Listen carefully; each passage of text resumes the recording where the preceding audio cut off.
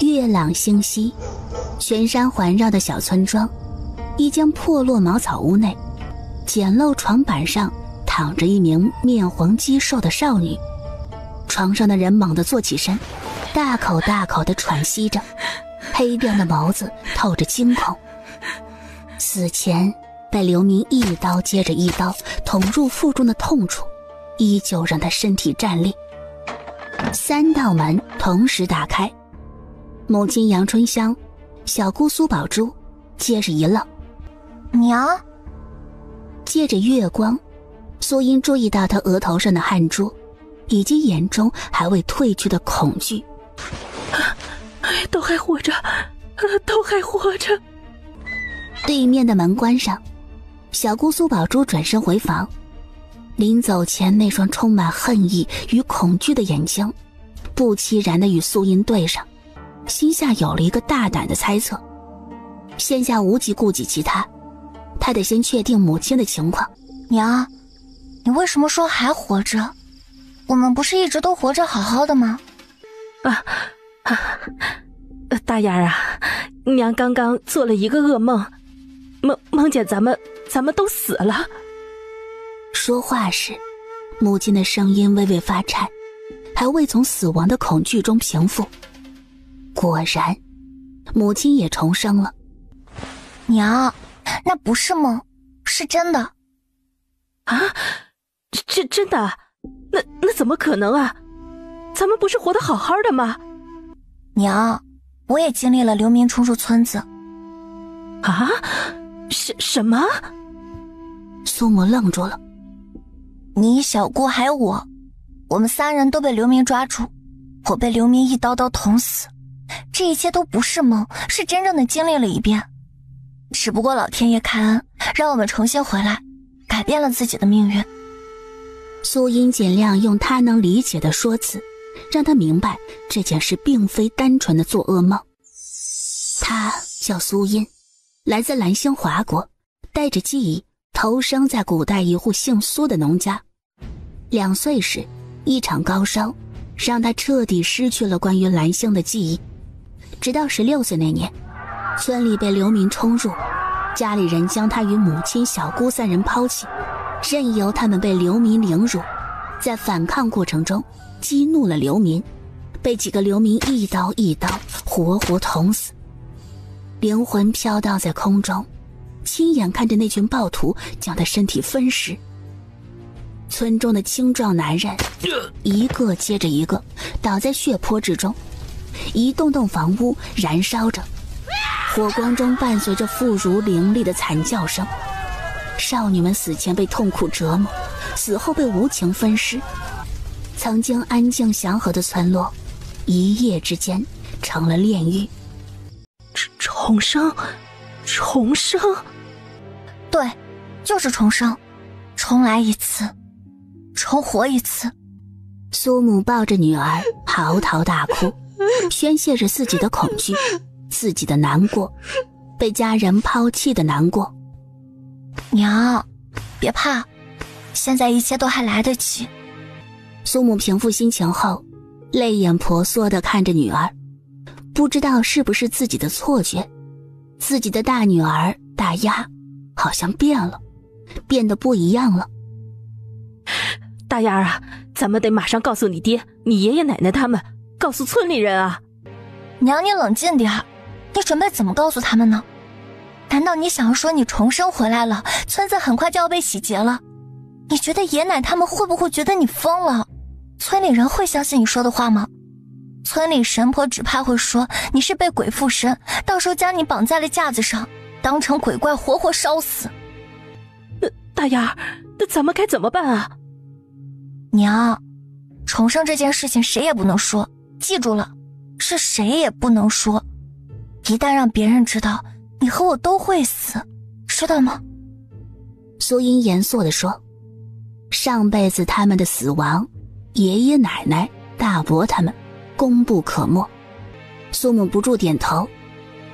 啊，那大丫儿，如果那不是梦，是那个重什么生的，那我们现在该怎么办啊？距离刘明冲入村庄的日子大概还有半个月的时间。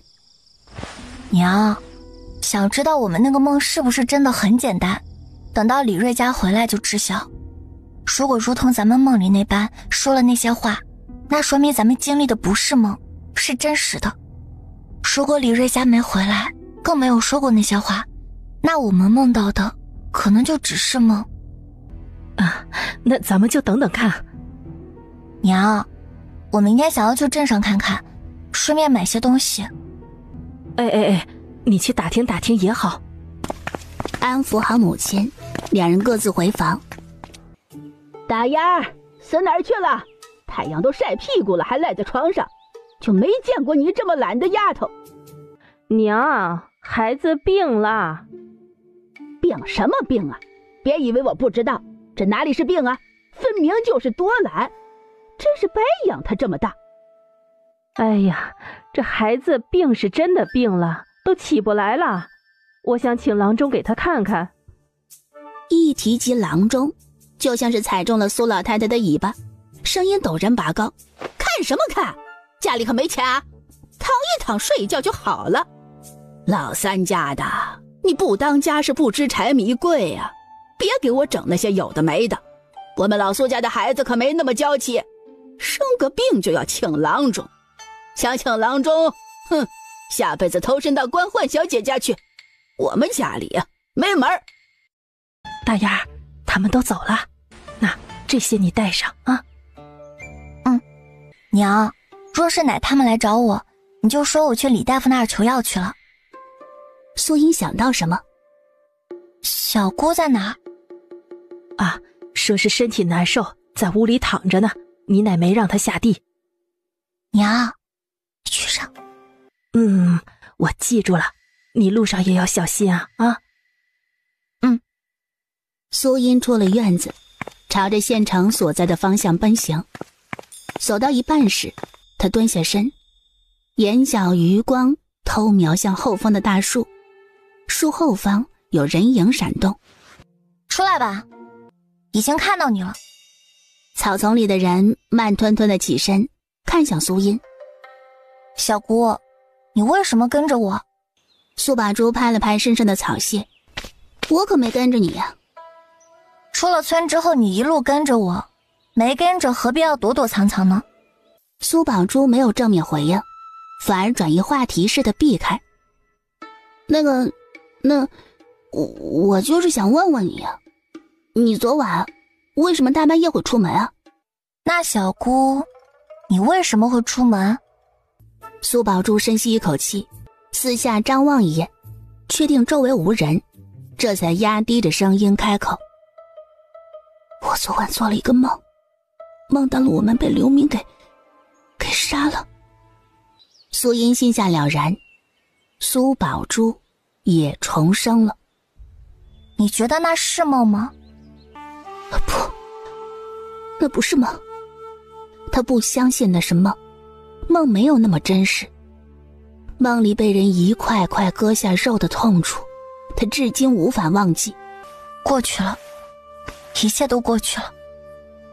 现在是新的开始，一切都还来得及。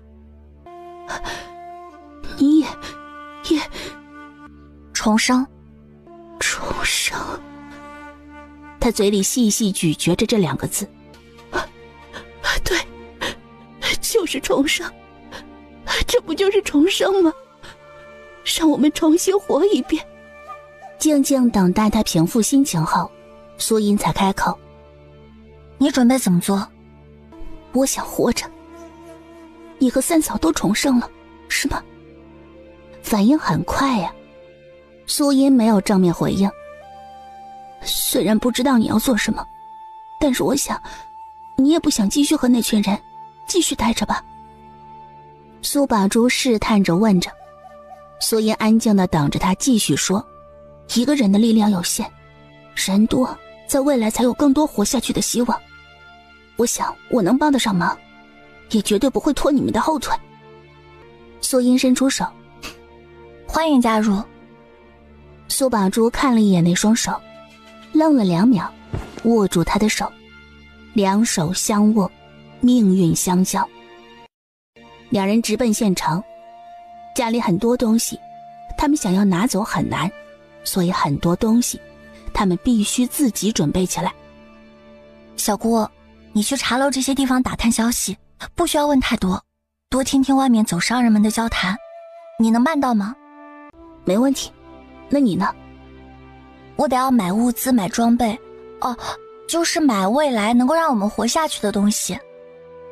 苏宝珠从兜里拿出一根银簪子，这个给你，他留着也没用，还是换些有用的东西。他进门时，两名妇人提着米袋，嘴里嘀咕着：昨日一斗还是220文，一下子涨20文，真是疯了。哎呀，走，去隔壁街那家店，那里便宜。哼，也不看看线下什么年景，有粮就不错。苏音默默地将这一幕看在眼里，心下明悟，只怕等那两妇人到了隔壁那条街的米粮店里，看到的价格不是同价位，就是更贵。哎，店里最便宜的陈年稷米180文一斗。伙计，给我弄10斗稷米，30斤面。新货还是陈货？陈货。伙计麻利地装了10斗陈年稷米，30斤面，凑了一个整数，付了2两4钱。这么多东西，苏音不方便带着购买其他东西，便暂时放在店铺里，等买完其他的东西再过来取。掌柜的，再给我来1包硫磺粉。好嘞。苏音好似闲聊般，以轻快的口吻问道：掌柜的，这些东西怎么都比平日里要贵上不少？别提了，云州、明州、甘州闹得厉害，压货的成本高，原材料都涨了不少，这东西自然就涨了。闹得厉害吗？可不嘛，听说死了不少人。那会不会波及到我们这儿？我们距离那边还隔着豫州，听说朝廷已经派遣大官过来赈灾，想来要不了多久能安稳些。苏音点点头，前世村里人不相信李锐的话，想来也受到这个传闻影响。掌柜，我们梅州往下是哪几个州府啊？你倒是问对人了，我年轻那会儿可是走过不少地方，北边去过，南边去的更多。从我们梅州过去，会先到。前世苏音直到死都没出过县，对外面的世界那是两眼一抹黑，啥也不知道。他运气不错，遇到了一个健谈又有见识的掌柜。到了汝州，便再没往下走，如今想想也着实可惜了。掌柜的，何不带着家人往南走一走，再过去瞧一瞧，这钱是赚不完的。苏音委婉地提醒，有道是读万卷书不如行万里路，带孩子长长见识，这读起书来也会事半功倍。你这丫头还知晓读万卷书行万里路啊，不错不错，你的提议更不错，等安稳下来定听你的。将东西买好后，与苏宝珠会合。这些东西带回去会不会太扎眼啊？不带回村子。那放哪儿啊？你可还记得靠北面那座山，山上有一个溶洞，我准备先将这些东西存放到那儿。那洞里可是死过人，还闹鬼。人可比鬼更可怕。苏宝珠想到前世死亡的场景，顿时不再犹豫。你打听的如何？可是我们2个州的明州那一带闹蝗虫，干旱的厉害。不过听说朝廷已经派遣了那个叫什么巡抚的官老爷去那边赈灾，茶馆里的人都找讨论那巡抚的事儿。还有呢？没有其他的。刚出城门口，苏音注意到路边的乞丐。那乞丐有什么问题吗？你有没有发现县城里的乞丐比之前要多了？还真是。苏音神色变得凝重。希望流民来的速度没变。一提及流民，苏宝珠的脸色变得煞白。两人不由得加快步伐。靠近溶洞时，苏宝珠的面色变得恐惧，有些不敢靠近，但见苏音大步往前走，只能咬咬牙跟着往前走。你小心点儿。他话音刚落，就听到苏音嘴里发出一声惊呼。我操！漆黑的洞里，一具白骨猛地映入眼帘，猝不及防之下，苏音被吓了一跳，苏宝珠也被吓了一跳。怎么了？没什么，洞里有一具尸骨。啊！苏音，要不我们换个地方？苏宝珠见苏音没有回应，正觉得奇怪，就听到苏音开口：“你等会儿。”借着火光，苏音仔细地打量了那具尸骨，身上的布料大部分已经腐烂不堪，但从剩余的布料碎屑明显能看出是丝绸材质，可见这具身体的主人生前富裕。苏宝珠在下面等了很久，不见动静，有些担心。苏音，下呢，我这就下来。苏音背着尸骨和银子从上方的洞里下来。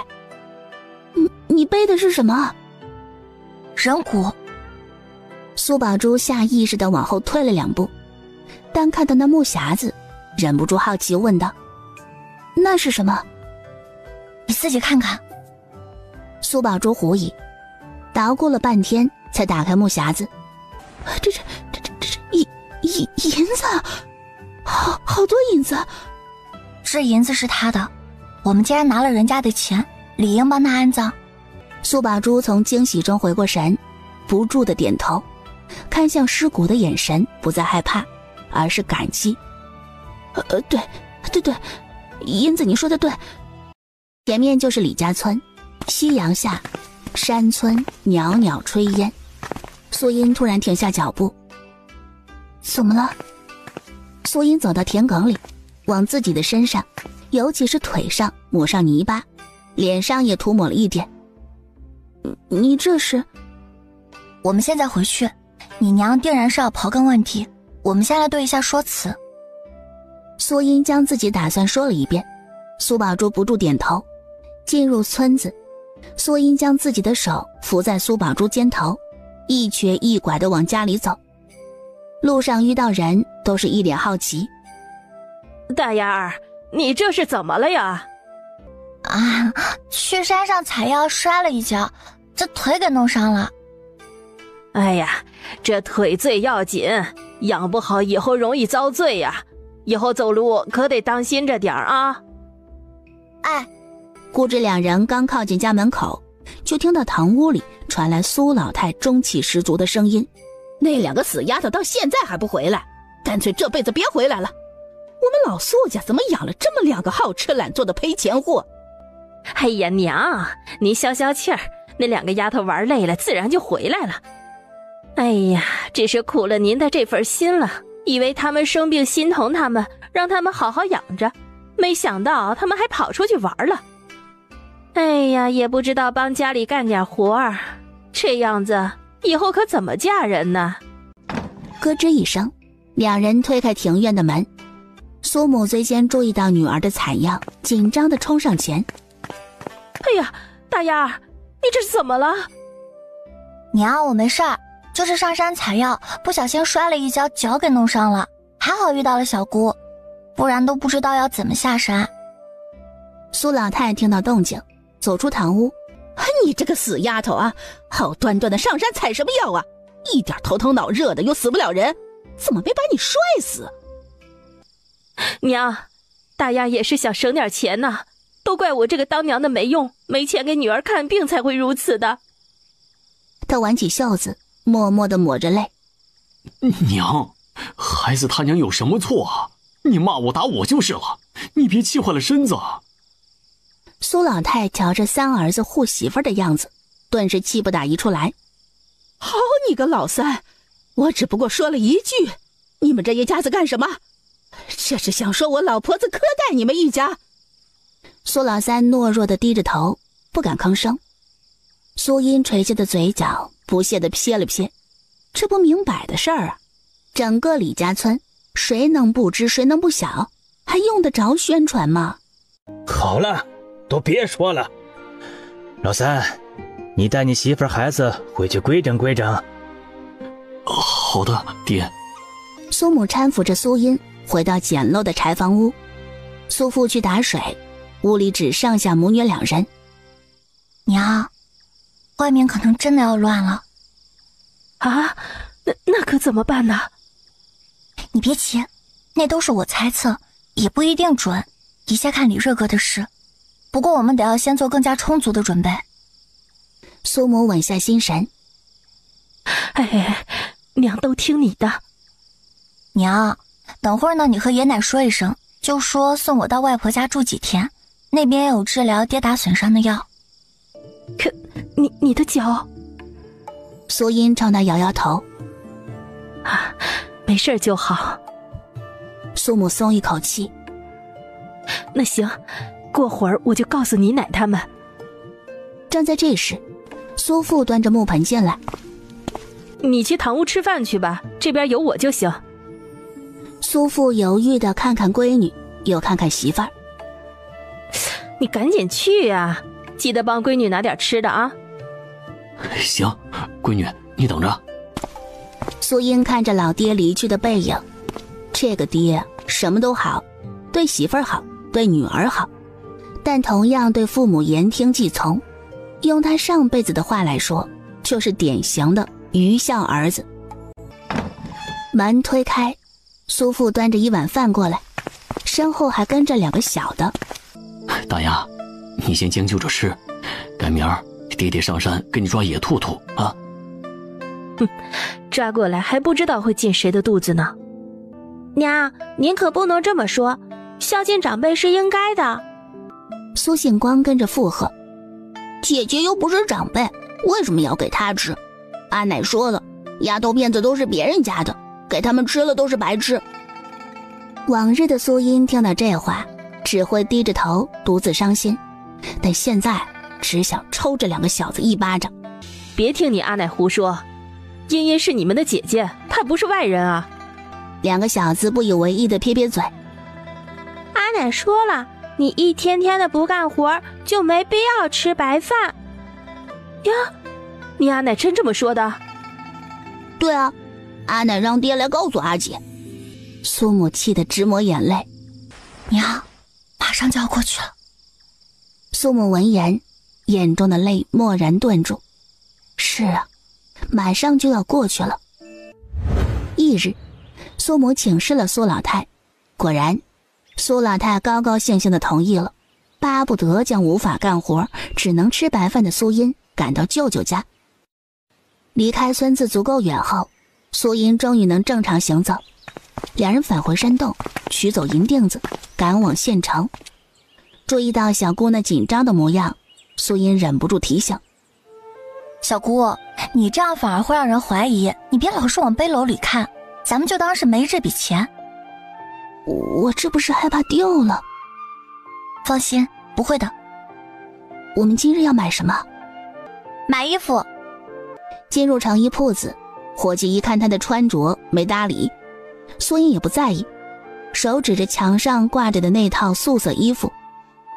伙计，我要2身。姑娘，那一身衣服别看素色，但都是棉布做的，价格可不便宜。多少？一套300文，2套也就600文。他没有废话，直接拿出一块细碎的银子。伙计看到那碎银子，很是诧异，脸上马上堆满笑容。你们店里可有换衣的地方？有，我带你过去。苏音终于脱下那一套满是补丁的衣服，穿上舒服干净的新衣服，整个人顿感舒服。从铺子里出来，刚走到巷子里，便听到苏宝珠呼叫声：“你们别过来！”苏音心下一凛，飞奔过去，冲进巷子，就见2名二溜子将苏宝珠团团围住。“别过来！你们别过来！”两人转过头，再看到苏音，眼里有几分忌惮。能穿得这么好的，家境不错。小娘子，我劝你别多管闲事。银子，哎呦，你们俩认识？苏音没有回应，直接给了两人一个大逼斗。你敢！哎呦！另外一人见苏音看向自己，吓得往后退。你别过来！滚！那人二话不说，拔腿就跑。英子，你好厉害啊！苏音不在意的摆摆手。你有没有受伤？我没事。没事就好。苏音将包裹塞到他手里。你去换一身衣服。苏宝珠换好衣服出来，走起路来同手同脚，有些不自在。衣服穿着不舒服。不是，是衣服太好了，我还从来没有穿过这么好的衣服，我怕弄脏衣服。衣服就是拿来穿的，这脏了洗了就是，不用在意。我们接下来去哪里？今日马市开市。他们所在的县城只是一个小县城，马市不是天天开，每隔几天才开一次，需要买卖的人家都会等着开市那日。两位姑娘要买点什么呀？你们这儿有骡子吗？哎呦，这你可问对了，我们家刚到了2匹骡子，都是成年的，健壮的很。带我去看看。嘿，好嘞。前面那个就是了，这马厩里啊都是我家的。马厩有马，有牛，有驴，有骡，品种倒是齐全。你看我们这骡子，是不是很壮实呀？苏英检查过后，确定这骡子没什么大问题，这才开口询问。多少钱？55两。有点高了，50两。不行，50两我们就亏了。你诚心买，我也给你一个诚心价。54两。太贵了。哎呀，54两真的是最低价格了。这样吧，我给你额外赠送3袋草料。老板，这样吧，你也不用给我便宜，你给我套一个板车外加3袋草料，如何？两人一阵讨价还价后，最终老板一脸肉疼的应下。两人牵着骡子先去了一趟布衣房，购置了几件厚实的衣服和被褥、麻布，又买了好些油布，再去之前李掌柜的药铺里购买了不少药品。你在这里看着东西，我去就回。你去哪里啊？苏英手指着对面的铁匠铺，铁铺老板见有客人上门，即便是女子也没怠慢。姑娘，你需要什么？你们铺子里可有长刀？有，这些都是，你看要哪种？有短刃吗？有。苏英挑选了3把短刃，将挑好的2把横刀、3把短刃放在面前，又挑选了一个不大的小铁锅。老板，算算多少钱？近2年不太平，价格上涨，这个价格也涨了不少。铁匠铺老板怕价格吓到客人，提前打了预防针后才开口报价。这横刀500文一把，短刃算你260文一把，锅呢也算你便宜点，100文，总共1两8080文。1两如何？哎呀，哪有那么多赚头啊？这样吧，那80文给你抹了。老板不用便宜，你送我2把柴刀如何？1把柴刀差不多50文，2把柴刀也就100文。行吧。付了钱，带上东西离开。这次购买的东西多，白日里不方便行动，等到夜色渐浓后，才敢往那座山上走。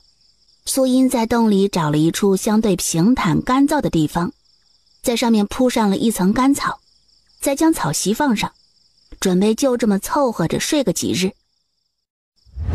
第2日一早，赶着骡车前往舅舅家。苏英表姐，你怎么来了？他将目光落在那辆骡车上。这是……苏英将骡车赶入庭院。舅舅呢？我爹、大伯、二伯和娘他们都在田里，这天不下雨，河道里的水都快干涸了。我爹说要是再不下雨，今年收成可就没了。整个家里就他和小表弟2人，其他几位年长的都在地里帮忙干活。三表妹给他端了一碗水。小胡，去地里告诉娘，茵茵表姐来了。小表弟杨胡应了一声，便往地里跑。不消片刻，三舅母回来，稀奇地看着庭院里的骡车。哎，这骡车是哪来的？你母亲呢？母亲在家里，我今日过来是找舅舅有事商量。哦，你舅舅还在地里忙活，要是不急的话，晌午你就会回来休息。到时候你有什么事儿与他再说。行。小英，你母亲呢？在家里，母亲让我过来同舅舅们商量一些事情。见外甥女一脸严肃，三位舅舅也跟着上了心。说吧，什么事？是不是你母亲被那一家子欺负去了？小舅舅着急问道。不是，大舅、二舅、小舅舅，前日我去了一趟县城，碰到了一名豫州来的商人。我听那商人说，云州那一带已经乱了，很多流民往我们梅州来。这些流民见人就抢就杀，那些人都已经饿疯了。听说了好几个村子都被屠，天大行商的意思，只怕很快就会流窜到咱们东土县，我们得要早做打算。你阿姨阿奶怎么说？阿姨阿奶不信，我的话他们从来都不信。三个舅舅一想到苏家那一家子的德行，一点都没怀疑。娘怕舅舅们不知道，所以让我来通知你们早做打算。事情太过突然，让三位舅舅有些不知所措。苏英继续道：这件事情太过重大，我也无法保证那商人说的就是真的。舅舅，你们若是有时间的话，可以到镇上去问问那些行走的商贩，或许能够打听得更清楚。这件事太过突然，我们也没听到风声。也是啊，太突然了。你娘怎么说？她看舅舅们自己的意思。苏英又补充一句：现在流民还没过来，咱们还有时间，7日之后舅舅无论如何决定，务必派人过来告知一声。今日来的目的是为了先给舅舅一家消化消息，慢慢接受消息。三舅妈留苏英在家里吃饭，被苏英拒绝，她得赶回去。没那么严重吧？喜事小英听错了。是啊，说流民真闹那么凶，怎么外面一点风声都没听见？堂屋里所有人都不愿意相信苏英那个消息是真的。即便流民来了，咱们村团结一些，这将人堵在外面不就行了？料想那些人也不敢硬闯。从舅舅家回去的路上，趁着时间还早，去了一趟镇上，直奔猪肉摊。姑娘，要来点肉吧？我们家的豚肉价格是镇上最公道的。大叔，怎么卖？35文一斤，要来点吗？这些我都要了，能再便宜点吗？你说这些都要了？对。若你都要，每斤便宜你2文钱。都要。摊主高兴地称重。56斤，总共是1两8钱48文。苏英利索地付钱，将东西放到板车上。大叔，我还需要2个后腿肉，30斤的肥肉。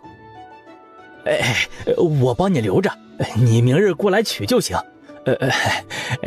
只是这个肉我帮你留着，你得先付一部分定金。也不多，就2、3钱。没问题。苏英给了2钱的定金，拿着猪肉回去。次日一早，苏英独自背上背篓，早早地前往镇上。摊主一见他来了，笑着招呼：肉给你留好了，2个前腿肉，还有上好的肥肉。苏英付了钱，刚一转头，就见着街对面站着大伯苏孝勇和大伯娘卢氏。苏孝勇注意到妻子的目光，顺嘴问了一句：你看什么呢？刚刚我怎么好像瞧见苏英那丫头了？你怕是看错了。那丫头还在她舅舅家养腿，哪会出现在集市上？哎，别磨叽了，赶紧买东西。这次能不能考上秀才，就看这一次了。一提及头等要事，卢氏将疑似苏音的人抛诸脑后。这日，苏宝柱上山带来消息，李锐回来了。走，下山。将骡子拴在洞里，两人一前一后回到村里。刚一进村，就感受到村子里不一样的气氛。哎，你们说李家老三说的是真的还是假的？谁知道呢？外面都太平得很，哪里有乱的样子啊？依我看呀，李锐就是太大惊小怪了。万一是真的呢？哪有什么万一？难道你也准备抛家舍业离开？一说到这儿，许多人都哑声。故土难离，离了就是无根的落叶。李三小子，你是亲眼见着还是听人混说的？我是没见着，但是我有一朋友也是货郎，他是豫州人士，这件事是他同我说。他已经带着家人离开了，往南州那边避祸。我匆匆赶回来，就是想告诉大家赶紧离开这里，去南州那边避祸。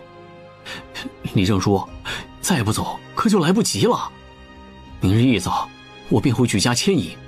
李锐再混也不敢拿这种事来消遣大家。诸位听我一句，抓紧时间离开吧。李正叔，我有话要说。你想说什么？李正叔，我觉得李锐哥不是在危言耸听，我从舅舅那里听到了一些事情，我想与大家说一说。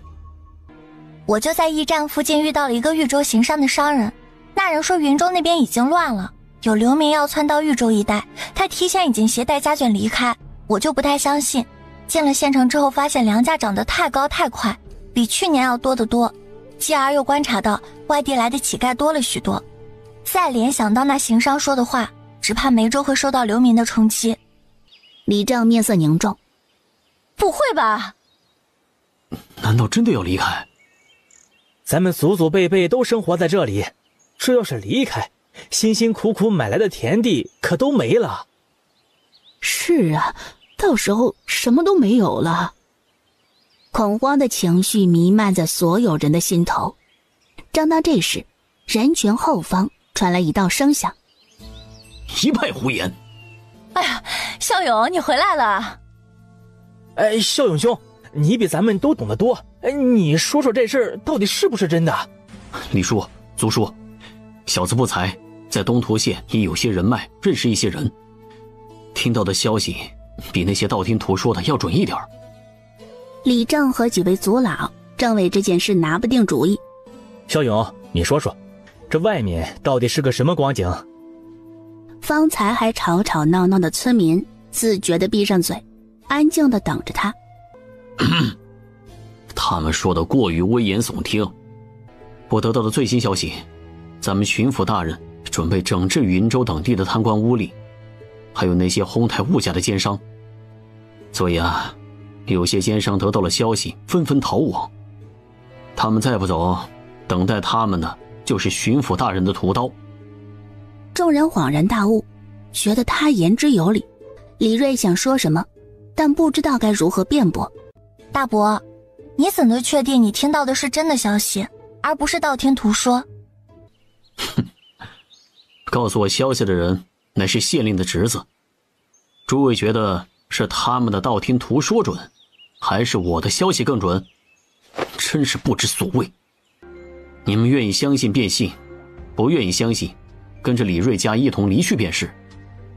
说完，他甩袖离去。村民们议论纷纷，不知道该相信谁。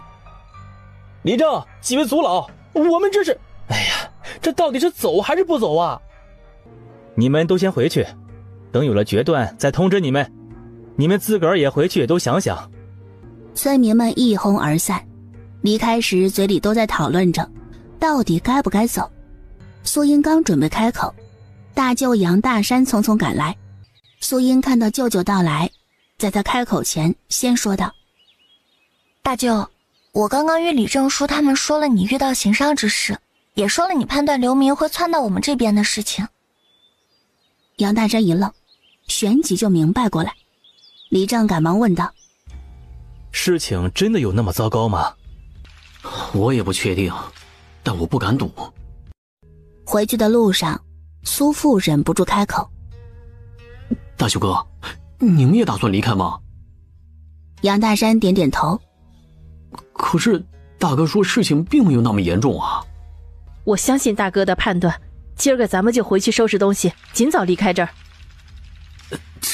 这，爹娘怕是不同意啊。我去和他们说。苏老丈、苏少母，两位安好。哎，一切安好。杨大山落座后直奔主题：我今日过来有事，我打听到外面怕是乱了，东土县与豫州接壤，怕是不太平。他说的委婉，但意思很明显。不知苏老丈如何打算？嗨，不瞒你说，我家老大已经打听过了，没什么大事儿。这要是贸然离开，可就什么都没了。我们总不能因为这些莫须有的传闻就舍家舍业。这等我死了，到了泉下，我该如何向老祖宗们交代呀？苏老丈，你可听过一句话，宁可信其有，不可信其无。万一是真的，那就追悔莫及，还望苏老丈多多考虑。苏家老二苏孝义忍不住开口：你们胆子未免也太小了，我大哥可是从县令侄子那里打听来的消息。县令是什么身份呀？他的消息难道不比你们来的灵通？哎呀，我说大山兄弟，不要听风就是雨，你们呢，将心放在肚子里就行了，没什么大事儿。苏母忍不住开口：我相信我哥的，爹娘，咱们还是离开吧。你这是什么话？难道我们家那口子还会害了咱们不成？杨大山看着堂屋内众人的神情，视线落在苏老三身上。妹夫，你怎么说？我也不知道。杨大山眼底闪过失望，面上不显，一脸忧愁地看向苏孝勇。苏同生，能否与我说说县令侄子是如何说的？实在是那行商说的话。苏孝勇将在李正家里说的那一番话又添油加醋地说了一遍，听得在场的人一愣一愣的。县令侄子当真如此说？那是自然，说真有事儿他早就跑了，又岂会有闲情雅致与我们对酒当歌呢？说真是如此，那看来是一场误会。苏兄，方才太过唐突，还望海涵。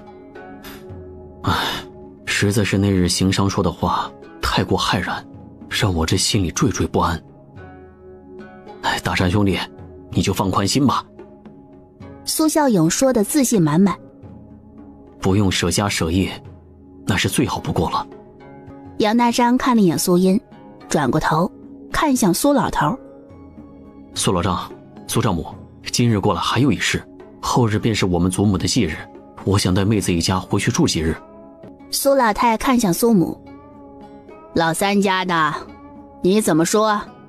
当初我未出嫁时，祖母待我极好，他老人家的忌日，我理应带着夫君和孩子们回去祭拜他老人家。这几日就辛苦嫂嫂们照顾爹娘，3日后我便回来。苏老太还想说什么，但苏老头开口：你呀，就带着孩子回去好好祭拜，家里的事情有你们嫂子，不用担心。我去收拾东西。出门前，苏宝珠眼中有急色。苏音走到他跟前，压低声音：玄哥里头出来，我们在杏花村等你。苏宝珠点头，依依不舍地站在院门口，看着他们一家子离开。宝珠，你还愣在那儿做什么？还不赶紧烧火做饭去！知道了。二舅哥，小舅子。苏父热情地打着招呼。大哥，怎么样？杨大山将在李家村发生的事情简略地说了一遍。你们觉得谁更可信？两人略一沉吟，杨大川最先开口：我还是更相信李锐和茵茵。梁大河跟着点头。苏孝勇那个人平日里最喜欢胡吹，嘴里没几句实话。既然我们想法一致，这件事情宜早不宜迟，收拾起来吧，我去理郑家一趟。行。苏父全程一脸懵，等大舅哥离开，才从震惊中缓过神。二舅哥，你们这是？离开这里往南州避祸。这大舅哥不是说？不行，我不能抛下爹娘。苏父又急又彷徨。你难道不明白吗？爹娘压根就不会走，你回去也改变不了。春香，那是我爹娘，我不能抛下他们。你抛不下他们，难道你要抛下我们母女4人吗？我……他下意识地低着头，不敢直面妻子。看着父亲的模样，苏茵心中叹了一口气，上前握住母亲的手。爹，我来劝劝娘。拉着母亲去了外面。英子，我不能眼睁睁地看着你爹去送死，你最有主意了，你帮娘劝劝你爹。娘，你难道忘记了吗？即便他们现在没走，那日也能安然无恙地离开，无论是爷奶他们还是爹他们，都不会死在那群流民的刀下。母亲的情绪平复些许，苏茵接着继续说道：我与爹说明我们去的方向，等到那日他们逃出之后，自然会想法子赶来与我们会合，到时候咱们又能待在一起，一家团聚。亲爹可以接纳，但苏家其他人那就别想。你说的对，方才是我急糊涂了。正在这时，2个小的急匆匆冲入堂屋。爹，大表哥说我们要跟着他们离开家乡，要去很远很远的地方，是真的吗？苏茵与苏母2人进入堂屋，苏父没有回应，倒是苏母先一步开口：以后你就跟着表哥他们不好吗？我不去。我也不去。阿奶果然说的没错，娘，你这是要抛弃苏家，你怎么能这么恶毒啊？我们是苏家人，才不要跟着你们走，谁知道你们会不会将我们卖掉？苏信光跟着说。这一句话成功让2个舅舅变脸。这话是谁告诉你的？阿奶说的。阿奶说的一点都没错，舅舅接我们来就没好心。苏母被气得说不出话，苏茵走上前，一巴掌落在苏信光的脸上。大丫，你这是做什么？爹，娘和舅舅对他们如此好，他们就是这样想娘和舅舅，难道他们不该打吗？他转头对着2个小的，面色阴郁。你们一口一个阿奶，别忘记了我们才是一家人。我们才不是一家人，你是别人家的。好，我们不是一家人是吧？你们2个蠢货，我告诉你们，在阿爷阿奶眼里，你们以为自己能比得过苏信志、苏信勇、苏信双吗？你们甚至还不如苏瑶、苏条2个女娃子，也就是你们口中迟早要嫁给人的外人。你们以为阿爷阿奶是真的喜欢你们？他们只不过是用你们来压榨爹和娘的工具罢了。你们非但是看不清楚，还愚蠢地做了他们的帮凶。你们真是蠢得够可以。如果有一天苏家人走投无路，信不信你们2个小的是第一个被他们给抛弃被卖掉的工具？2个眼瞎心盲的蠢货。你把他们当一家人，可别人只想着吸你血吃你肉。什么是一家人？一家人是相互扶持，那才是一家人。只想着利用你，只想着压榨你的，那不是一家人，那是吸血的蛀虫。一屋子里的人震惊地瞪大眼，就连嚎啕大哭的苏醒光也止住了哭声，整个人被骂得呆愣愣的。杨大川刚开始听着觉得外甥女骂得好，可渐渐的听着听着就觉得不对味儿，这好像有点指桑骂槐。我最后问你们一遍，你们真要跟着阿爷阿奶不跟着娘？苏信阳刚想开口，苏茵神情严肃，想清楚了再回答。我不要选，我要阿姨阿奶，我也要娘。你们必须要选一个。姐姐是坏人。苏父面有不忍，却被苏音狠狠一瞪，刚伸出手立马缩回。舅舅，你们去收拾吧，这边由我处理。爹娘，你们去帮舅舅一把。在苏父开口前，苏音补充一句：你明天回去也来得及。苏音招来表妹杨桃花和小表弟杨贵，让他们盯着苏信阳兄弟2人。你们自己好好想想，如果想要跟着阿奶，那明日就与爹爹一同回去。说完后，苏音不再管这2个小的，他找来小舅舅。小舅舅，你跟我去个地方。去什么地方？很重要的地方。茵茵啊，你带着小舅舅去哪里啊？马上就到了。小舅舅看着山头，看着前方出现的溶洞，露出惊骇之色。茵茵，那里不能去。小舅舅，人可比鬼更可怕。见外甥女如此大胆，作为小舅舅的人，杨大和心一横，硬着头皮往前走。这，茵茵啊，这是哪里来的？前几日捡到了一包银子，然后用这些银子购买了一些吃食。之前放到这里是想着在家里吃不饱，偶尔上山打打牙祭，能让自己吃顿好的。后面听到了那行商的事，我就想着要多买点东西，万一能够用得上呢。杨大和都不知道该说什么好，冲着外甥女举起一个大拇指。小舅舅，如果爹问起来，你就说这是你的东西。杨大和眸子凝视了他2秒，点头应下。2人趁着夜色赶回杏花村。一入村子，村里灯火通明，所有人都在议论着刚收到的惊天消息。真的要离开吗？这家里的田地和屋子可就没了。哎呀，命要紧，那些户妇都逃了，我们再不逃，到时候也是个死。到外面或许还有活路。哎呀，走吧走吧，只要人还活着，这些东西还会有的。命没了，那就什么都没了。杏花村李正比李家村李正果决，与族中长老商议一番后，便定下了迁移南方避祸的决定。东西整理好后，所有人早早休息，明日一早便会出发。你们确定了要跟着爹回去？苏母双眸通红，不舍得这2个孩子。新阳、新光，跟娘走好不好啊？不好，我们要阿奶，阿奶能给我们好吃的，娘你不能。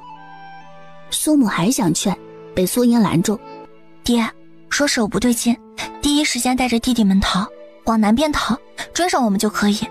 有些时候自私一回也不是坏事。爹爹啊，希望你能够明白，我们才是一家人，是陪着你走到最后的人。弟弟就拜托你照顾了，说没事我们很快就会回来，若真出事了，一定要照顾自己，只有你好了，弟弟们才会有活路，记住了。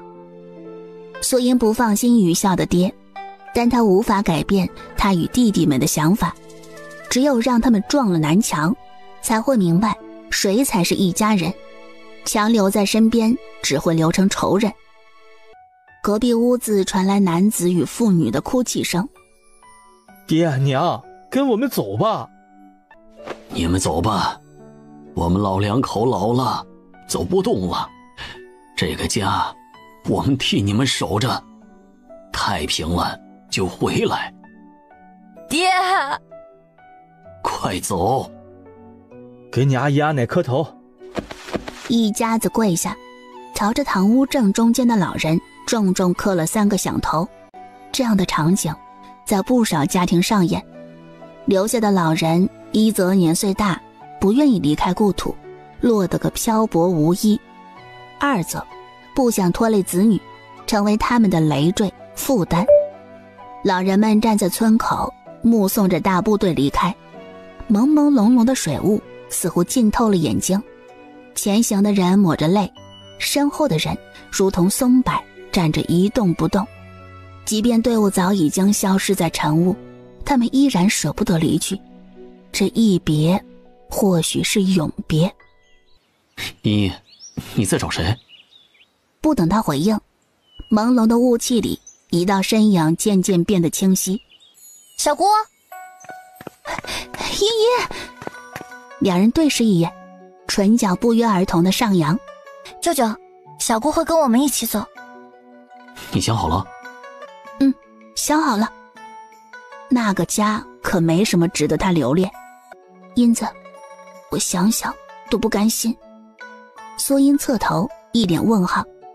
苏小勇，放心，我给他留了一个好东西。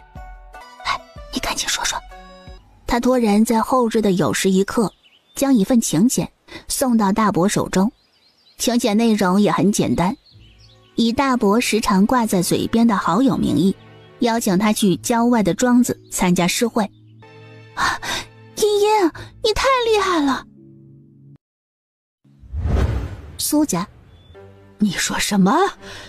你媳妇儿和你女儿跟着他们走了？老三啊，你是不是蠢啊？你就这么眼睁睁看着你媳妇儿离开？我生个叉烧都比生你强。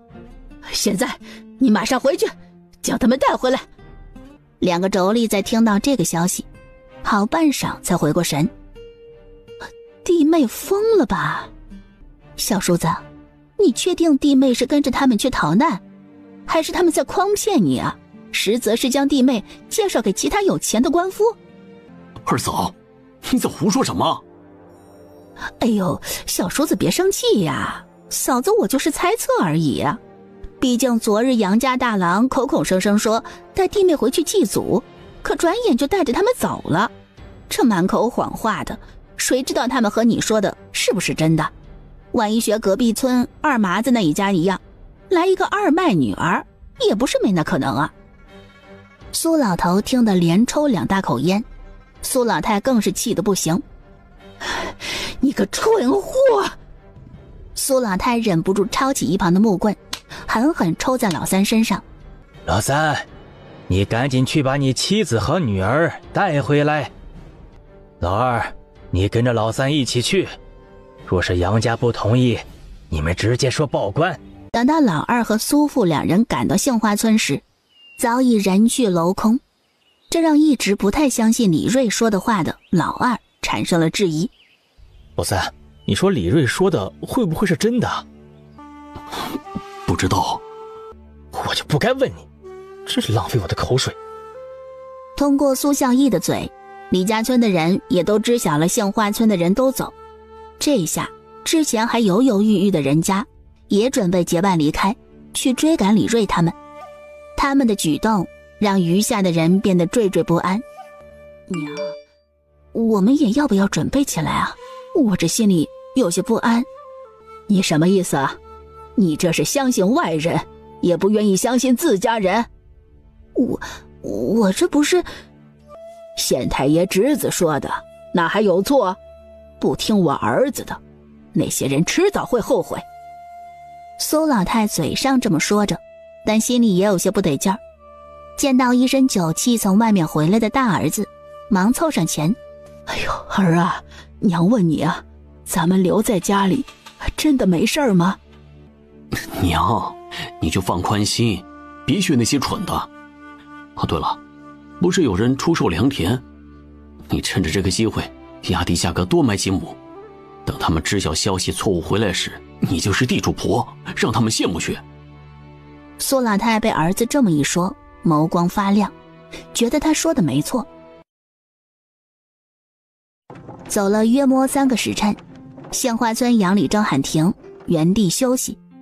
苏音从车上拿出一个包裹，从里面摸出3个面饼子和几根肉干，分给苏母和小姑。娘不饿，你们吃。哪里是不饿，这是舍不得吃。娘，你放心，山上有吃的。小嫂嫂，你就放心吃。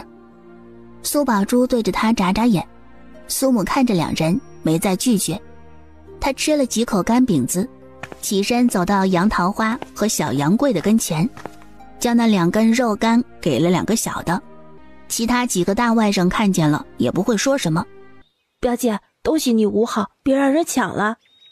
苏音顺着他的视线望去，就见着一个约摸5岁左右的男童正直勾勾地盯着他们。男童见他们看着自己，冲他们做了一个鬼脸，跑到夫人面前，扯着对方的衣袖撒娇：娘，我也要吃肉干。大壮乖啊，咱们吃面饼，面饼也好吃。我才不要呢，我要吃肉干。大壮将面饼扔到地上。娘，弟弟不要了，我可不可以吃一口，就一小口？这话就像是触怒了夫人，抬起手一巴掌打在他脸上。吃，整天就知道吃，你是饿死鬼投胎啊！家里就这点吃食，你不紧着你阿爷他们，你倒是会享福。赶紧替你弟弟扇扇子。女孩顶着红肿的脸，委屈的不敢哭，拿起蒲扇给弟弟扇扇。大丫姐真可怜。小杨贵低声感叹一声，一看这种情形，也知道这孩子在家里的日子不好过。李正家长子杨金走来：大山兄，我爹让你过去一趟。什么事啊？商量后续的路程怎么走。好。杨大山起身，苏英跟着起身。大舅舅，我也想去，要听一听。走吧。等到人都到齐后，李正招呼着所有人围坐成一圈。人都到齐了，我来说一件事。刚刚大树告诉我，前面有一条小路，比走官道少1半路程到富顺县。这小路啊，有些难走，得走一段山路。车子能过吗？可以，刚好可以通过一辆车子。你们觉得如何？是走小路还是走官道啊？走小路能少走一点是一点，人能轻松一点，粮食都能节省一些。这话说到了众人的心坎上。现在这个时辰往山路走，那就意味着咱们今晚得在山里过夜。苏丫头，你就放心吧，这山里危险，但是咱们人多，不怕的。是啊。女娃就是胆小。20几个人表态，大部分都愿意走小路。商量好下面的路程，李正吆喝所有人启程上路。当天边的太阳落下时，丛林间格外暗沉，微弱的光芒透过枝叶的缝隙落在山林内。今晚就在这里休息。杨李正一发话，所有人都松了一口气。很多人都累得不行，现在终于可以休息。小舅妈拿着艾草过来：小英啊，用这个熏一熏，赶一赶蚊虫，等晚上睡觉的时候放到一旁熏着。谢谢小舅母。客气什么？苏英点燃艾草，放在他们营地，围绕在周围的蚊虫果然少了许多。苏母架起一个简易的灶台，准备弄吃食。娘，等一下。怎么了？苏母一脸疑惑地看着咋咋呼呼的女儿。用另外那袋米。不行，先吃这个，那个留着以后再吃啊。苏英赶忙拉住苏母，晓之以理，动之以情地与她分析利弊。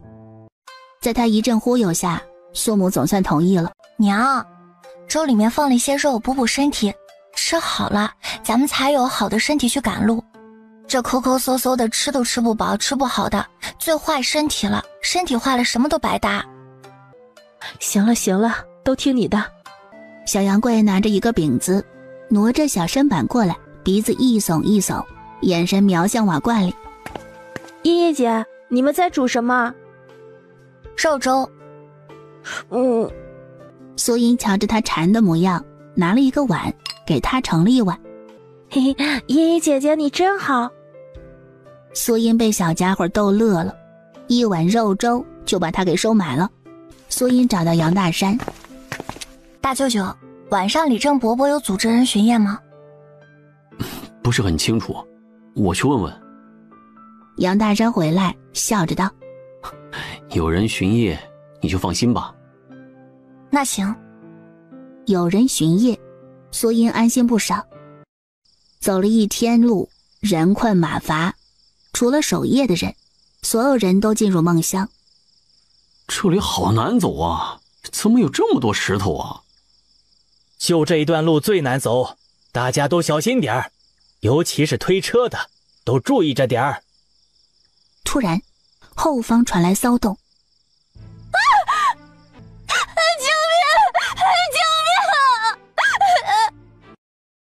苏音猛地睁开眼，噩梦吗？他拍了拍脸，怎么啦？做噩梦啦？算是吧。梦都是反的，别放在心上。苏音轻应了一声，倒也没纠结这事儿。第一天露宿野外，许多人都不适应，加上晚上蚊虫多，没有几个人能睡得安稳。苏音便是其中之一。走不过起得早，走到一处空地，开始拉伸身体，做了一套简单的打拳动作。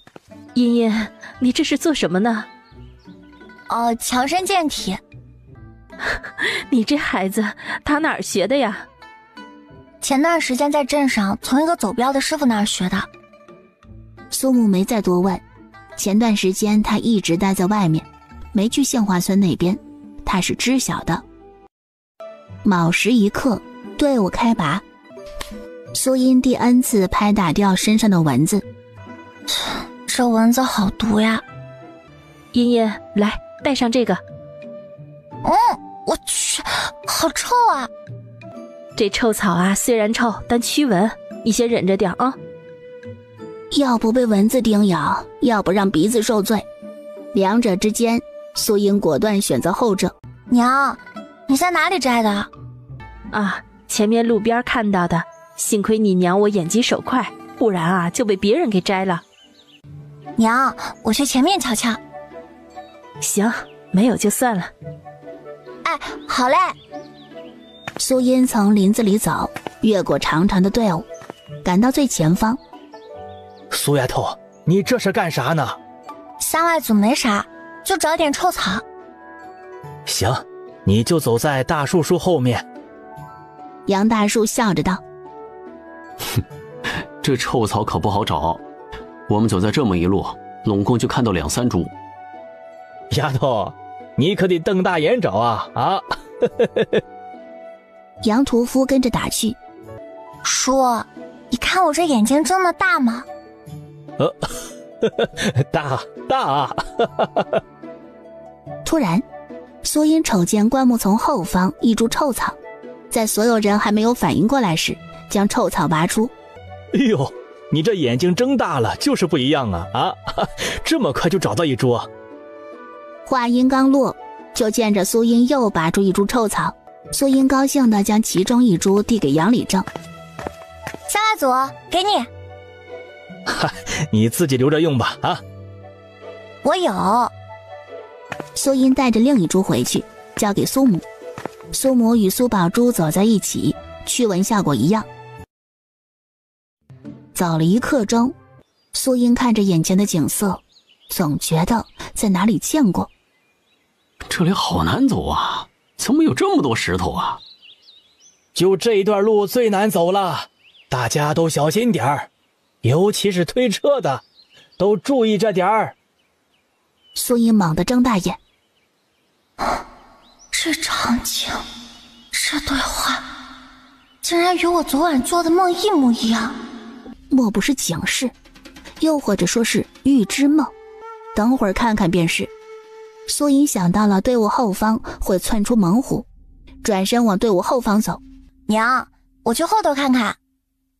行，注意安全啊。根据梦境显示，猛虎最先窜出的位置是在尾部，他走到队伍的后方。苏音找到了二舅舅。二舅，我在丛林里看到了野兽留下来的脚印。二舅舅一惊：大哥，我和三弟去看一看，你这边注意点。好，你们也要注意安全。苏音带着2位舅舅前往自己发现脚印的地方。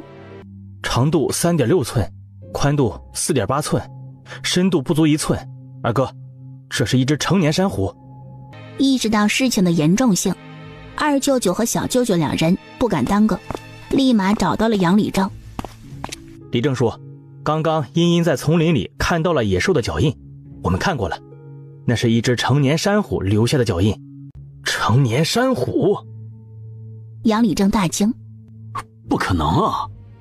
我从来没听过这条路上有珊瑚出没过。如果有的话，那些行商赶路的人都不会走这条路。这几年咱们这一带时不时出现灾情，山里的动物也难熬，珊瑚跑到这边来也正常。杨礼正面色凝重，老大老二，你们两人赶紧挨个通知下去，让所有人都打起精神来。这种事不怕1万，就怕万一呀。杨家兄弟两人不敢耽搁，立马将消息通知到每户人家。珊瑚？不可能吧？有人不信，觉得是危言耸听。大川兄弟两人都看过，不会错的，大家都警醒着点儿。金哥，就一个脚印，指不定那只老虎早就走了。不管他走没走，大伙都警醒着点儿准没错。要是你自己不怕死，就当我没说。原本还想说些什么的村民直接闭上嘴，看着周围的景物与梦境中老虎的地方越来越近。素音紧握手中刀。小舅舅，我看到那边有情况。小舅舅看了一眼，风平浪静。越是如此，小舅舅神情绷得越紧，他也察觉出了不对劲。就在这时，珊瑚如同梦中那般突然窜出。在珊瑚出现后，苏音的匕首射向珊瑚，珊瑚愤怒的咆哮声响彻山林，震飞林间的鸟儿。小心！苏音只觉得后方恶风袭来，一个翻滚朝着侧边躲过，要是慢1秒，他只怕非死即伤。珊瑚咆哮，宣泄着自己的愤怒。二舅舅他们也追赶上来，有了他们吸引老虎的注意力，苏音可以缓一口气。苏音环视周围环境，有2个凸起石头，中间有一条狭长的口子，目测一下，以他的瘦小身板而言可以通过，对着小舅舅做了一个手势。小舅舅顺着他手指的方向看到了那处形似裤衩的山石，对着他点了点头。小舅舅的箭射出，直接命中。珊瑚大怒，转头朝着小舅舅家而去。小舅舅往那处裤衩石头跑，珊瑚猛追，眼见着猎物要逃走，珊瑚一跃而起，硕大的身子凌空卡住。他剧烈挣扎，他以滑铲的方式从裤衩山石底下滑过，横刀迅速从珊瑚腹部划过。珊瑚发出痛苦的咆哮，趁他病要他命。珊瑚挣扎的身躯慢慢变得僵硬，最后一动不动。死了，终于死了。杨屠夫看向苏音的眼神里带着欣赏。你这小丫头真是厉害呀，许多大老爷们儿看到珊瑚腿肚子都打颤，你倒是镇定。可不是嘛，要不是咱们家茵茵啊想出用那块石头卡住大虫，我们想杀死她可没那么容易。小舅舅笑道，侥幸侥幸，祝伯伯们配合的好，不然我这一个人也搞不定。众人高高兴兴地抬着大老虎回去。与此同时，所有人都在等待着，林子里时不时传出珊瑚的吼叫声，每一次的吼叫都让村民们担忧不已。嫂子，不要担心，茵茵不会有事的。哎呀，你说他一个女儿家干嘛往上凑啊？这要是出个什么好歹，可让我怎么活呀？咱们要相信茵茵。正在这时，后方有人高喊：来了，他们回来了。所有人一拥而上，一眼就注意到了众人抬着大虫。大虫死了！苏母2步并作3步冲过去，见到女儿脸上、身上都是血，面色大变，焦急地询问：“你这丫头伤到哪儿了？”“娘，我没事儿，这些血都是那个大家伙的。”“哎呀，你这丫头，这胆子怎么这么大？那可是大虫啊，被它咬住会死的，以后不许你这么干了啊！你知不知道，娘都要担心死了，你要是有个万一，让娘可怎么活呀？”苏音一把抱着苏母：“娘，刚刚太紧急了，我没想那么多，以后我不会了，一定考虑好了再出手。”“再出手？”眼看着母上大人要发飙，苏音果断投降：“没。”安抚好苏母后，苏音被杨金叫走。杨礼正见苏音来了，瞧着她身上的血，这才相信这丫头真的能杀虎。“音呀，这老虎能被杀了，你当手工。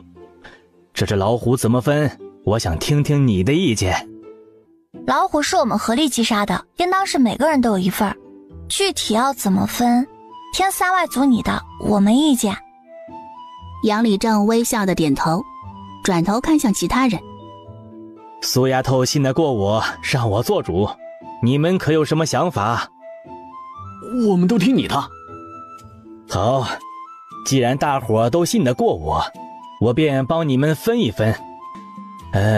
按照每个人出力的情况，苏丫头应当拿大头，大和其次，其余人平等。你们可有异议呀？”“我没有问题，这个分配很合理。”“我也没意见。”其余5人也纷纷点头。肉分完后，苏母和苏宝珠2人乐呵呵地将肉带回去。“娘，咱们今天晚上就煮老虎肉。”“行。”大壮盯着肉，冲着大壮娘喊道：“娘，我也要吃大虫。”“大虫肉不好吃，咱们吃别的好不好？”“不好不好，为什么他们有肉吃我们就没有？娘，你是不是不喜欢我了？”大壮直接坐在地上闹：“娘帮你要，你别闹啊！”见娘同意了，大壮也不闹了。“娘，你快去！”“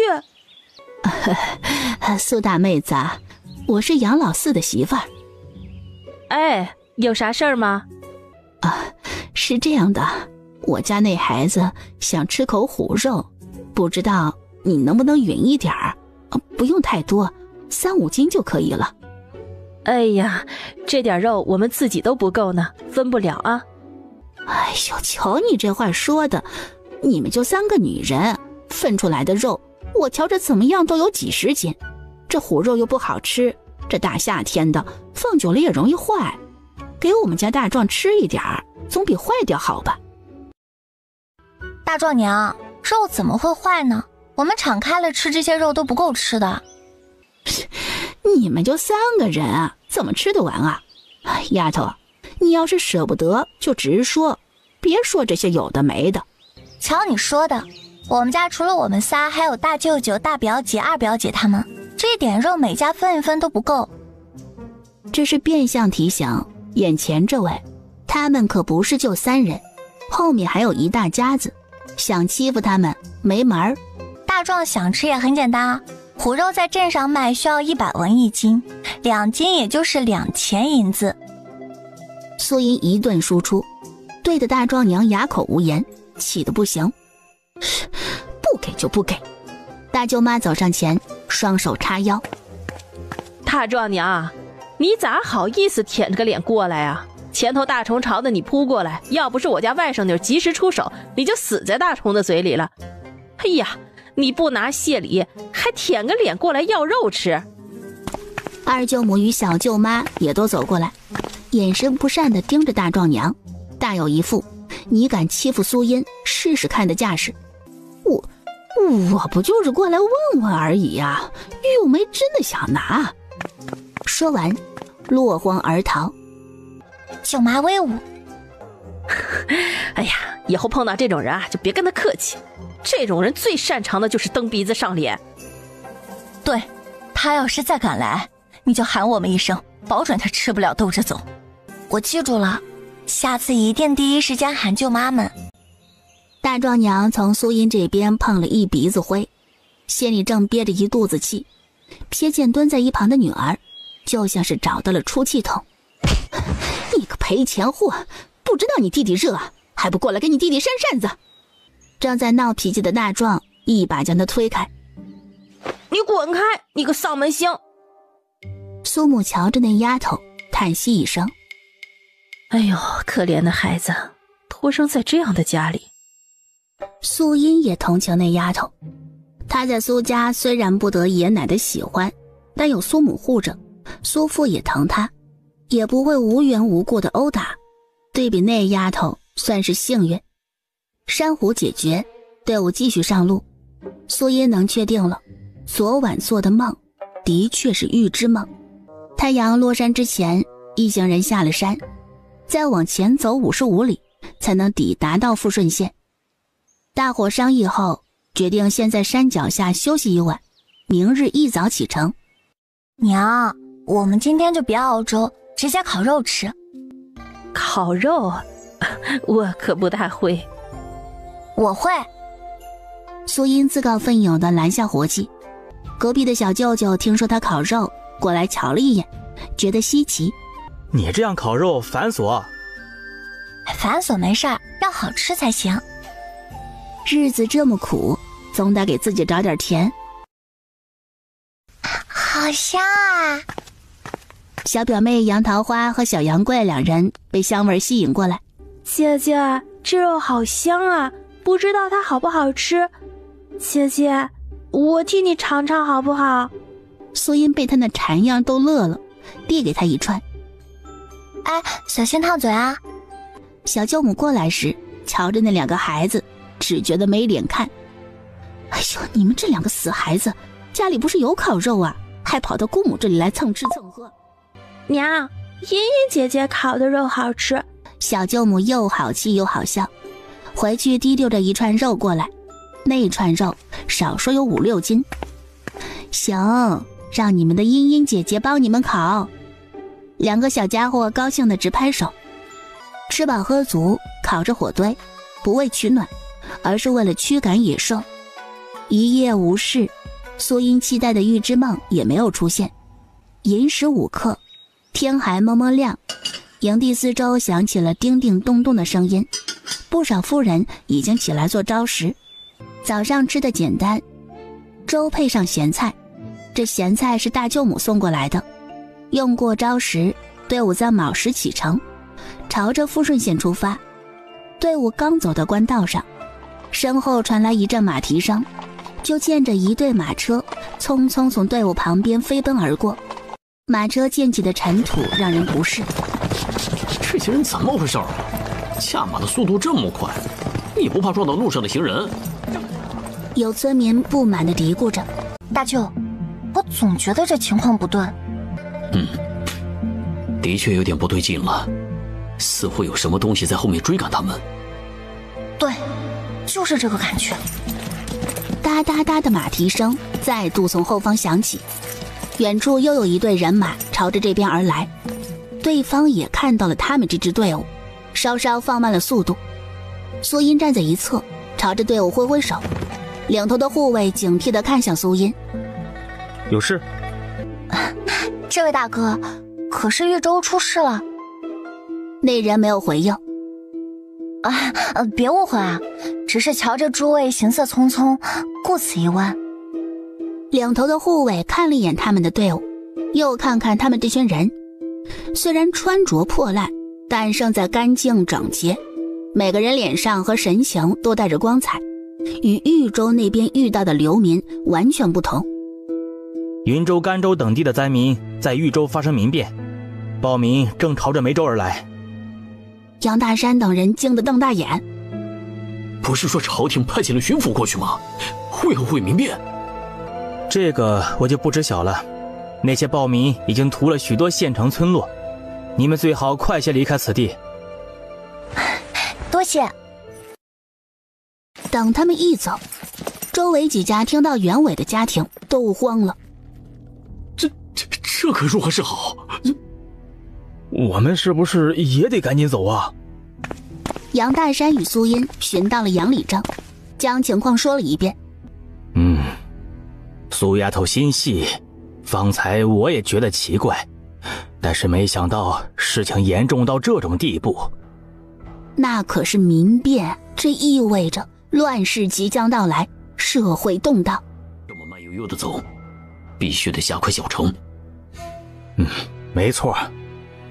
杨礼正将事情告诉每家每户，无论哪家在听到豫州那边出现了民变，无人还能淡定。所有人都加快脚步，我们必须今天越过富顺县。家里有孩子走不动的，大人尽量拖着，别让孩子掉队，拖慢脚程。一声声吩咐从队伍最前头传到了队伍后方。爷爷，你说你爹他们怎么样了？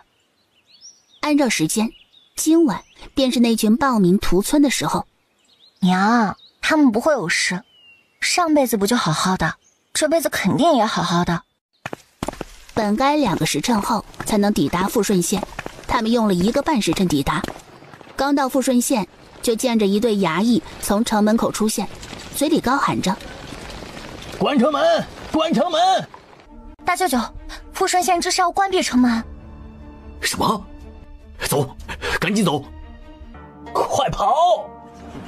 原本井然有序的队伍直接被打散，所有人一股脑地往前冲，就怕慢了脱离队伍。等到他们赶到城门口时，城门早已经关上了，门口处留下几位衙役，后面的人朗声劝退滞留门口处的人群。官爷，这才辰时1刻，怎么就关城门了？这上头下的命令，我怎知晓？后面的人散了散了。官爷，行行好，我得进城给我孙子请大夫啊！哎，去，你即便进去了，请了大夫也出不来。杨礼正走上前，在衙役呵斥前，悄咪咪地将几个铜板塞到他手中。衙役的脸色瞬间缓和不少。官爷，我是杏花村的李正，后头那些都是我们村的人，我们准备去永清县，不知可否通融，让我们过一过呀？哎，不是我不通融，是上头已经下了命令，谁来都不开门。那可否告知这突然关城门的缘由啊？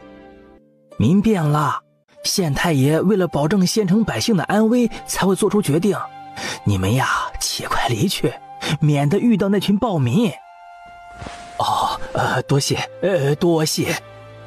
杨礼正一回来，众人围上前。如何？对方可通融？杨礼正摇了摇头。那为何突然关城门？这是在防暴民，这里很危险，我们得赶紧离开。众人哗然。之前听到民变，不少人总是怀着希望那只是那些人的猜测，或者说小题大做。但富顺县却清楚且赤裸裸地将事情摆在眼前，让心存侥幸的人再无半分侥幸。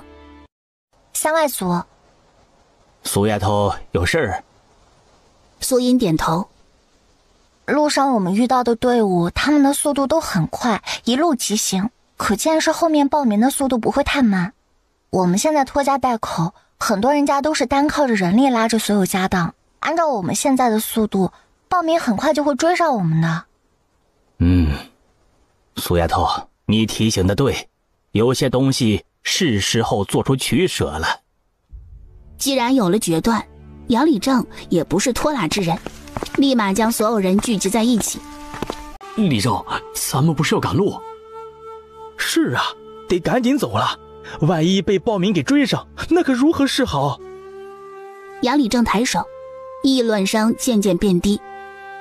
你们也都看到了，现在情况非常紧急，那些富户都逃的逃，咱们这些小老百姓得靠着双腿逃出去，走路慢，比不得富户们的马车，更别说大家伙都是靠着人拖着一车子的家当。这2日走来是有多累，走得多辛苦，都不必我多说。现在情况危急，后面的暴民随时都会追上来，咱们要是还是走得这么慢，迟早要被暴民给追上，到时候别说东西了，就是命能不能留住都是未知数。我说的是不是这个理儿啊？李正，你这是要我们把家当都丢了？不是让你们把家当都丢了，是把不需要的东西都扔了，带一些重要的东西就行。这些东西都是重要的东西啊，扔哪个都不行。这话说到了许多人心里。是啊，这些东西都是要用到的，没什么可丢的。大不了咱们推得快点，绝对不会耽误赶路。妇人叽叽喳喳说着，不知道是在说服李正，还是在说服自己。哎呦，这天杀的，老天爷不长眼啊！哎，小命要紧，等以后稳定下来再置办吧。哎呀，这世道人都活不下去了，就别心疼那些物件了。大壮娘跟着一起骂，骂着骂着，眼角余光瞥见坐在一旁吃饼休息的苏音3人，视线移到了他们的骡子上。大壮娘朝着苏音3人走去，一靠近，脸上立马堆满了谄媚笑容。苏丫头啊，这一路走来，婶子我算是看出来了，你是最有本事的，我家那口子都不如你，他要是有你这个本事，我晚上做梦都要笑。苏音没有说话，直接当耳旁风。哎，现如今这日子难，从家里带出来那一点家当，本就是家里抠抠搜搜挤出来，你说这扔掉是不是很可惜？苏音依旧没有说话。苏丫头啊，婶子能不能给你打个商量，我家多出的行李放你骡车上，我瞧着这骡车还能放不少东西，邻里之间的互相帮助不是啊？你是个心善的，想来不会拒绝的，对吧？苏音压根不吃他这一套。我拒绝。你！大壮娘瞪眼，万万没想到这丫头拒绝的如此生硬，都不带一点委婉。你这丫头怎么不知好歹啊？你是在说你自己吗？苏音轻笑着，那轻松姿态比骂人更气人。大壮娘，你又来欺负我家外甥女。大舅母听到动静马上赶来，眼神不善，小舅母、二舅母跟着一同出现。哎呀，之前我说的话你是半点都没放在心上啊？啊？有我们在，你休想欺负我们家茵茵。这不给放就不给放，凶什么凶啊？哼，还好意思说是邻居，真遇到事情都指望不上你们。大壮娘甩袖离去，大壮爹瞧着他碰了一鼻子灰，非但没安慰，反而埋怨着：我就说了行不通，你偏要去受气。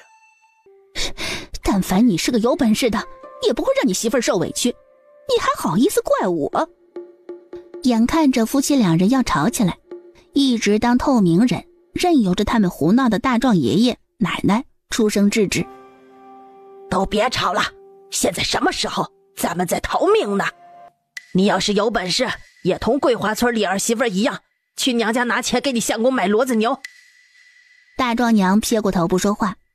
他们这边的闹腾并没有引起大伙的注意，所有人都忙着事情，可没时间去管他们一大家子那点屁事儿。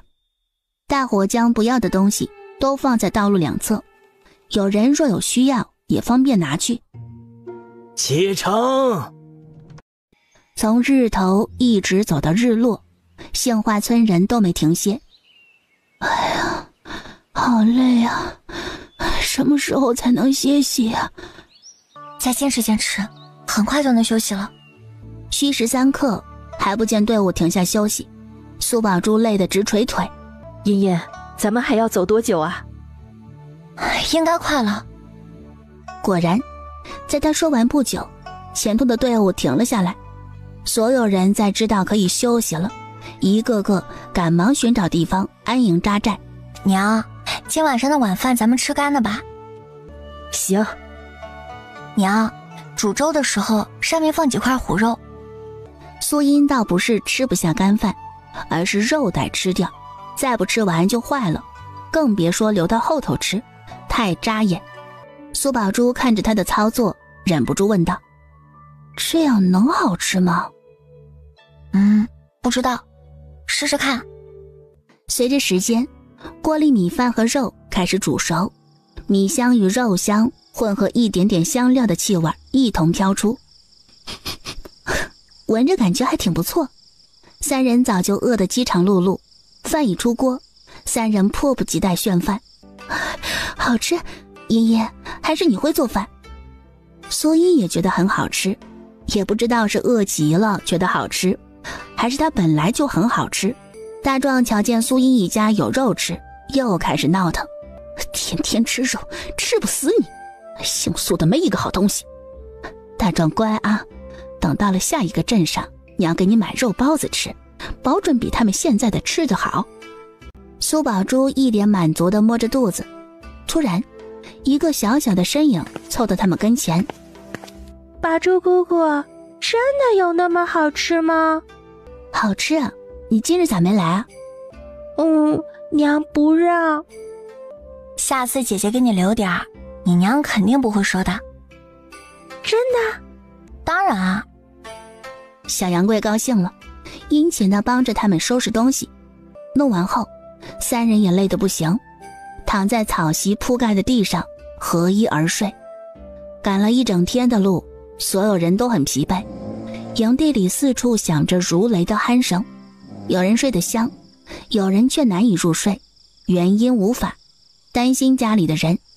那些人睡不着，苏音、苏宝珠、苏母三人同样没入睡，因为今晚是他们前世惨死的那一夜。茵茵，你说你爹他们会像上辈子那样及时逃走吗？会的，娘，你别想太多了，明日还要赶路，早点睡吧。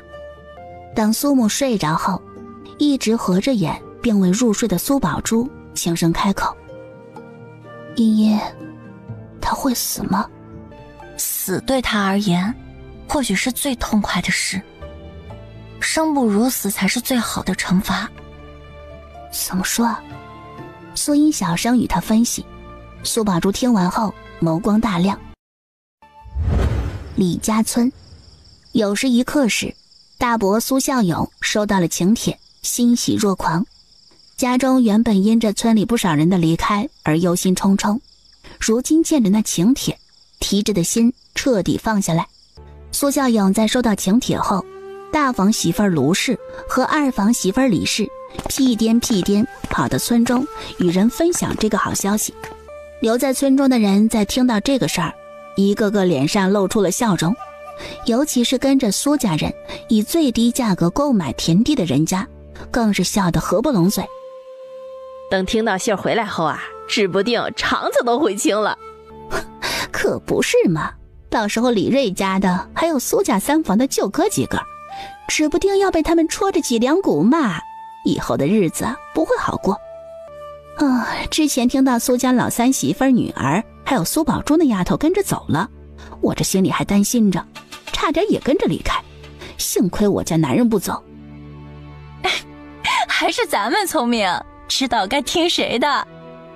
爹，刚刚苏家那边传来消息，苏家老大去参加诗会了。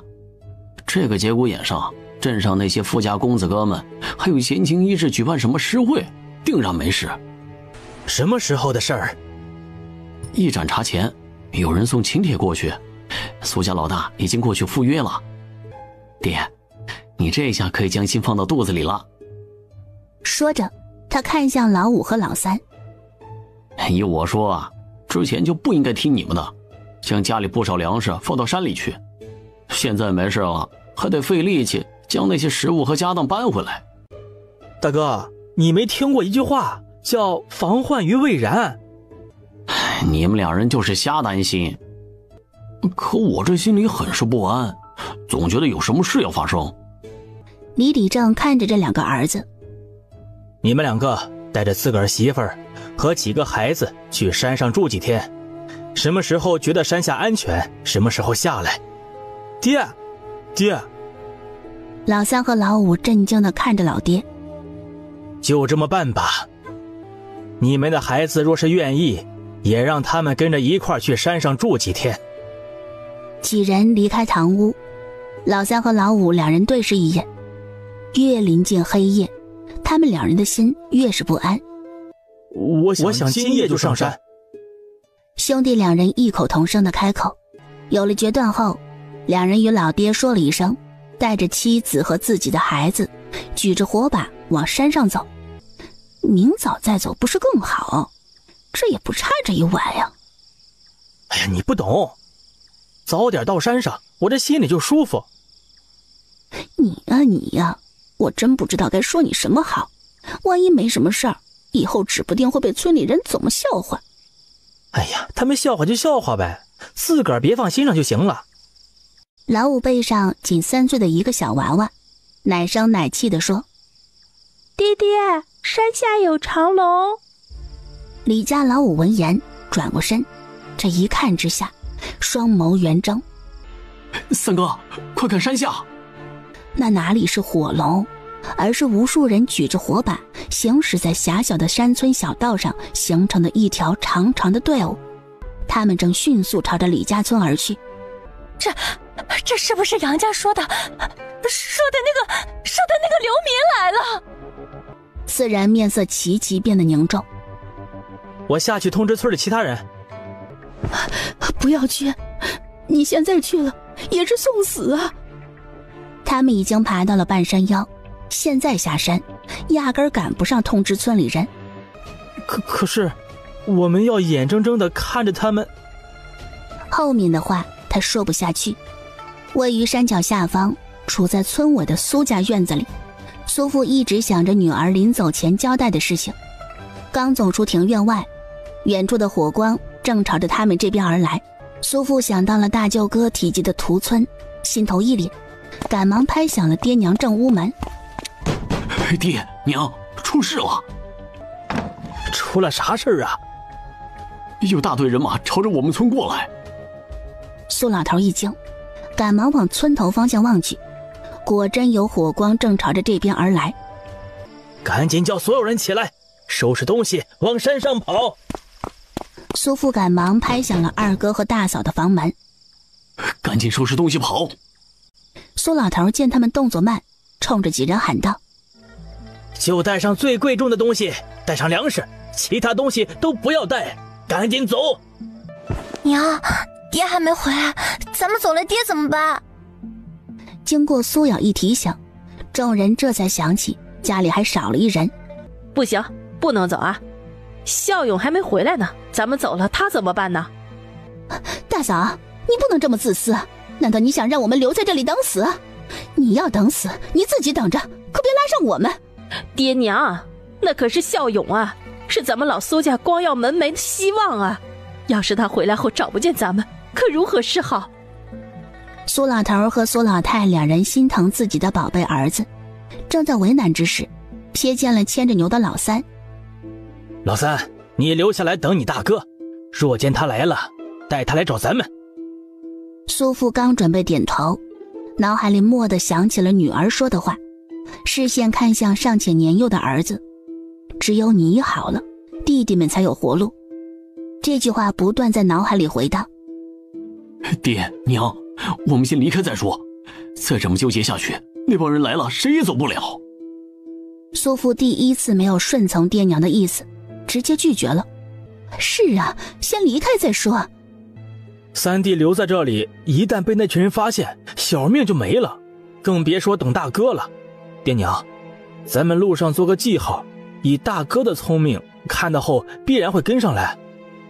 大嫂，你要是担心，你留下等大哥好了。卢氏顿时不敢说话。二老纠结了一会儿，拍板：走。苏家人牵着牛车，借着月色往山上走。睡眠浅的人家听到村口的狗吠声醒来，有人提着灯出来，在看到村口方向的火光时，吓得三魂七魄皆飞。不好了，流民来了！这边的动静吵醒了隔壁几家，纷纷亮起了一盏盏油灯。李二麻家出了什么事儿啊？不知道，我出去看看。二麻，出了什么事啊？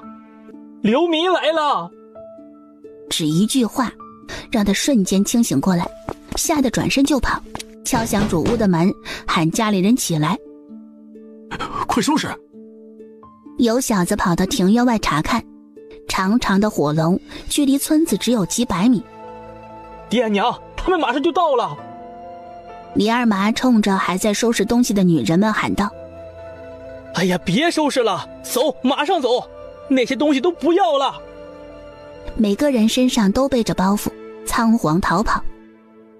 隔壁家见李二麻走了，也不敢耽搁，忍痛舍家当，只带上贵重物品跟了上去。李二麻见男人手中举着火把，一把将他的火把打下，踩灭。你想成为他们的靶子吗？他对着跟上来的人说道：想要活命就不要出声，都看紧自己的孩子，若是他们的哭声惹到他们的注意，别怪我们丢下你们。在这个时刻，没有人反驳，妇人们都抱紧自己的孩子，行色匆匆朝着山里跑。100米的距离，顷刻间就到。第一户人家听到动静，刚走出门，一把锋利的刀从他面前划过，还来不及发出声音，人轰然倒下。房门被人踹开，男的倒在地上，鲜红的血液流淌着，屋子里响起女子的尖叫声：救命！杀戮开始，暴民分头冲入各家各户，有人看着人去楼空的屋子大骂晦气，不忿地点燃柴火和屋子，火光冲天。擦，这个村子也有人走了。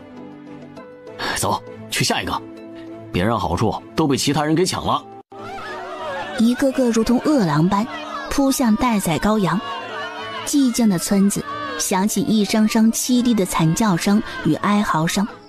李二麻一行人刚爬山上，身后传来的惨叫声让所有人心头发麻。走，快走！他们现在距离那群恶魔太近，很容易被他们追上。所有人不管不顾地往山上冲，只有离身后的村子越远，他们才有活命的机会。谁？突然的出声让苏家人心头一凛。李正的老三和老五举着火把，警惕地看向来人，在看到是苏家人后很是惊讶。苏伯，你们怎么来了？山下出事了，那群流民来了。我爹我娘他们呢？我们逃上来的时候没瞧见他们，只怕是……后面的话不用明说，所有人都明白。爹娘！苏父苏孝忠开口：李三哥，这里不安全，你们还是先收拾东西逃吧。对，这里不安全，还是赶紧走吧。苏家人自然希望队伍大一点，如此才能在这种乱世之下有活命的机会。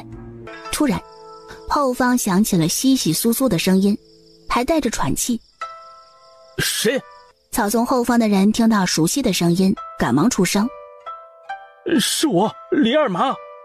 他们见有人逃出来，忙问道：其他人呢？我爹他们呢？他们没逃出来吗？我们逃出来时就我们几个，其他人都被堵在了村子里。爹呀，你若是听从李瑞说的，该有多好呀！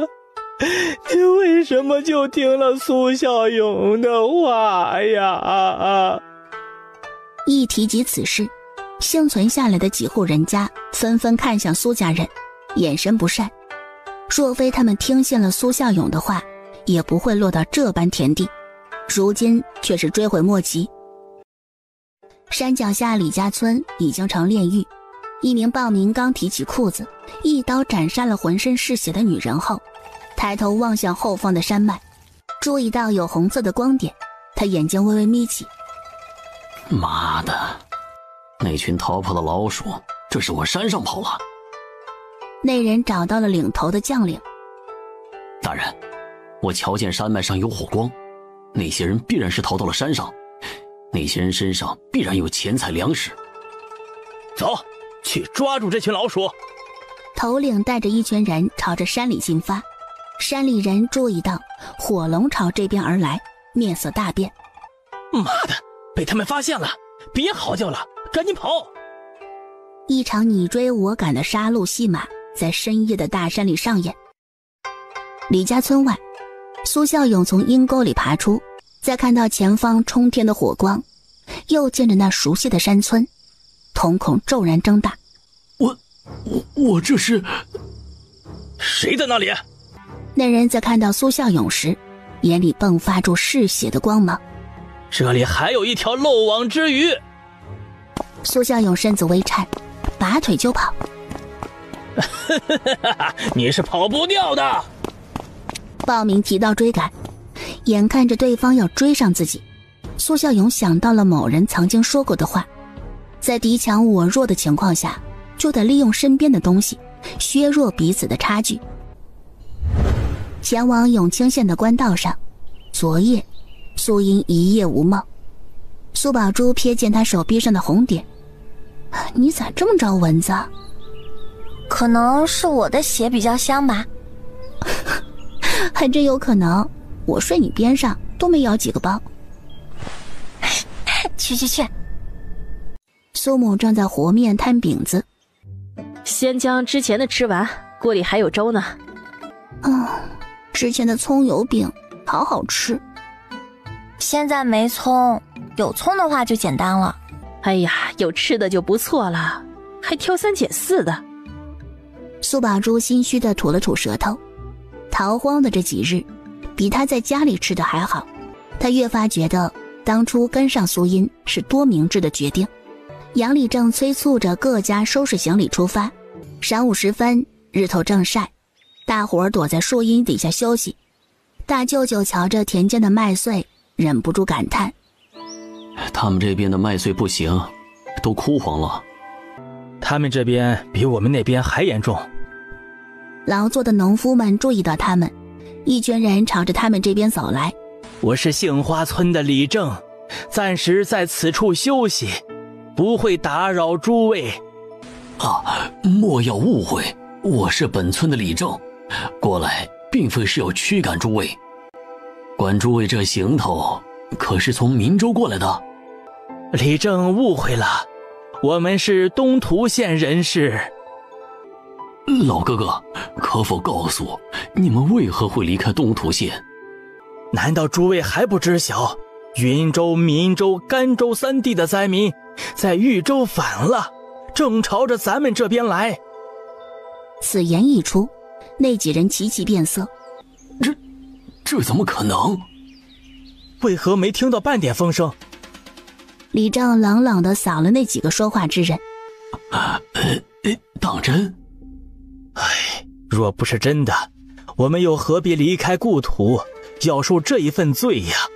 老哥哥，我再与你们说一句实话，从东涂县过来，途经富顺县时，富顺县已经关闭了城门，为的就是防止那些暴民。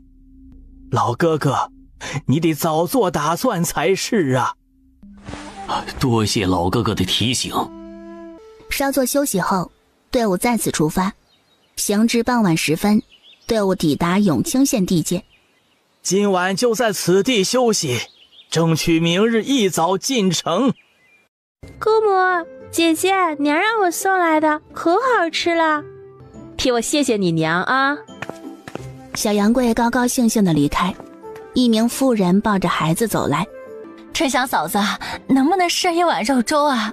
我家孩子最近身体虚，我想要给他补一补。一碗粥而已，什么赊不赊的？谢谢，妞妞，醒醒，有香香的肉粥喝。怀中的孩子没醒，苏音注意到婉儿脸色不正常。徐婶子，你能给我看看妞妞吗？好。苏音伸手摸向孩子的额头、脸颊，非常烫。妞妞这是高热。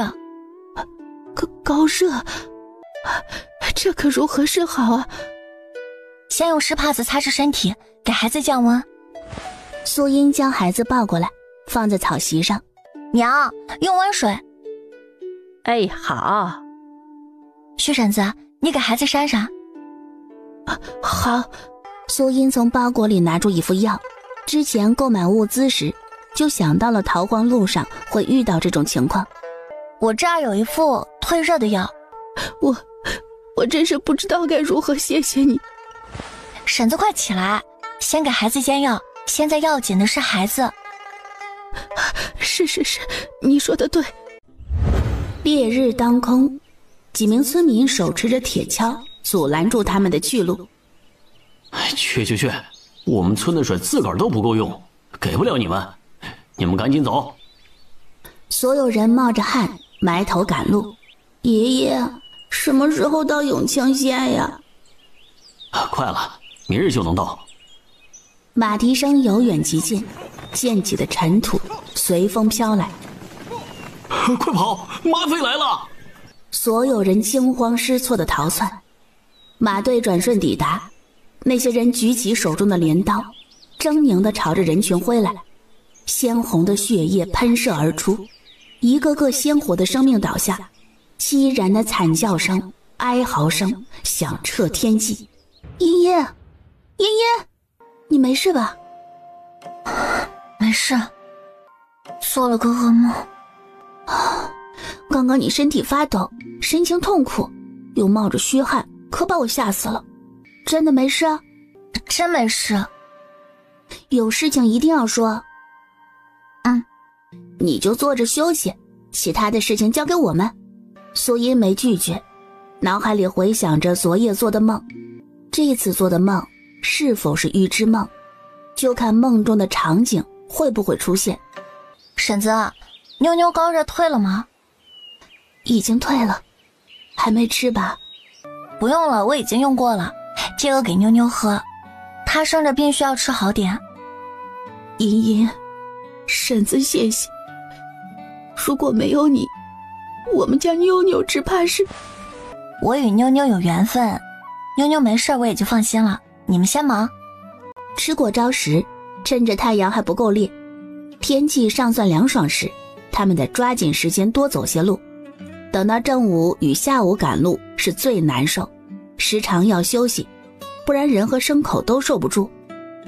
没有，就一口水而已呀，怎能如此小气啊？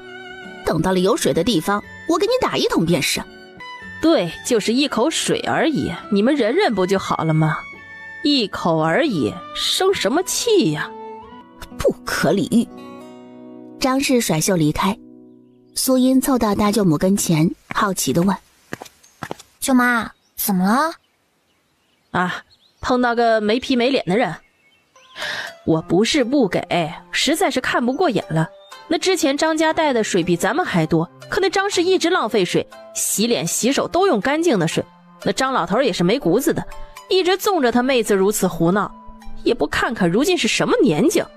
他家莫不是以为我女儿嫁给他家后，他家有什么事情我们都会给他兜底呀？被婆家赶出来的人也不知道哪儿来的脸，敢在娘家摆谱，动不动就在小辈儿面前这个摆长辈的谱。张家上头又不是没正经的婆婆，哪轮得到她来摆婆婆的谱啊？早知道那家有这糟心的玩意儿，我打死也不会把你大表姐嫁过去。表姐夫对姐姐好，那也是难得。哼，哎呀，张家也就这点，还算过得去。苏音去找了杨李正，从李正那边知晓，很多人家的用水开始紧张。三外祖，我记得前面有一个村子，我们或许能够到那边去补给一些水。苏丫头，你咋知晓前面有村子啊？我听一位药店的掌柜说过，那掌柜与我说了不少见闻，其中便有此地的事。我也不晓得真假，说那掌柜没骗我，前头定然是有一个村子，叫做罗村。约摸走了一炷香的时间，前方出现了村落的影子。还真有村子啊！看来那掌柜没骗你，真是罗村。刚靠近村子，村里的孩童见到他们，嘴里大喊着：“外村人来了！外村人来了！”不多时，一名名青年壮汉手持着耙子、锄头，冲出屋子，朝着他们而来。苏音一眼就认出了站在队伍最前面的几名汉子，他们的长相在梦里出现过。昨日做梦是预知梦。诸位莫要紧张，我们没有恶意。我是东涂县的杏花村的李正，姓杨，请问贵村的李正可在？我是罗村的李正，姓罗。杨李正，不管你们来找我们村有什么目的，我们村都不欢迎，请你们速速离开。罗李正，我们过来只是想要补给一些水，还请你通融通融。去，我们村的水自个儿都不够用，给不了你们。你们赶紧走。对，赶紧走，我们罗村不欢迎你们。嘿，谁知道你们是来取水还是偷鸡摸狗的？杨立正，你也看到了，我们村不欢迎外人。罗李正，过来叨扰实属无奈。一路走来，河水干枯，久寻不到水源，村里好些人家无水可用，这天又如此炎热，再寻不到，我们都得渴死。贵村若能施舍几桶水，我们自是感激不尽。你的感激我们不需要，我们自个儿都缺水，可给不了。不知道哪家愿意卖1桶水给我，我愿意出2文钱。这话一出口，对面人群里有不少人异动，但都没敢说话，全部盯着李正。罢了，救人一命胜造7级浮屠。我们村的水也不多，只能卖10桶水，不过每桶水10文钱。多谢罗李正的援手，告诉村里其他人，谁家愿意买便赶紧过来买。消息传回去，不少人大骂：10文钱1桶水，你咋不去抢啊你？这也太贵了，要是2文钱还可以咬咬牙买1桶。本来还想买，但这价格太贵了，还是算了吧。我家还有一点水，还能撑一段时间。万一明日找到水源，岂不是白瞎了那10文钱？最后过来买水的人只有寥寥几家。哎呀，你这丫头，咱们带的水还有一些呢，还能撑几日呢，花这冤枉钱做甚？茵茵啊，你们没水了，我们这儿还有呢。对呀，我们这边还有一些啊。我就寻思着买1桶，有备无患。3人对苏音花10文钱买水的事儿一阵批评，苏音只能耷拉着脑袋，虚心接受3位舅母的关爱。3位祖，我刚刚想起了一件事情，之前与我说过奇闻异事的掌柜，有提及到在罗村附近有一座双峰山头，2峰之下有山泉水，那里的清甜最适合泡茶。苏丫头，你说的是真的？他若是没骗我，自然是真的。哎呀，肯定没骗你。之前罗村不就是最好的证明？就是不知道他说的那山泉水是否干涸了。应该不会，掌柜说那山泉水100年都不会干涸。既如此，那为何罗村的人还缺水不肯给呢？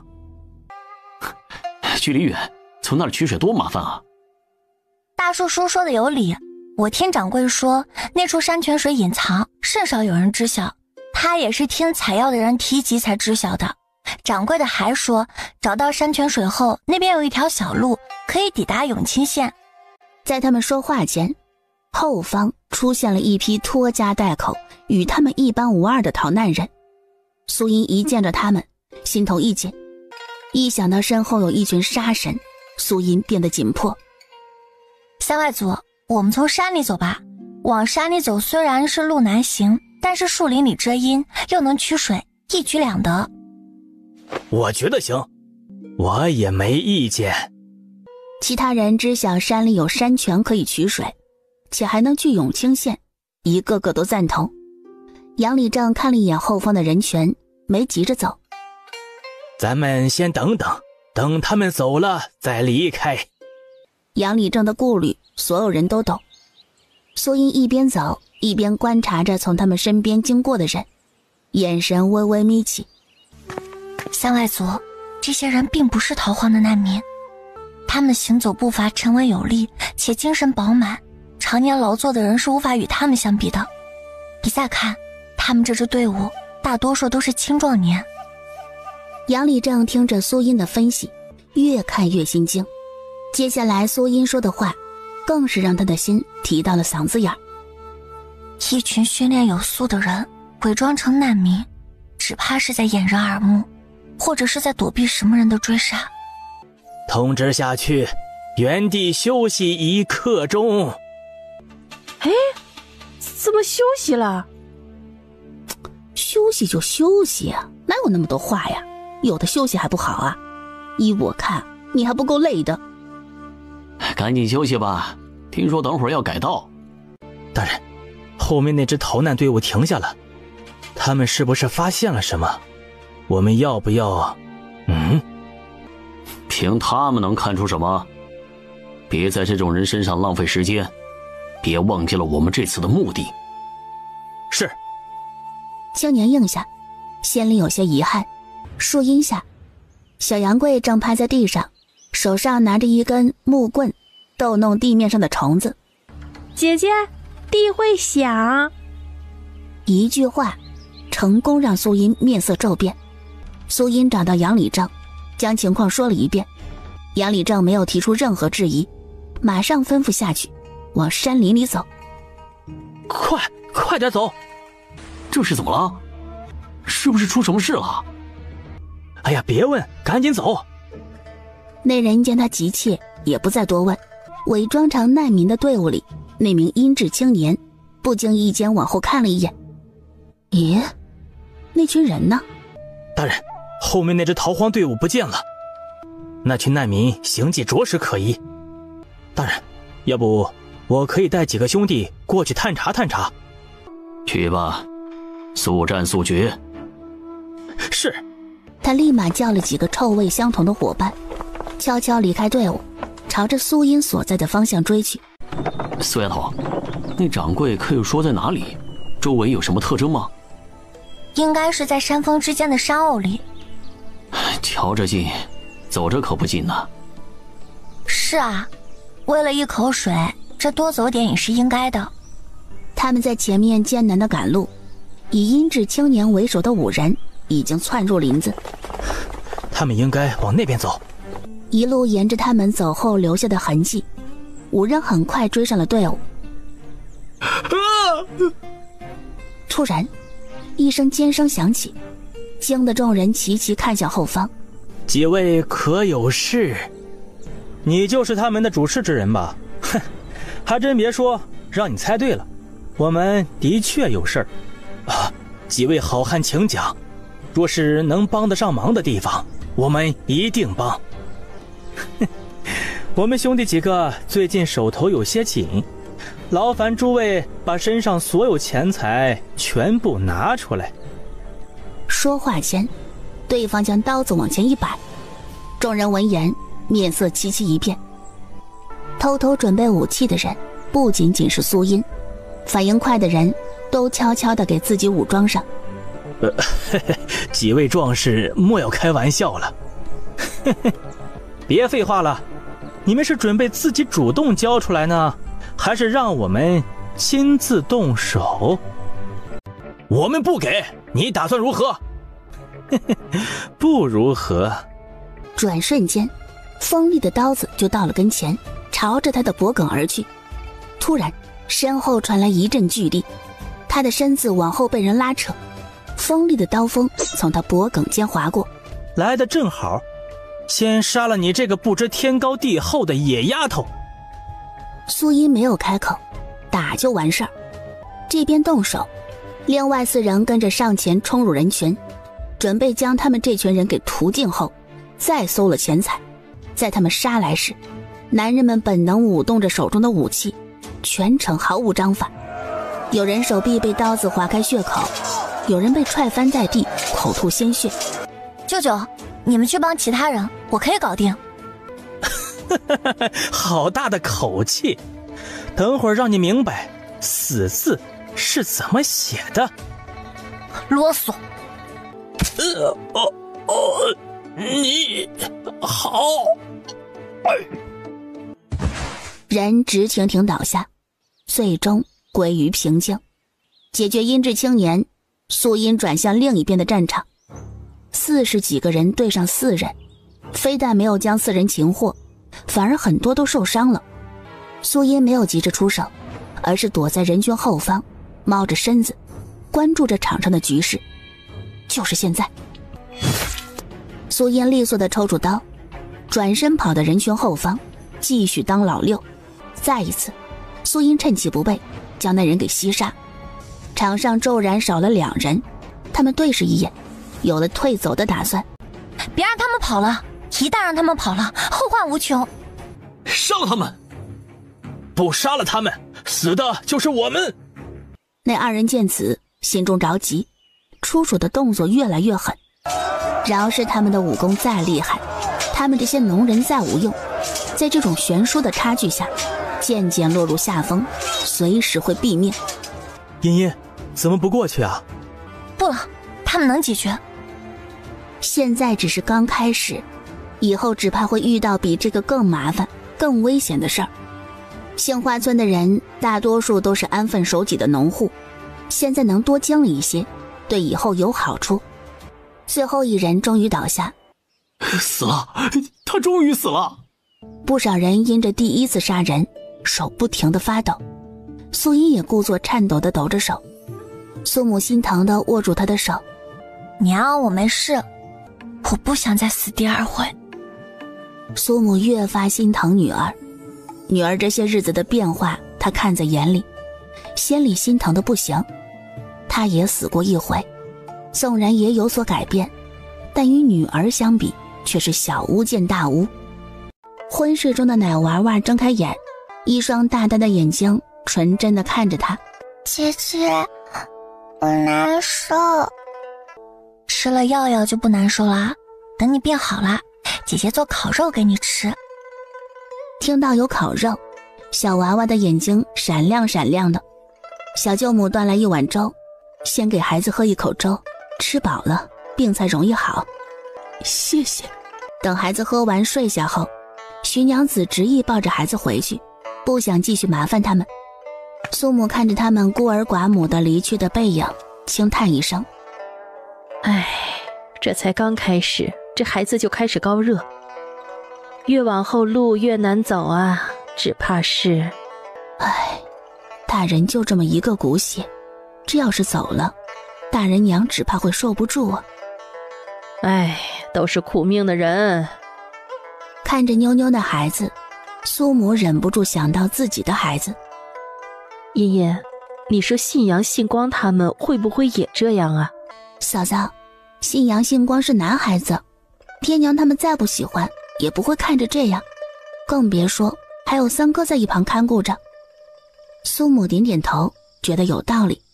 苏音却不这么觉得，但她聪明的没说。娘，小姑，很晚了，该睡觉了啊。你先睡，我将手中这些弄完了就睡。苏丫头啊，碰死人的事太晦气，还是我来吧。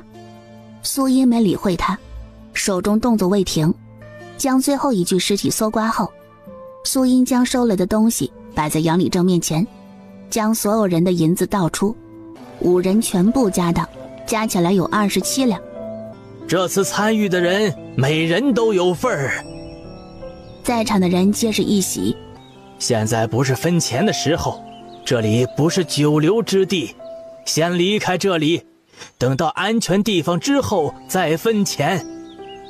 所有人都没意见。苏丫头，如果那群人活下来，这5人又没有归队，只怕那些人不会善罢甘休啊。三外组，我和小舅舅2人出去打探一下就清楚了，其他人继续赶路，待我们查探之后再与你们会合。我们2个人单独行动会比大部队灵活，若有危险也能及时退走。好，你们俩得注意安全，我跟你们一道去。你去也行，但是要听从苏丫头的。一定。茵茵，注意安全啊，我们在这里等你。哎呀，你这丫头！娘，小姑，放心吧，不会有事的，我们就远远的看一眼，不会靠近那群人的。趁着现在天还亮着，赶紧走，早点回来。3人往前行走了一段路，突然一阵风飘过，一股淡淡的血腥味随风而至。有血腥味，应该就在前头。走了约莫1盏茶的时间，浓烈的血腥味扑面而来。前方100米处躺着密密麻麻的尸体，蒙住口鼻。一具具尸体搜查过后，没有找到有用的信息，正准备离开时，注意到与衣服混合在一起的一块布料，瞧这材质与衣服完全不同。他拿起一看，是一份舆图，这东西可是好东西。杨屠夫和杨大河2人也没闲着，时不时能听到2人的声音。这个有不少钱呢。哎呀，这个有点穷啊，身上只有几个铜板。这把刀不错。杨叔，这把刀不能带走，上面有标志，说是被人误会，恐怕会引来杀身之祸。杨屠夫立马将手中的短刃扔掉。此地不宜久留，咱们得要走了。2人没意见，将东西一包裹，带着满满的收获离开。在他们走后不久，一队人马抵达此处。主子，东西没了，应该被劫杀他们的人带走了。这群废物！另一人回来，小心翼翼地回道：主子，查到了，那群人朝着永清县方向去了。走。苏丫头，咱们这钱要不要给李正，让他一同分了呀？不用，我们这次出来也是冒着风险，有风险就有回报。说是让他们待在营地里什么都不做，却能拿银子，长此以往的下去，很多人会夺来，养成坐享其成的性子。那些做事的人冒着风险得到的报酬还与人分，这对踏实肯干的人不公平。到时候咱们这个队伍就走不远，人心也就容易散，一旦遇到事情很容易就被摧毁。你说的对。随着日头偏西，杨家人与苏宝珠越发担心。宝珠，你说茵茵他们会不会有事啊？嫂子，茵茵厉害着呢，她不会有事。你看之前那么凶险，茵茵一个人都能解决掉3人。小姑子，别担心，茵茵不会有事。哎呀，这按照路程，他们理应回来了呀。春香妹子啊，不是我说，她没事要跑过去看什么看呀？出了事，不是纯粹活该吗？那些人有什么好看的？大壮娘，你说的是人话吗？别忘记了，若非苏丫头，你还能站在这里说风凉话吗？不知道感恩就算了，还说什么晦气话？你的良心被狗吃了吗？我能站在这里，那都是靠着大伙儿，可不是她一个小丫头能搞定的。她要真是那么厉害，为什么不一个人解决？你敢打我？嘴巴这么脏，不该打吗？好个弃妇，怪不得你家男人不要，看我不修理你。这边的动静闹大，引起了所有人的注意。见众人都围上来了，一屁股坐在地上。哎呦，没天理了！苏家人欺负人啊！一个外嫁女仗着兄弟几个，就欺负人啊！我怎么这么命苦啊？只不过说一句话，就被人打嘴巴子！哎呀，别喊了，你也不怕把野兽喊来？到时候别叫屈，人怎么死的都不知道。李正，你要给我做主，他们3个欺负我一个人，你看看啊，我都被他们打成什么样了。人家好端端的，为啥要打你啊？你自个儿干了什么事儿，你咋不说呢？我说什么话了？我不就是说了一句实话。那你倒是说说，你说了一句什么实话？我大壮娘，你倒说呀啊！你不敢说，是不是说了什么不该说的才挨揍啊？谁说的？我有什么不敢的？我不过就说了一句，苏英那丫头就不该出去查看，没想到他们就疯了一样乱咬人。你看看啊，我被他们给打的。的确，那话是有些不妥，但也不能出手打人呐。谁知道大壮娘她说的是不是真的？你们就这么笃定？我相信春香、杨贵娘他们绝对不可能是这么简单的事儿。你们怎么说？我来说吧，我过来时正巧听到大壮娘说，徐娘子将事情经过原原本本的复述一遍。周围人闻言看向大壮娘的眼神都不好了。我说的没错，能杀了那几个人本来就是大家的功劳。杨贵娘说她是我恩人，我自要反驳。她自个儿要出去查看，出了事儿不是活该是什么？哎呀！好好管教你们的媳妇儿，要是不会说话，以后就别说话。苏丫头有没有功劳，我说了不算。你们自己摸着自己的良心说，苏丫头几次带着大家脱离险境，这次出去查探也是为了大家的安全考虑。我不期待你们对她有多好，但起码别做那没良心的事。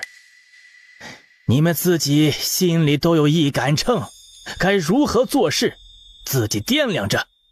我不希望咱们杏花村的人都是忘恩负义的人。没有人注意到，在杨礼正过来评理时，苏音三人正好赶到。大侄女啊，你说的没错，这人呐不能太好，好到让他们习惯，到最后就是你的不是了。不要将那人的话放在心上，大伙心里还是念着你好的，别因为这一小部分人就寒了心啊！你没错，错的是那些没良心的人。人群里终于有人发现了他们三个，惊喜出声：哎呀，苏丫头他们回来了！哎呀，你这死丫头，让娘担心死了！啊，娘，疼！吃饭了没？没吃，正饿着呢。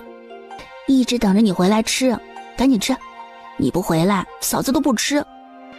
娘，你先吃。锅里有的是，不差你这一刻。你赶紧吃，等会儿你得过去告诉你李正外祖呢。你们仨累了一天，坐吧。外面是什么情况？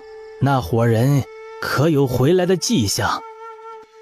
那些人死了，那死法应该是被人追杀而死。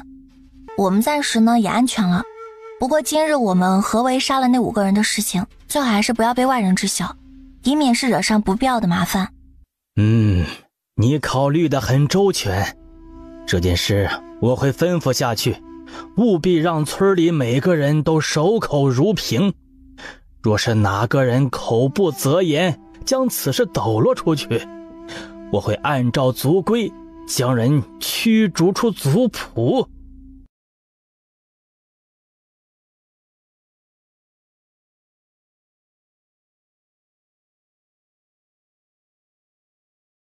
三外祖，寻找山泉水的人回来了没？早你们一步回来，按照你说的找过去，并没有找到山泉水。三外祖，明日若是寻不到，咱们从另外一条小道重回到官道上。所谓山泉水是不可能有的，不想他们在这个上面浪费太多时间，又不能暴露自己的预知梦，只能折中一下。你说的是，明日后再寻半日，半日后若寻不到，咱们再离开。这段日子拼命赶路，正好也让老弱妇孺休息半日。事情谈得差不多，有人凑到杨礼正跟前，小心询问：礼正啊，那钱的事儿？将各家各户的主事召集起来。好嘞。待到人齐后，杨礼正这才开口：“5个人，其中4个都是苏丫头所杀，尤其是第1个人，是苏丫头单独击杀。那人的东西理应归苏丫头，你们可有异议？”“没问题。”“反正我没有意见。若非苏丫头，我今日只怕要死在这里了。”杨屠夫感激地看了一眼苏音：“既然大家都没意见，那就继续。其他人的银钱总共5两，这次参与人数有43人，每个人可得3038文。余下的刀有需要的可以购买，没有人购买的话，等到永清县后换了银钱再统一分。至于那些金疮药，就给受伤的人用。这么安排，有人可有意见？”没有人提出异议，事情就这么定下。早晨起来，苏音听到母亲与小姑的谈话：“水剩的不多了，骡子的水不能少，白日里咱们少喝一点。这事儿就不要让茵茵知道了，省得她操心。”苏音起身，两人吓了一跳：“起了？前头不是刚买了1桶水吗？”“别提了，被骡子一不小心给踢翻了。”“别怪他，都怪我拿下来时放的地方离他太近了。”“茵茵，你去哪里啊？”“接水。”“哪里？”苏宝珠眼珠一亮，立马也带上工具，就连苏母也跟着过来。“这里遍地都是啊。”“哪儿啊？”“你这丫头，赶紧说说哪儿有水啊？”“跟我来吧。”“喏，这就是了。”两人都不知道该用什么词汇来形容此刻操蛋的心情。“左不过无事，趁着现在天色还早，露水多，多弄一点，积少成多，能多一口喝的那也是好的啊。现在咱们这林密，早晚温差大，还能够看到点露水，到了后面咱们是想收都收不到。”这话说到两人的心坎上。“你说的没错，积少成多，多一口水也是好的。”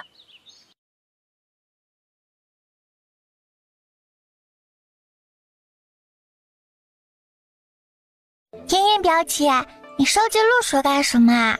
喝啊！桃花小表妹一愣，旋即回过味儿来，立马撒丫子往回跑，在行李中一阵翻找。“你在找什么啊？”“娘，你可见到了我的水葫芦？”“你要那个做什么？”“弄水。”“弄水啊？闺女，哪儿有水啊？”“那里啊，树叶上都是露水，我将露水收集起来，不就有水了吗？”“那露水顶什么事儿啊？收起来还麻烦。”“娘，你这话就说错了。现在缺水，能多喝一口水那都是好事。一个早上即便收集不了1葫芦，起码半葫芦也有，半葫芦也够我喝一整日。”“你说的没错，是娘想差了。”李氏赶忙将家里老小手里塞入容器，直接下了命令，让每个人都去收集露水。“哎，你们收集这些露水干什么？”“我茵茵姐说啦，露水也是水。”“对呀，我怎么没想到露水也是水呀？”其他妇人见此，也纷纷加入队伍。“大壮娘，你咋不去呢？”“你就听他们说吧，那露水就那么一点儿，收集再多也就那么一点儿，白浪费那个功夫做什么？”大丫看了一眼杨亲，偷偷摸摸拿起自己的破碗，跟着加入收集露水的队伍。“姐姐，你看我收集了这么多的露水。”“咱们家小宝真厉害。”“该姐姐。”“谢谢小宝。”小杨贵红着脸转身就跑。“娘，那个赔钱货偷喝水，你快打死他！”“我没有。”“娘，赔钱货他还敢顶嘴，我看到了他偷喝水了。”“你还敢偷喝水？谁给你的胆子啊？我今日不教你，你以后指不定会惹出什么祸事来。”“娘，那里。”大丫看着娘亲手持着那么粗的棍子过来，吓得面无血色。娘，我真没有，我刚刚喝的是自己收集来的露水，我真的没有偷喝水。大壮娘，我可以作证，你家大丫没偷喝水，她喝的是自己收集来的露水。旁边几位妇人也跟着帮腔，替大丫说话。他收集来的露水理应给家里，他私自喝了，那就是偷。王大娘等人被大壮娘这歪理给气得不轻。娘，你快打死那个贱丫头，让她偷喝水，打死她！不要娘，我以后再也不敢了。住手！李正说啊，这是咋了？我教训自己孩子，可没做其他事儿。哼，你拿那么粗的棍子，这是要打死你孩子吗？啊，有你这么当娘的吗？我们不说，不代表我们不知道。你但凡给孩子多喝一口水，这孩子也不会去收集露水喝。你们不给吃不给喝，你们这是打算渴死大丫吗？啊，杨老六，你脊梁骨是软的吗？啊，还没老到眼瞎耳聋吧？老四媳妇儿，你就消停点吧，给孩子拿点面饼和水，别让外人觉得我们苛待女娃。你再这么败坏咱们家的名声，回头让老四休了你。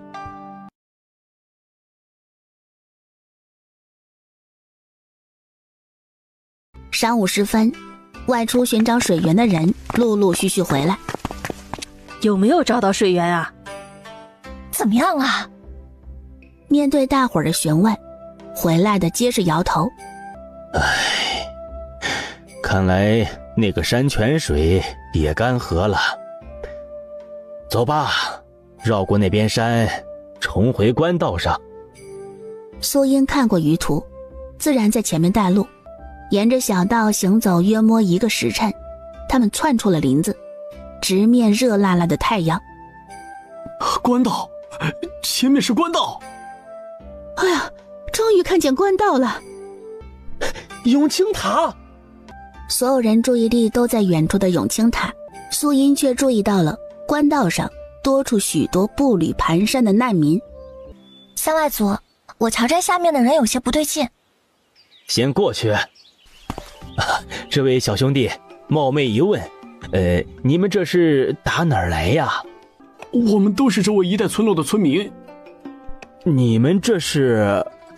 今日白日村里突然来了一伙人，直接冲入村子，烧杀抢掠。我们一家住得远，及时逃出，可出来的太匆忙，什么家当都没带。我们能逃过一劫还算好的了，那些来不及逃出来的人都死在了那群人的屠刀之下。那群人现在去了何处？不清楚。可有看清楚那伙人是什么人？山匪还是？是山匪，一群穷凶极恶的山匪。这时一旁的老者插嘴，我知晓那群人的去处。那群山匪抢夺完后，带着年轻女人、粮食、钱财往富顺县走了。这群山匪必然是富顺县那边一带的匪徒，他们抢夺完后，不仅将男人都杀了，还放火烧了我们的村落。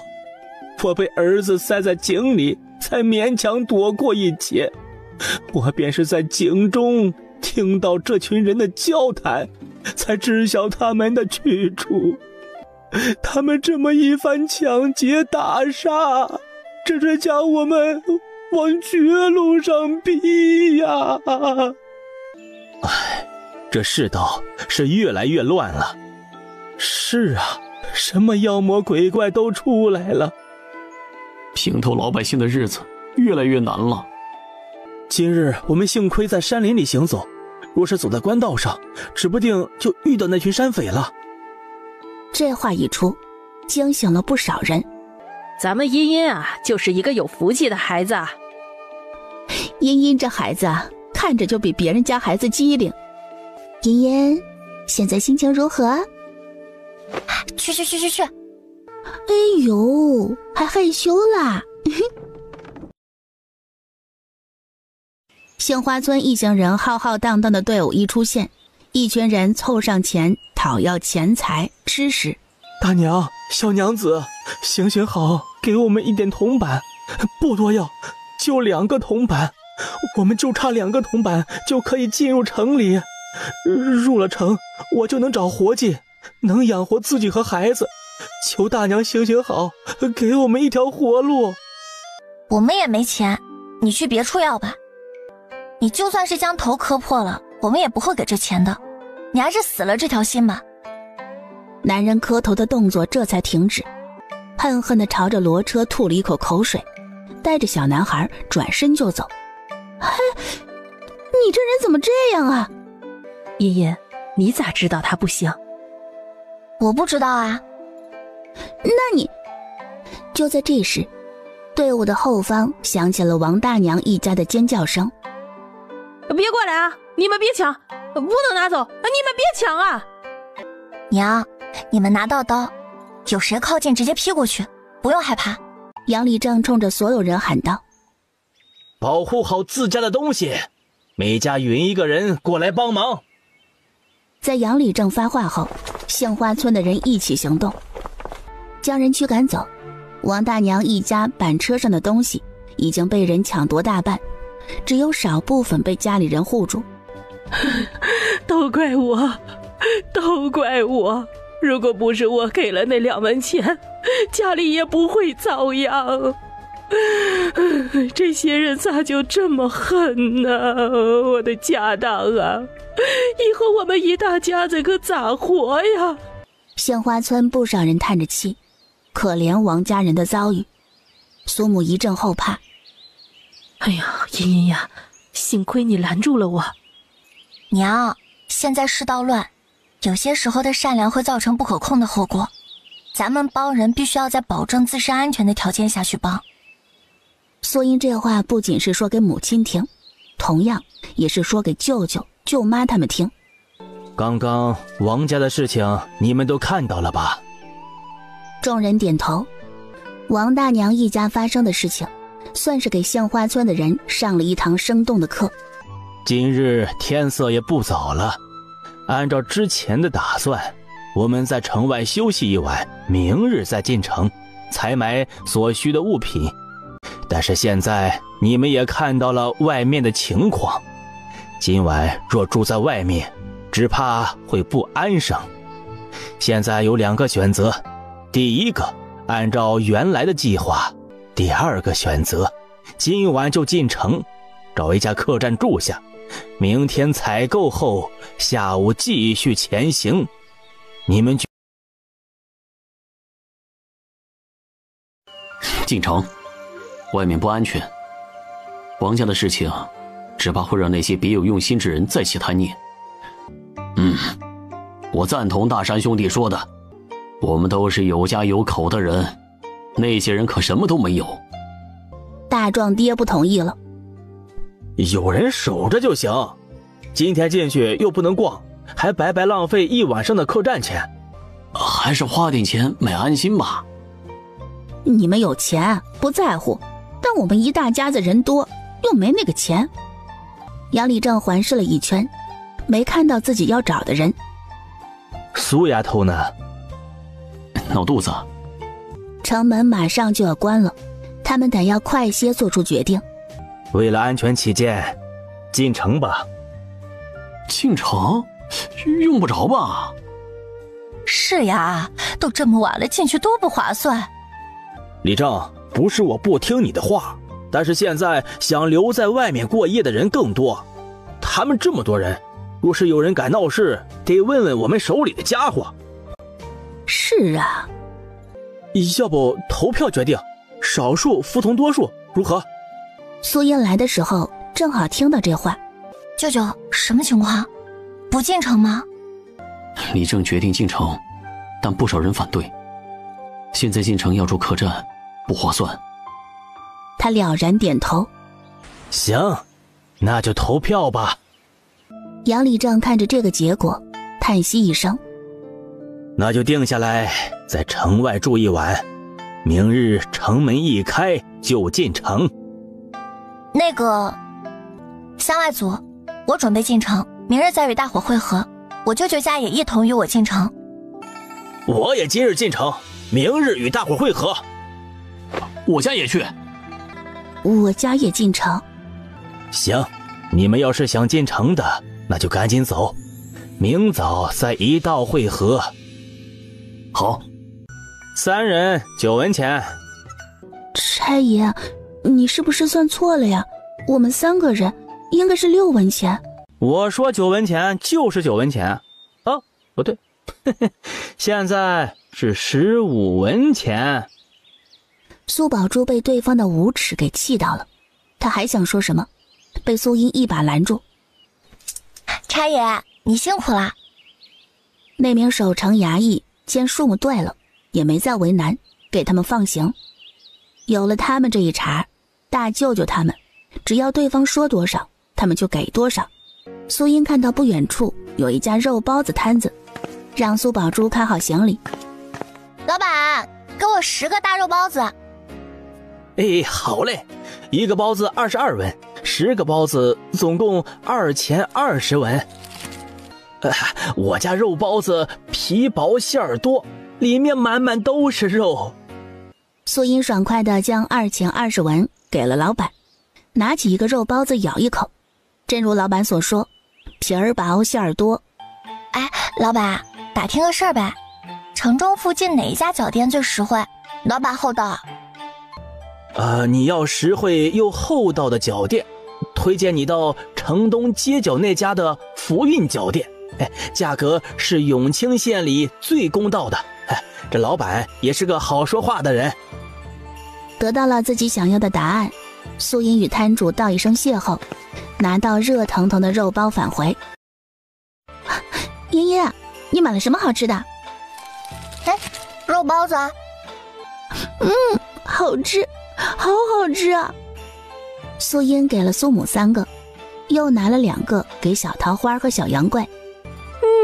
好吃好吃。娘，你吃。你自己吃。李氏清楚这是苏英那丫头给女儿的，她怎么好吃了？她这个做母亲的可做不出来抢女儿吃食的事儿。等到10家人全部进入城中，大伙儿开始商议去哪家客栈住店。我先说好了啊，太贵的我可不去。苏英早就考虑到了这一点。我刚刚和城里人打听到了消息，在城东那边有一家脚店，价格实惠，老板为人不错，我们可以去那边看看。如果觉得不行，咱们再找。可以。我也没问题，都听你的。其他几家纷纷表态没问题，唯有张老太还在那里喋喋不休。10户人家风尘仆仆地朝着城东赶，远远的看到门楼前挂着一个住宿的图案。是这家吗？是这家。几位客官是住店吗？对，住店。店家，你们家的房钱几何？店中呢有2种客房，独立客房1晚45文，另外有大通铺，1晚每人10文。几位客官需要住哪种啊？苏英看向大舅舅等人，几人互相交流眼神后，确定在这里入住。掌柜的，我要一间独立的客房。好嘞。劳烦姑娘出示一下户籍文书或录影。苏英拿出户籍文书，店主登记后，将房号牌交到他手中。回到客房，苏英叫来了店小二，给我们打1桶热水。客官，是需要小桶的还是沐浴的大桶热水啊？各自的价钱是几何？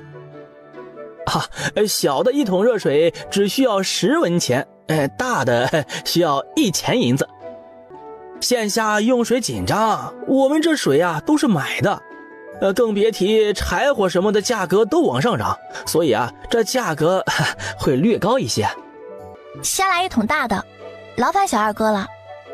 苏母还想阻拦，那店小二人精的一溜烟跑了，不给他机会。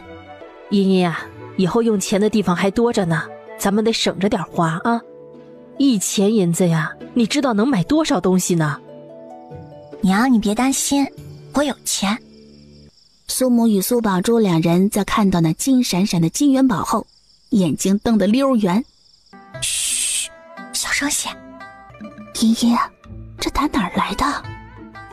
还记得我们之前出去探查的那批人的事吗？从那里捡到的。两人恍然大悟。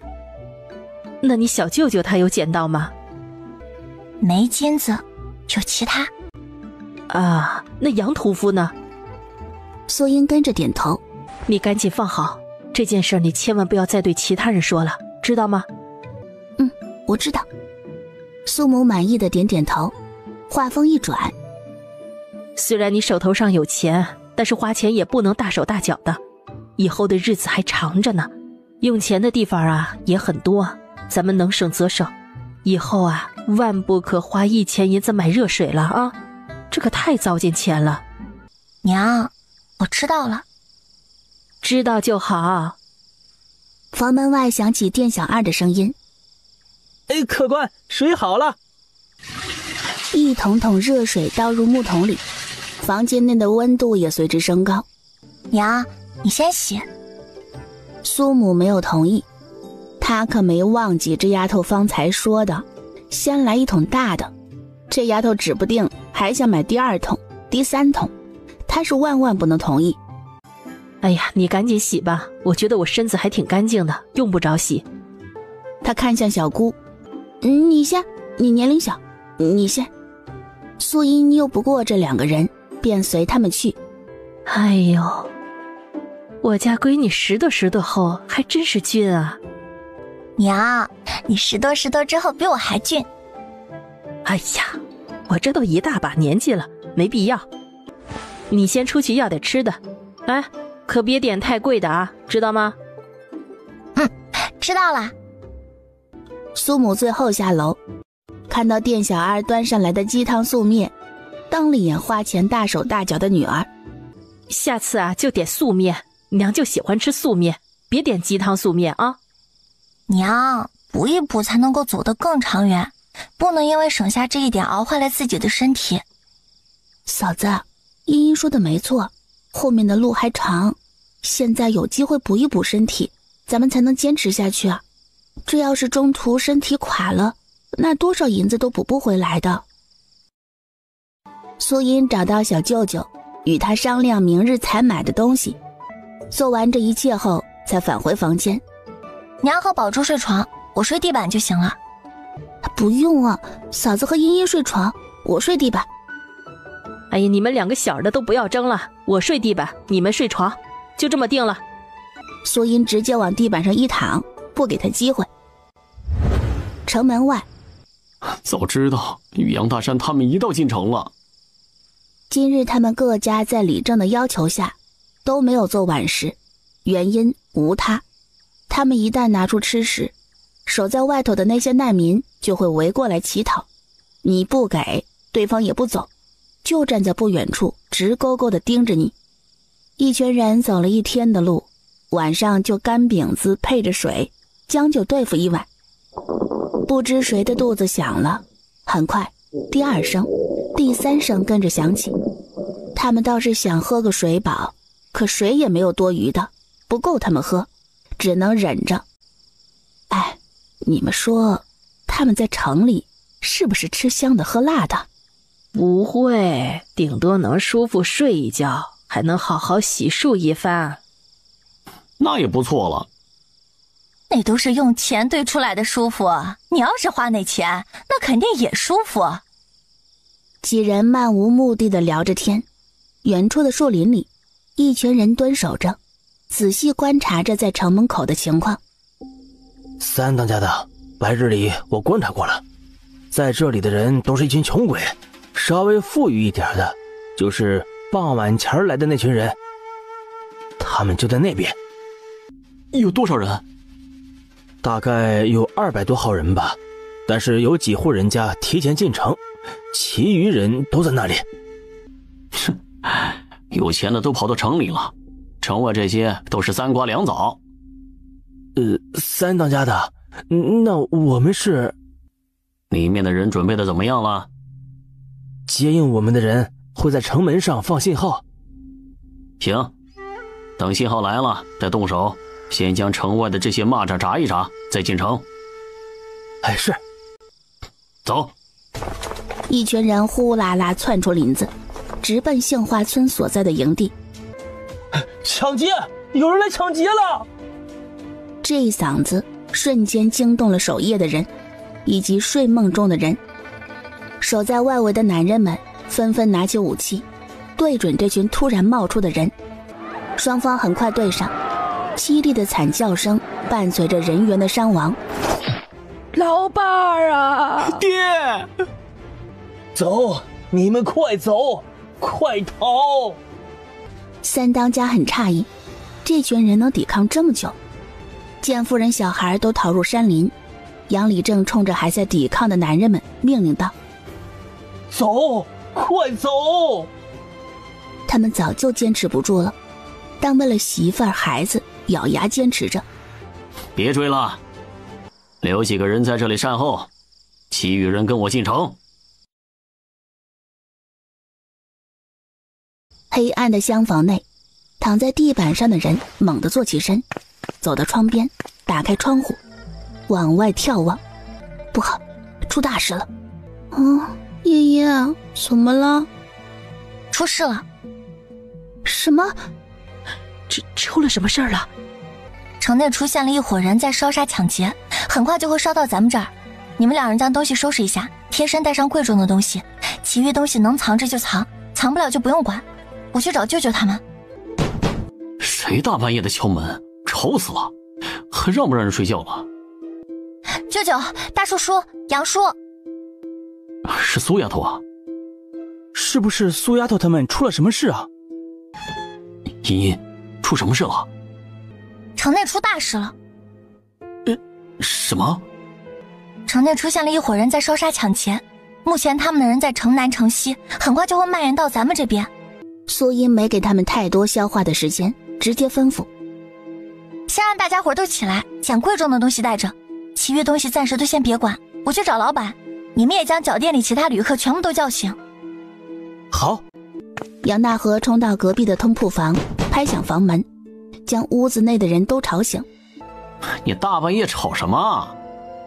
城里有一伙人在烧杀抢劫，很快就会冲到这边。你在胡咧咧什么？怎么可能出现这种事儿？跟着他出来的另一人抬头看向城南城西所在的上空，上方出现的火光，隐约听到的声音，面色逐渐变得惊惧。他说的是真的。苏音找到了店家住的屋子，就在后院，他直接翻墙过去，敲响了主屋的房门。谁？掌柜的，城里出大事了，赶紧出来！掌柜的，看看那边。不知为何，城内出现了一伙人正在烧杀抢劫，他们此时在城南城西，但用不了多久，必然就会波及到城东城北，我们得要早做打算。丫头，你准备怎么做啊？将店里所有的人都集合在一起，共同抵抗，方有一线生机。行。我这边需要你提供一些物品，用来抵御那些匪徒。行。掌柜，你赶紧将伙计的都召集起来，到前院去会合。好。苏丫头，我们现在该怎么办？未等苏音开口，张老太先一步嚎叫：哎呦，我这造的什么孽呀！我们花了这么多钱进城，就成了别人手里待宰的羊了。要是咱们在城外，也不会遇到这样的事儿。现在咱们可该怎么办呢？婆母，现在不是哭的时候，你先别说了，先听表妹怎么说。哼，她一个小丫头片子，有什么好说的？你给我闭嘴！现在都什么时候了，瞎嚷嚷什么？先听苏丫头怎么说。苏丫头主意多，指不定就能想出好法子，你就别在这里添乱了。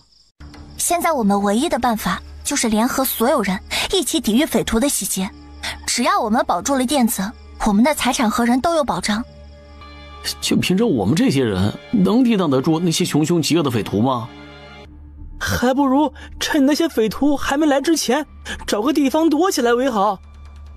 躲？哼，你准备躲哪儿去啊？啊，那些人来了必然会搜，一旦被他们找到，你只有死路一条，还不如像苏丫头说的那样抵挡住他们。这都是你的猜测，你们要留下来抵挡土匪，你们抵挡，我可要走了。哼，老子也不陪你们玩这种过家家游戏了。大叔，别管他们，他们要走就让他们走。一部分旅客离开，还有一部分带着妇人孩童的旅客没有走。接下来我们能不能抵挡得住匪徒，就要看我们是否能够齐心协力。丫头，你要我们怎么做，我们都配合，绝无二话。对，你说就是，我们都听你的。苏英将自己所需要的东西一一报出，大部分店里都有。你们几个将店里的但凡是能够抵挡的东西全部都堵在前门与后门，你们几个将所有的油分别装入小竹筒内。每个人都领到了任务，所有人都动起来，就连半带的孩子也都在帮忙。苏英冲庭院里忙碌的人提醒，有一支匪徒正朝着这边过来了。什么？众人大惊，加快速度，所有人都准备就绪。随着外面那凄厉的惨叫声与哭泣声传入耳中，每个人的神经都变得紧绷，不少握着长棍刀具的手握得越来越紧，甚至有人额头上渗出冷汗。不要！救命啊！谁来救救我们？相公！他们来了！这一声让庭院里的所有人神经都绷到极点。头，这家脚店是最后一家了，搜刮完这家，我们就可以去后面的街巷了。一家脚店，都是没钱的穷鬼。嗨，谁叫我们运气不好，被分配到东街这边？要是去西街那边，当真是美滋滋。嘿嘿，听说那里翠香阁里的女人个个身娇体弱的。嘿嘿。别说了，说了心里就窝火。你们两个将门踹开。老子的腿！我的脚！头，这家酒店有防备。哼，有防备又如何？那些大户人家也防备着，严阵以待，照样被他们拿下。屋里的人，你给我听着，识趣的话，乖乖打开门。小爷们只是求财，将钱交出来，我们也不为难你们。倘若你们不识趣，等我们进去之后，鸡犬不留。给你们一盏茶的时间考虑，时间一到，就别怪老子不客气了。他们是不是去搬救兵了？不管他们是不是去搬救兵，咱们动手。好。什么东西啊？啊！不好，快！火苗一接触到油，瞬间点燃，大火从他们身上窜起。救命啊！山匪下意识地上前去帮忙扑火，当他们靠近时，才惊觉自己身上也有油。等他们反应过来时，已经迟了。咦，这些人还挺贴心的。二舅小舅，别让那个人跑了。身形一晃，人轰然倒下。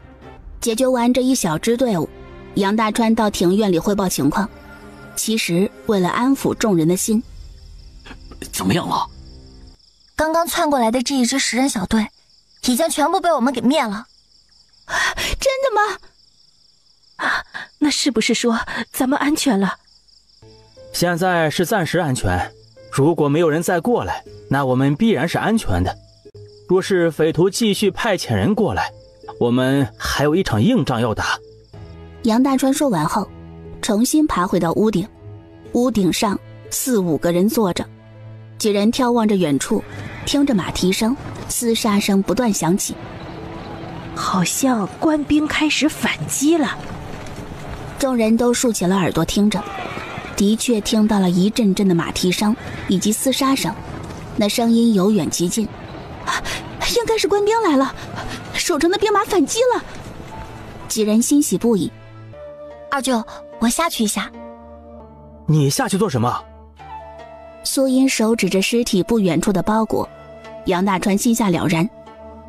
那小心点儿。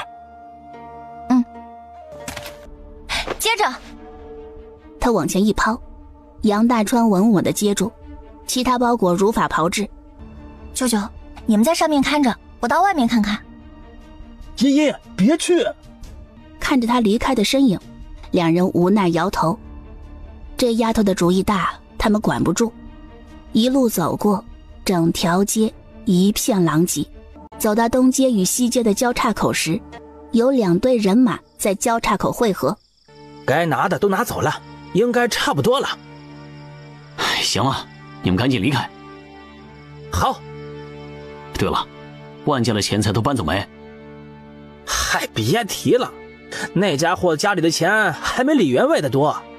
逼问了府上的人，说那个万胖子的钱财不放在这里。他人呢？嗨，在我们的人冲入府中之前，那个狡猾的家伙已经从密道里逃走了。再给我1个时辰的时间，我的人一定能将那头肥猪抓到。不急，今日的收获暂时能缓解主子的烦恼。至于那个万胖子，等他露头之后再想办法宰了就是。你们先退吧。好。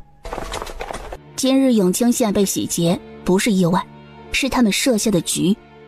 苏英看着满目狼藉的永清县，心中油然升起一股悲戚，为生活在这个黑暗时代的百姓感到悲哀。苏英没有再继续往前，刚一返回，脚下突然伸出一双手，握住了他的脚踝。姑娘，救命啊！我可以给你钱，只要你救我，事成之后我给你100两。不救。500两。500两够买你手上的东西吗？只要你救我，让我顺利出城，事成之后我给你1000两报酬。5万，同意我就带你走，不同意你另外找人。不过想来你也不想被那些人找到吧？好，5万就5万。你要这么想，你的命还是值5万两的，这样是不是心里好过了许多？这么一想，还觉得挺有道理的。趴在地上是不是特别的舒服啊？5万两银子都不值得你扶我一把。5万两是帮你离开永清县，扶你是另外的价钱。万三爷没想到这小丫头比他还会算计。走吧，此地不宜久留。你得要换身衣服，这手上的戒指也一并摘了。这上哪儿去找衣服呀？此人身材与我不符，那衣服……你先将就披着，现在是夏天，露一点不碍事的。万三爷换好衣服，脸上抹上灰土，见他还有心情在这挑选胭脂水粉，很是佩服他这一份淡定。两人离开铺子，一路上小心翼翼地前行。抵达酒店后，众人视线落在万三爷身上，自然注意到他身上沾染的鲜血。茵茵，这位是？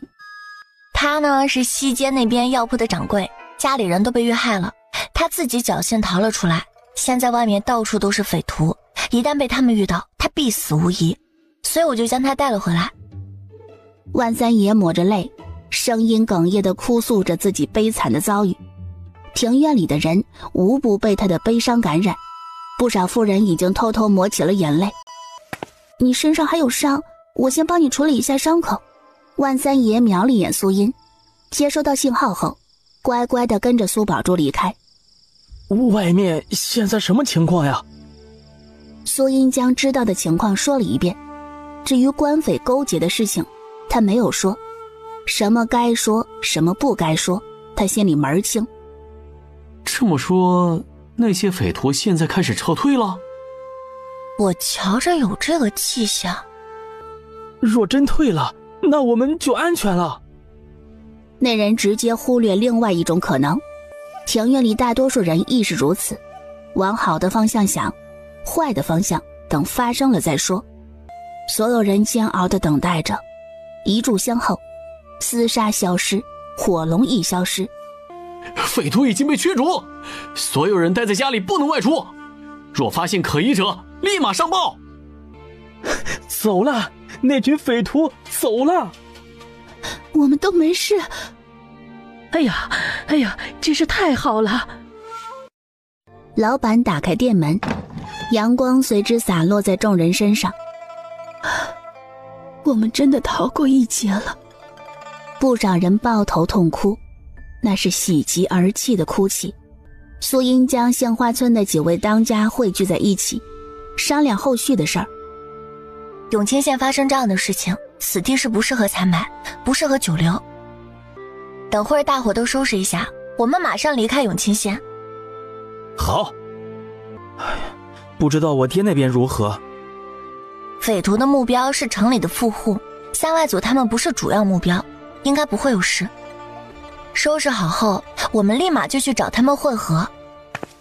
素英回到了厢房，万三爷的伤口已经被包扎好。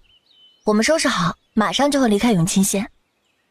你准备怎么把我带出去？明晃晃就这么带着我离开，这守城人会注意到，到时候会盯着你们。放心，我会想办法的。你这是……别动！半炷香后，万三爷看着镜子里那张丑陋的脸时，整个人都呆住了。很逼真，很真实。走吧。两人走出客房，还未踏入大堂，便听到里面传来了争吵声。你们有什么资格拿走啊？这是我们的人拿到的，凭什么给你们？哼，没有我们，你们能拿到什么？酒店的老板见到苏音，就像是见到救星，忙上前。哎呦，苏姑娘，你可算来了。这是出什么事情了？昨日你从外边捡回来的包裹，他们想要分里面的东西，你家这边的人不同意，这包裹是你的，你看这怎么处理呀？这些钱财都是匪徒们掠夺而来的不义之财，昨夜过后永清县的百姓必然死伤无数，他们当中有人没了父母，没了妻儿，就连家财也都没了，变得孑然一身。所以我准备将这些钱全部用来购买粮食，在城中施粥，帮着永清县百姓一把。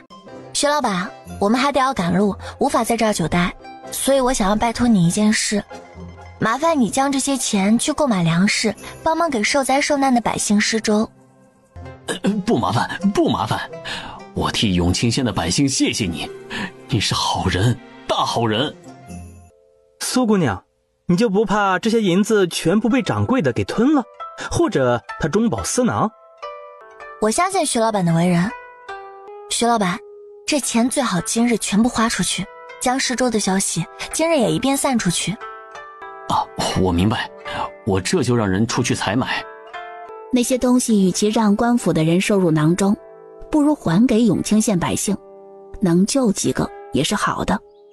茵茵，为什么一定要让老板今日将钱花出去？财帛动人心，不怕一万，就怕万一。贪婪是原罪，谁也无法保证是否有人会铤而走险，三更半夜谋财害命。都排好队伍，挨个出去。每一个出城的人都会被关注，尤其是带着马车行李出门的人，更是被格外关注。你抬起头来。官爷，我家叔叔面容有爱，恐怕会污了官爷的眼。哼，让你抬起来就抬起来。啊，官爷别生气啊，我叔因为相貌和身材的缘故，打小被人欺负，有些怕人，你别见怪。叔，你抬起头来给官爷看看，别怕，官爷是好人，不会打你的啊。万三爷机敏地配合着说辞，身子微微发颤，慢慢抬起头。我去！哎呀，走吧走吧走吧！谢谢官爷。杨大川赶忙驾车驱使着骡车离开。张老太一过了检查，耷拉着脸。我就说不应该来城里吧，你看看这进城一笔钱，出城一笔钱，这么一个来回，什么东西都没买，还花费那么多银钱。哎，有些人呐，兜里没几个钱，倒是穷大方，怎么不见他可怜可怜我们呢？婆婆，你能不能别说了？嘿，我说什么你都要管了吗？你是婆婆还是我是婆婆？你一个小的都该管到我的头上来了。你可给我闭嘴吧！苏英自然听得见，但没在意，因为她已经被城外的景象给惊住了。我爹他们呢？声音惊醒了杏花村其他人，张老太面色发白，一阵后怕。三外祖，阿爹10户人家分开寻找，没有人愿意在那一具具尸体里找到他们熟悉的人。杨六叔，杨荣悲泣的声音传来，众人齐齐朝着远处的树林边上奔去，就见着在地上躺着3具尸体，每一具尸体在场的每个人都认识。怎么会这样？他们都到哪里去了？苏英环顾四周，看了周围的痕迹，走到林子内，许多灌木丛被折断，草丛里明显有人为走动的痕迹。三外祖他们应该是从这边逃走了。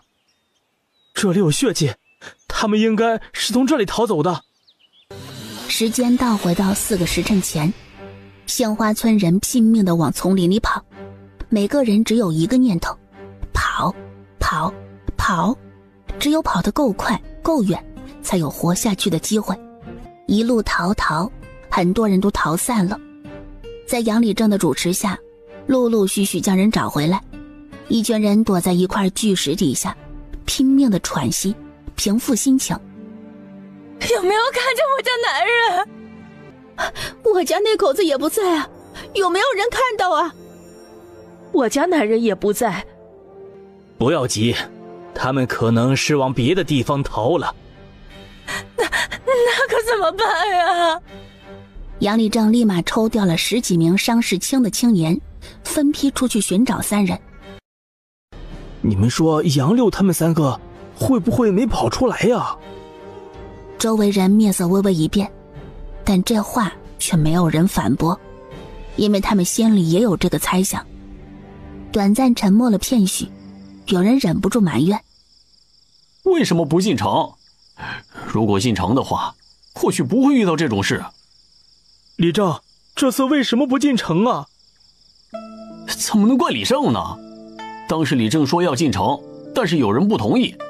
举手投票之后，1半以上的人都不同意。要怪谁，就怪自己为什么不同意，而不是怪李正。我记得是大壮爹最先开口反对的。真要说起来，应该怪大壮爹。说这话要不要脸啊？真想去城里住，怎么之前不跟着他们走啊？留下来干什么？是没出事之前怎么不见你说话？现在出了事情，不怪自己，倒是怪到我家男人头上，真不要脸。要不是你家男人极力反对，我当初就听了李正的话进了城，也就不会遇到这样的事了。你们是我们的狗嘛，我们说什么你们就听着。来，叫一声给我听听。你别吵了，现在都什么时候了，你们还在这里吵？杨六的媳妇儿求到李正面前：李正，我家男人真被留在了那儿了吗？现在还没影的事呢，等明早天亮之后，派几个人过去看一看就知道了。先别多想，指不定他们是跑错方向，与我们走散了。这一夜没有人能睡安稳，被匪徒一洗劫，这让原本就不富裕的家雪上加霜。明日得派人进城找大山他们。我瞧见城内有人打开了城门。这不知道他们在城里会怎么样。这么看来，我们能逃脱并不是我们厉害，他们的目标不是我们，是城内的富户。苏丫头鬼主意多，兴许他们不会有事的。是啊，他们都能逃脱，想来他们应该也能。次日一早，杨礼正派了几个人出去，一是寻找杨六3人，二是去打听苏音等人的消息。苏音这边顺着他们的痕迹走，走到一半时，前方有了动静，双方人马不期然地在丛林里相遇。大山，你们没事啊？真的太好了。你们怎么样？我们不是很好，杨六叔3个人不见了，大伙的家当都被匪徒给抢走了。我们这几个人出来，一来是打听你们的消息，二来是找杨六叔。六叔他们3个不用找了，我们已经将他们给带来了。几人这才注意到，队伍的后方板车上盖着一块草席。六叔他们，先回营地再说。营地里的人听到动静，警惕地看向前方，在看到杨大山等人后，脸上露出了喜色。他们回来了！杨大山他们回来了！只是当他们的目光触及到最后那一辆板车时，脸上的喜悦慢慢消失。那是……掀开草席，在看到自家男人面无血色地躺在那里一动不动时，压抑的情绪在这一刻彻底爆发。你怎么就走了呀？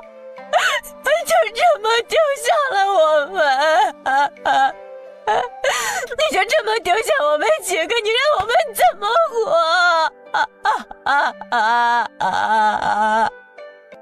另外2家人一同跪在板车边，亦是嚎啕大哭。没有人上前打扰他们，所有人安静地站在一旁，不少人憋过头，偷偷抹起泪。苏音站在一旁，静静地看着，心里闷闷的。你说这天是不是很黑啊？来个人捅破这天，天就不暗了。捅破这天会不会很难？难呀。不是什么人都能成枭雄。杏花村的人将3家人扶起身，在李正以及几位族老的主持下，将杨六叔3人就地安葬。一路走好，等天下太平，等我们回家时，我们再来带你们回家。因为杨六叔3人的死亡减弱万三爷的存在，在队伍里并没有引起过多的关注。苏英看向万三爷，现在已经将你带出城，你该兑现承诺。苏姑娘，不是我不想给，实在是我现在身上也没带那么多钱呐。但是你放心，我其他地方有产业，永清县只是我们走商时的一处别院。我们下一站到南平郡。那巧了，我在南平郡也有产业，等到了南平郡，我第一时间给你报酬。我是信得过你的，但是做生意总得要有押金什么的，你说是吧？万三爷秒懂，从兜里拿出一枚金镶玉戒指，交到苏音手中。不够。万三爷继续掏，等他将5枚戒指全部拿出后，苏音这才满意的收手。娘，胖爷他们准备到南平郡投奔亲戚，这几日会一直跟着我们走。这个啊是胖爷给的酬劳。苏母看了万三爷一眼，点头同意。苏丫头啊，你家还有水吗？能不能给我孙子孙女喝一口啊？王婶娘，你等一下。谢谢，谢谢，真的太感谢了。王大娘再次道谢后，带着2个小的离开。苏英看了一眼走在小丫头前面的大壮一家子，冲着小丫头招招手。苏姐姐，喝吧，快点喝，别让你爹娘给发现了。小丫头喝完，擦干唇角的水，偷偷摸摸地跑回到她娘身后。哎，碰到这样的爹娘啊，这孩子也可怜。要不是邻里之间看不过眼，时不时的偷偷给她一些吃的喝的，那丫头早就被饿死了。傍晚时分，一行人穿过林子，成功绕过永清县城，回到了官道上。苏姑娘，什么时候能休息啊？现在太阳都快下山了，队伍还没有停下的迹象，这让他有些崩溃。胖爷，你知道这一带哪里适合我们这一大家子人扎营的地方吗？容我想一想啊，再往前走1刻钟会出现一条小道，往里走一段路有山神庙，今晚可以在山神庙扎营。庙不大，但庙宇门外有一块空地，正好适合你们扎营。苏音将情况告诉杨礼正，队伍立马朝着山神庙而去。约摸半炷香后，一行人抵达了山神庙。茵茵，过来一下。怎么了？你现在也看到了，我们这群人里，只有我们10户人家东西都保存下来。咱们都是一个村的人，现在在逃难，逃难路上讲究一个互帮互助。他们没粮食没水，我们若是袖手旁观，一旦后面咱们遇到危险，别人也会袖手旁观的。现在世道这么乱，后面的路上不知道还会遇到什么事。多一个人，多一份帮助，也多一份活路。找你过来就是想问问你有什么想法。舅舅，你说的道理我都懂，也都明白，到了那时候我自然不会坐视不管，不过不是现在。我留意了一下大家伙身上带的东西，丢失的基本都是一些锅碗瓢盆的大物件，粮食虽然也有丢失，但是每家每户还是带出了一部分，所以粮食这一块我们不用急着给。倒是水，很多人都没有，我们得要帮一把。我们10户人家带的水也就那么点儿，不可能敞开来给所有人用，每家每户保证他们能做一顿饭。那就按照你说的，现在缺少水，先给一部分，至于吃的方面，等他们没吃的再给。三外祖他们几家是怎么说？这事儿是3外祖先与我们说的，另外几家他应该也都说了。 10户人家都拿了一部分水过来，一同送到杨礼正那里，再由他分配。如今是个什么情况，大家伙心里都明白。这些水都是大山苏丫头张家从自家嘴里省出来的，这些水都是他们花钱买的，我希望你们都能记着他们这一份情。水不多，自家还有水的就别过来打了，若是让我发现过来打水，以后就别想大家伙伸手帮忙。你们这个理政不错呀。三外祖自然是不错，可惜年岁大了，若是再年轻几十岁，在这种乱世指不定能做出一番成就呢。评价这么高，三外祖要是听到了肯定会很高兴的。你这丫头也不错，不比你3外祖差。过奖过奖。你这粥里是不是加了其他东西啊？没有啊，就是粥和肉干一起煮。那不对呀，这粥里有几味，很新奇。哦，那应该是茵茵卤的肉干。能给我1根肉干吗？苏宝珠从自己的小布袋里拿出1根肉干，万三爷浅尝了一口，没错，是这个味儿。这肉干如何腌制的？这个可是我们家祖传秘法，不外传的。万三爷知道，在这个小狐狸面前，别想占便宜。有没有兴趣卖秘方？我给的价钱很公道的。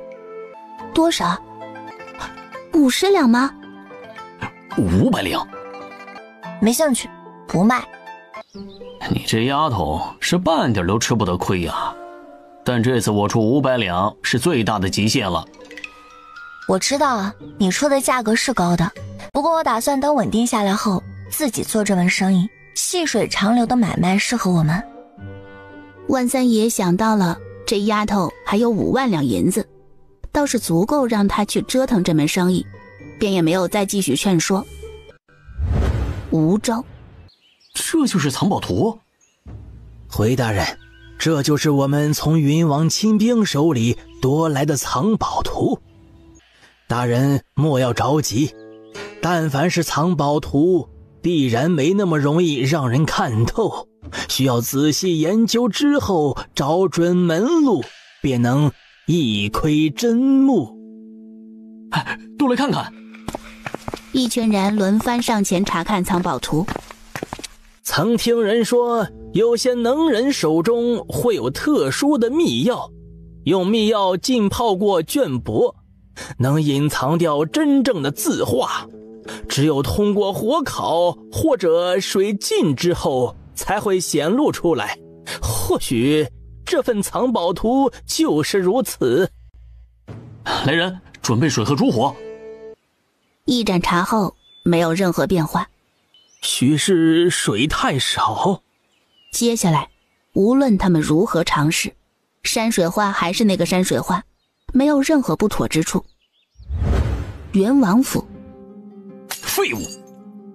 无论你们想什么法子，必须将那群杂碎找出来。到底是哪个杂碎截胡了？别让他找到，一旦找到那人，必将他千刀万剐。山神庙，吃过晚食，素音在附近溜达，顺便伸展筋骨。突然，灌木丛里窜出一个瘦小的兔子。烤兔肉，烤兔肉别跑！追了一路，素音可算将那兔子给逮住了。小兔兔，你可真是让我好一顿追啊！苏丫头，你抓到兔子了？侥幸抓到。太瘦了一些，都是骨头，不好吃。胖爷爷有的吃就不错了，咱们乡下人不挑的。那倒是。小桃花和小杨贵两个小的听到表姐抓到兔子，带着一群小伙伴屁颠屁颠的过来围观。别松开绳子啊，让他跑了。不会，我会看着的。苏宝珠也没管这些孩子，任由他们玩去。他好小哦，是不是还没长大呀？大壮见这边有热闹看，跟着挤了进去。他不自觉地舔舐了一下唇角。烤兔肉肯定很好吃。小桃花刚想开口，就见着大壮一把将绳索捆绑住的兔子抓起来，撒腿就往自家营地跑。这是哪来的？兔子是我的，还给我！他抬手一挡，下意识往前一推，小杨贵应声倒地，疼痛让他哇哇大哭起来。小桃花带着苏宝珠过来，正好看到这一幕。你个死丫头，你给我松手！你这个不要脸的东西，抢人东西还欺负孩子！两人的战斗发生的太快，快到周围人都还没反应过来。哎呦，别打了，别打了，有什么话好好说呀！别伤了和气啊！哎呦，你们都松开！哎呦，松开手！两人各自拽着彼此的头发不松手，任由他们怎么劝都没有用。李正，不好了，大壮娘和苏家小姑打起来了。前头带路的苏音有些毛，小姑怎么和大壮娘打起来了？苏丫头，你先带大伙过去，我去处理那边的事，你放心。好。都给我松开！他一开口，两人立马松手。说说，你们两人这般是为了什么？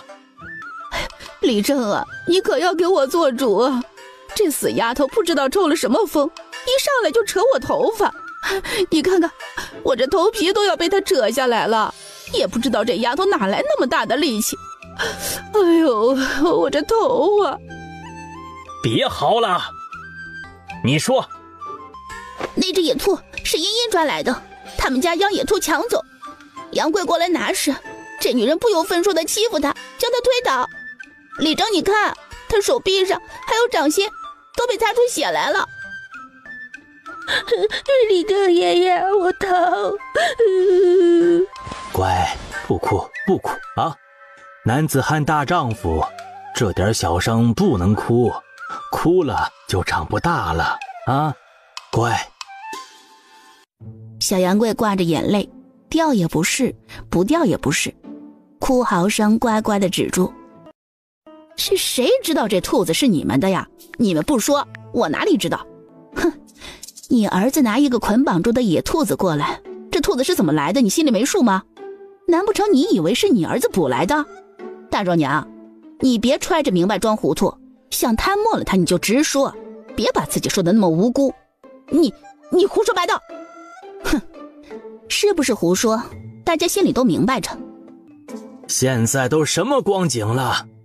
收起你那点小心思，在外面逃难讲究的是互帮互助，你要是还如此拎不清，在这里搅风搅雨，咱们这里容不下你。李正啊，你别生气，这个搅家精，我家娶了你真是倒了8辈子的霉了。你下次再要搅风搅雨的，我马上叫我儿子休了你，让你自谋生路去。杨礼正视线环顾了在场的人一圈，这话不仅是对大壮娘说的，同样也是对你们所有人说的。我绝对不允许队伍再出现这样的情况，抢东西那也得有命去抢，有本事就冲着外面的人，别对自家人动手。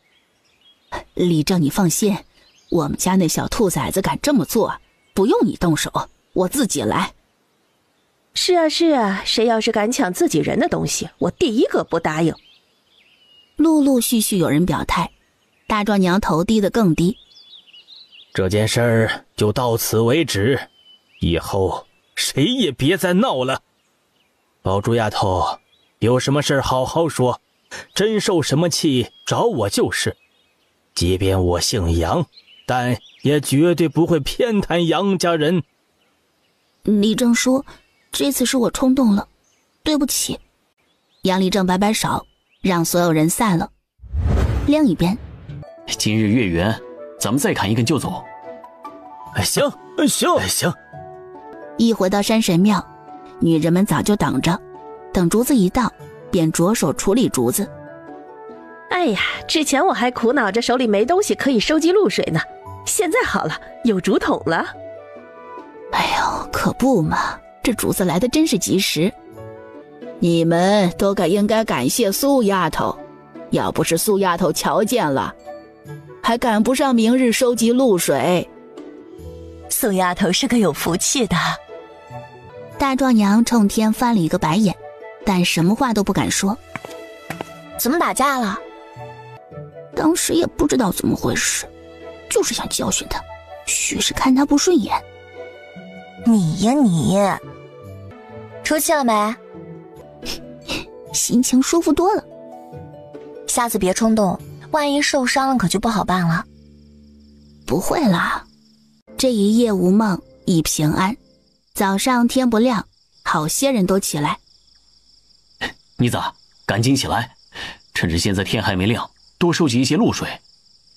快起来！苏母跟着起来。娘，你去哪里啊？我帮他们收集一些。我也去吧。嗨，不用，你再睡一会儿啊。没事儿，这里的露水不多。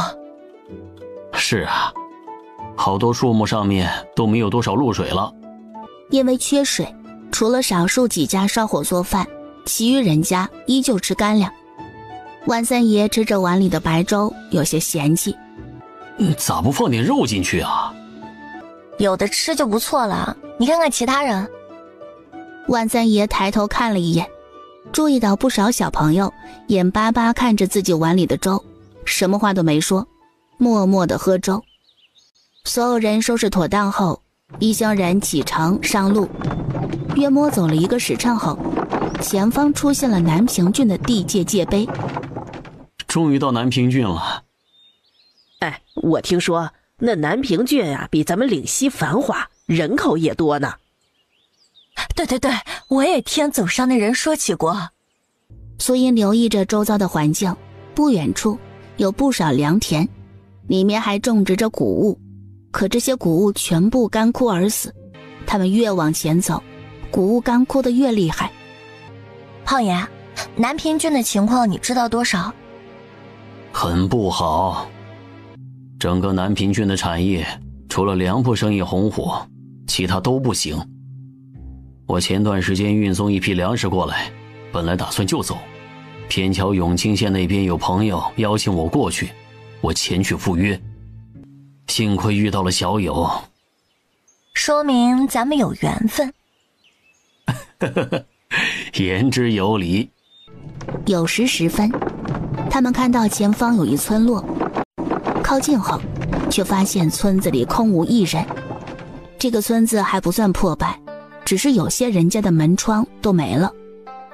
今晚就住在这里，几户一家都别离得太远，将东西放好后，每家出一人出去寻找水源，天黑前回来，注意安全。杨礼正交代了一声，便让各自组成的小队去寻找水源。依依，我们往哪边走啊？苏英观察过后，注意到有一处绿植比其他地方更为翠绿。我们去那边看看。好。一进入山林，凉爽气息扑面而来。大家分开找一找。好。太阳渐渐下落，林子里的光线逐渐变得暗淡。四人在一棵大树底下汇合。找不到。我在前面峡口看到一条山涧，只可惜已经枯竭了。我找的那边也没寻到，别说水了，就连动物都没看到一个。茵茵表妹，你那边呢？发现一处水潭，潭中已经没水。四人皆叹了一口气。时间不早了，我们得要下山了。苏丫头，你们可有找到水源？没有。哎呦，这可如何是好啊！哎呀，派出去好几拨人，回来的每一个都没找到。别着急呀，不是还有人没回来吗？当最后一波寻找水源的人回来，所有人的希望全部破灭。哎呀，这可如何是好啊！我们倒是还能坚持一段时间，可其他人可坚持不了多久啊。人可以10几天不吃饭，但水确实不行。苏丫头，你那只兔子什么时候烤着吃啊？再放下去可就坏了。苏母想到万三爷给他们家的钱。那个茵茵啊，要不兔子吃了吧？行，今日烤兔肉。二表哥、三表哥，麻烦你们把竹子削尖。好。我们也来帮忙。他们做工具，苏叶拿出刀，开始处理兔肉，将兔子切成一块一块，然后抹上它的秘制调味料，放在盆中腌制着。万三爷全程盯着苏音，还是第一次见到这样的炙烤方式。好香啊！姐姐，什么时候能吃啊？你数10下就可以了。第一批烤兔肉完成，苏音先给了2个小的，然后又给了苏母、二舅舅、小舅舅他们几个长辈。万三爷眼巴巴地等着分，眼看着他手里的烤串越来越少，忍不住出声提醒：苏丫头，这里还有一个人。苏音将最后一串给了他。一串烤肉不够塞牙缝的。那兔肉全部都给你也不够塞牙缝，尝个鲜就行。万三爷耸耸肩，没在这个问题上继续纠缠，贱兮兮地凑上前。丫头，你前面倒入盆中的调料是什么呀？是不是又是你们家的独门秘方啊？自然。考虑卖不？不卖。那太可惜了。明日要早起，所有人早早地睡下。早上天蒙蒙亮，所有人早早起来。万三爷听到动静，抬起眼睑瞄了一眼，见他们又拿着竹筒出去，心中一叹，一个转身翻了个面，继续睡觉。当天边泛起微光，人陆陆续续回来。怎么了？这里的露水很少，费了半天劲，拢共没收集到多少。有总比无的好。早上没生火，就吃了干粮，便启程上路。越深入平南郡，每个人脸上的愁容就多一分。哎呦，南平郡怎如此严重？哦，怪不得遇到几个村落都被人废弃了。他们一定很早之前便开始逃荒了。不离开这里，迟早是死。离开后，或许还有一条生路。在他们休息时，官道上来了一群人，这些人衣衫褴褛，艰难地前行。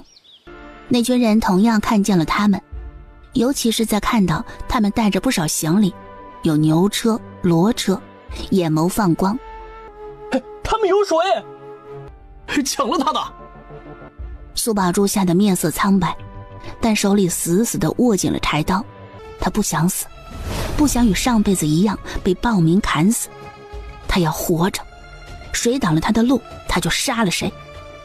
我挡第一波，娘，你和小姑2个人站在我后方，但凡是有绕过我的人，你们2个配合击杀。胖爷，你负责所有家当的安全，若是有人越过我们，你就负责杀了。你们记住了，对敌人仁慈，就是对自己残忍。别害怕，他们没有武器，力气也不如我们，只要你们足够冷静，可以做到。苏母与苏宝珠2人重重点头。依依，我来帮你。谢啦。客气什么？杨华拿着斧头与苏音站在最前方，将迎面对上最凶狠、最密集的一拨人。无论冲上来的人是男是女，是老是小，只要冲过来，他一个都不留。苏宝珠只觉得胃部一阵翻腾，眼前更是白茫茫一片，耳边听不到任何声音，直到那一声小心，下一秒温热的血液溅在他的脸上。你没事吧？我没事。在战斗的时候不要分心。好。正在这时，有一名汉子从杨大川那边绕过，从后方过来，一把抓起骡车的东西，撒腿就跑。万三爷提刀就追，刚走2步，立马止住，守在骡车旁，视线不断扫视，尤其是后方。万三爷眼角的余光瞥见了那3道身影，微微眯起小眼儿。哼，这些小兔崽子还想在他眼皮子底下耍花招，还嫩了一点。1刻钟后，那群人被杀得害怕了，慢慢的退走。当那群人离开后，杨礼正没管谁家媳妇的嚎哭，对着所有人喊道：马上离开这里！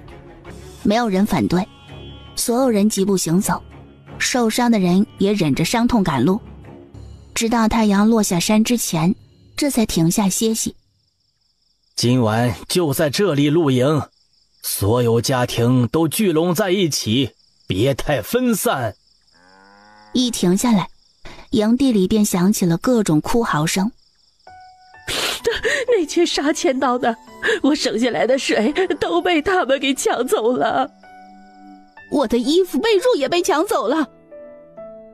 刚做起来的竹筒就这么被他们给抢走了。苏音4人也在盘点自家的东西。有一个小毛贼拿走一袋东西，我不确定是什么。苏宝珠查看后顿时松了一口气。哦，还好是陈年的祭米，数量不多。哎呀，我的水！我放在骡车上的水囊不见了。会不会掉里面去了？我找过了，没有。3人在骡车上找了一遍，没找到水囊，想来那水囊也被人抢走了。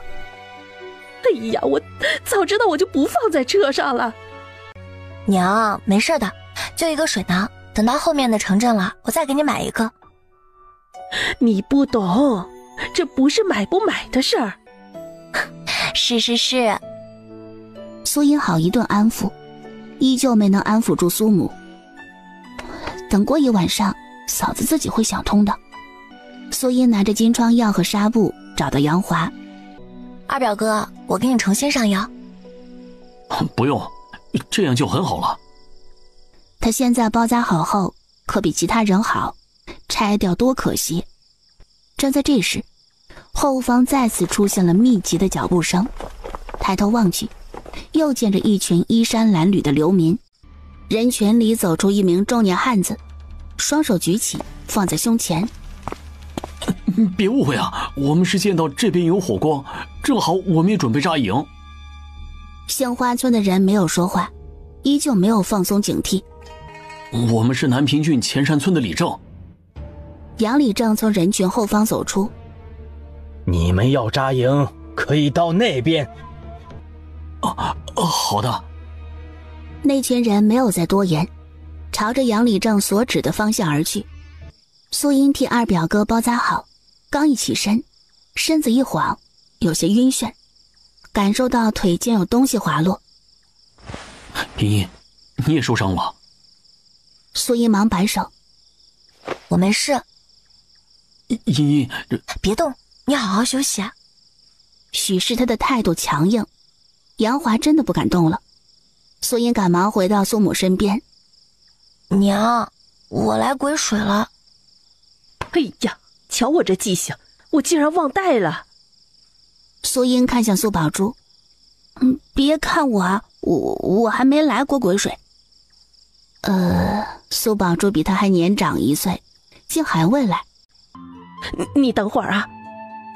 苏母从骡车上拿出一块旧破布，上面五彩斑斓，各种补丁。娘，你该不会是准备用这个吧？那当然啊，幸亏我没扔掉，正好可以给你做个月事带子。哎，别！苏英赶紧从骡车上拿出一块崭新的布料。娘，用这个，那个当抹布就好。这太浪费了吧？一旁的苏宝珠在两人还没有反应过来前，一不做二不休，用剪刀咔嚓一声拆剪下一块布。嫂子，那就用这个。哎呀，你们两个丫头啊，手一点都不紧，以后嫁人可不许这样啊，要被婆家嫌弃的。嫂子啊，这话就不对了，一块布都舍不得给你用的人家，肯定也不会心疼你啊，这样的人家也好不到哪里去。苏英诧异地看向小姑，冲着她举起大拇指。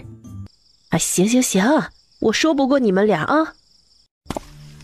苏家嫂子，李正这边喊人去寻水，你们家派谁去啊？我去。哎，你别动，我去。嫂子，你就在这里收拾家当，我去就行了。随后，苏母与舅舅几个人一道离开。万三爷依靠在树下，嘴里叼着一根杂草。希望渺茫哦。对面扎营地，一名尖嘴猴腮的汉子凑到中年李正跟前。李正，对面那群人好像出去寻找水源了。咱们要不要也派遣一部分人出去寻找水源啊？行，你来安排。对了，让人留意那边的动静，我这就去安排。小心点儿，别惹上麻烦。中年李正看了杏花村众人一眼，这群人不好惹，尤其是瞧见他们身上多多少少都带着血迹和伤痕，这些人都是经历过事儿的人，可比普通的流民更凶悍。天彻底擦黑时，苏宝珠与舅舅们一道回来。娘，你怎么了？哎呀，没事儿，在山上不小心滑了一跤。我看看。哎呀，我真的没事儿。你脚有没有伤到？苏英不放心，脱掉她的鞋袜检查，果然脚踝处有红肿，她竟然一声都不吭。等会揉的时候会有点疼，你忍着点儿，不用点力揉不开，不容易好。哎，处理好苏母的伤后，万三爷可算是等得开饭。丫头，我瞧着你处理伤口的手法很专业，学过？哪能呢，以前看大夫依葫芦画瓢就罢了。那更厉害了。什么厉害不厉害的，都是没钱逼的，有了那钱呀就不会学了，你说是吧，胖爷？万三爷呵呵一笑。杏花村的男人们围坐在火堆四周，杨李正声音低沉，语重心长地开口：今天咱们碰到的事儿，以后还会有，或许比这个更恶劣。今晚守夜的人要格外留心。前山村聚集地，李正，他们没找到水源，我们的人也没找到水源。不过我瞧着有车子的几家还有不少水。他看向苏音所在的方向，那几家里，这家人就3个女的，1个男的。那个男的肥头大耳，一看就有不少油水。前山村李正顺着他的视线望去，苏音似有所感，转头看向对面，两人立马收回视线，低着头说话。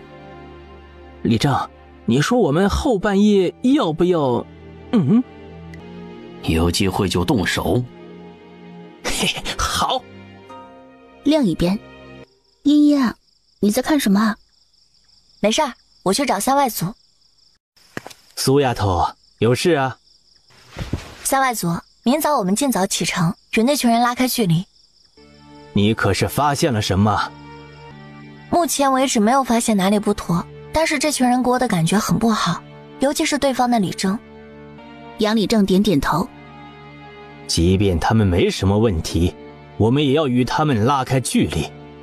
等会儿我就通知下去，明早收集露水后马上就启程。杨福带着他爹下的命令挨个通知下去，都点头同意。徐娘子见苏英回来，顺嘴问了一句：明早怎么提前啊？那点时间只怕大伙儿都没有时间多收集露水。三外祖想着趁着天还不热多走一点，也能够少出点汗，少出汗少喝水，也就是节约水。有道理。舅舅，等会儿换班的时候叫醒我，我准备守后半夜。不用，我让杨蓉替你。别，杨蓉哥要照顾孩子和媳妇儿，又是寻水源，太过辛苦，守夜还是很轻松的，我能坚持住。对面有那群人，苏英心里始终不放心。你早些睡啊。苏英躺在草席上，很快入睡。子时时分，杨大山叫醒了苏英。苏英起来，与其他几名守夜的村民待在一起。真不是他们怎么想的，万一真有事，只怕他们几个来不及反应。刚一说完，杨大树意识到不对，忙补充一句：苏丫头，如果是你，肯定就不一样了。我也就是与镇上的一个走镖师傅偷偷学了一些时日。那位走镖师傅不得了，他叫什么名字啊？或许我听过。严永春。严永春？没听过。他好像是镖局请来的教导镖师们的，应该也是一位很厉害的大师。怪不得了，能教导镖师，那肯定是大师。我瞧你每日都会抽空打一会儿拳，那个我可以学吗？可以。真的？真的。那行，每日我就跟着你打一会儿拳。好啊。从巡逻开始，苏英便觉得背后很不舒服，那种感觉就像是被什么东西给盯着。他从来不会相信，这只是自己多想。大叔叔，有人盯着咱们这边。嘘，千万别四下张望，我们继续走，别让对方发现。是什么人？你可看清了？不出意外，应该是前山村的。两人回到守夜人的驻地时，其他4人都眯着眼，有些昏昏欲睡。杨大树上前叫醒4人。怎么了？与你们说一件事，等会儿你们听到之后，千万不要动，不要出声，更不要做出其他多余的动作。见杨大树如此严肃，4人跟着紧张起来。是不是出了什么事啊？刚刚苏音发现那边树丛后面有人藏着。哎呀，那现在该怎么办呀？现在我们不确定藏在那里的人有几个，这是第一。第二，我们不确定他们的行为是前山村整个村子的意思，还是个别人动了歪心思。如果是前者，那么这件事情会很麻烦，我们要当心他们突然发难。如果是后者，我们可以给他们来一个惊喜。他们是前者还是后者啊？我猜测后者的可能性更大，但是为了保险起见，我们要做2手的准备。第一，偷偷叫醒村中的人，让他们做好准备。第二个呢，是我们引蛇出洞，让躲在背地里的人出手，我们再一举将他们给拿下。5人点点头，表示赞同。2位叔叔，你们先照常巡逻，不能让他们发现异样。你们呢，就朝着他们所在的方向去，让他们无法抬起头查看我们这边情况。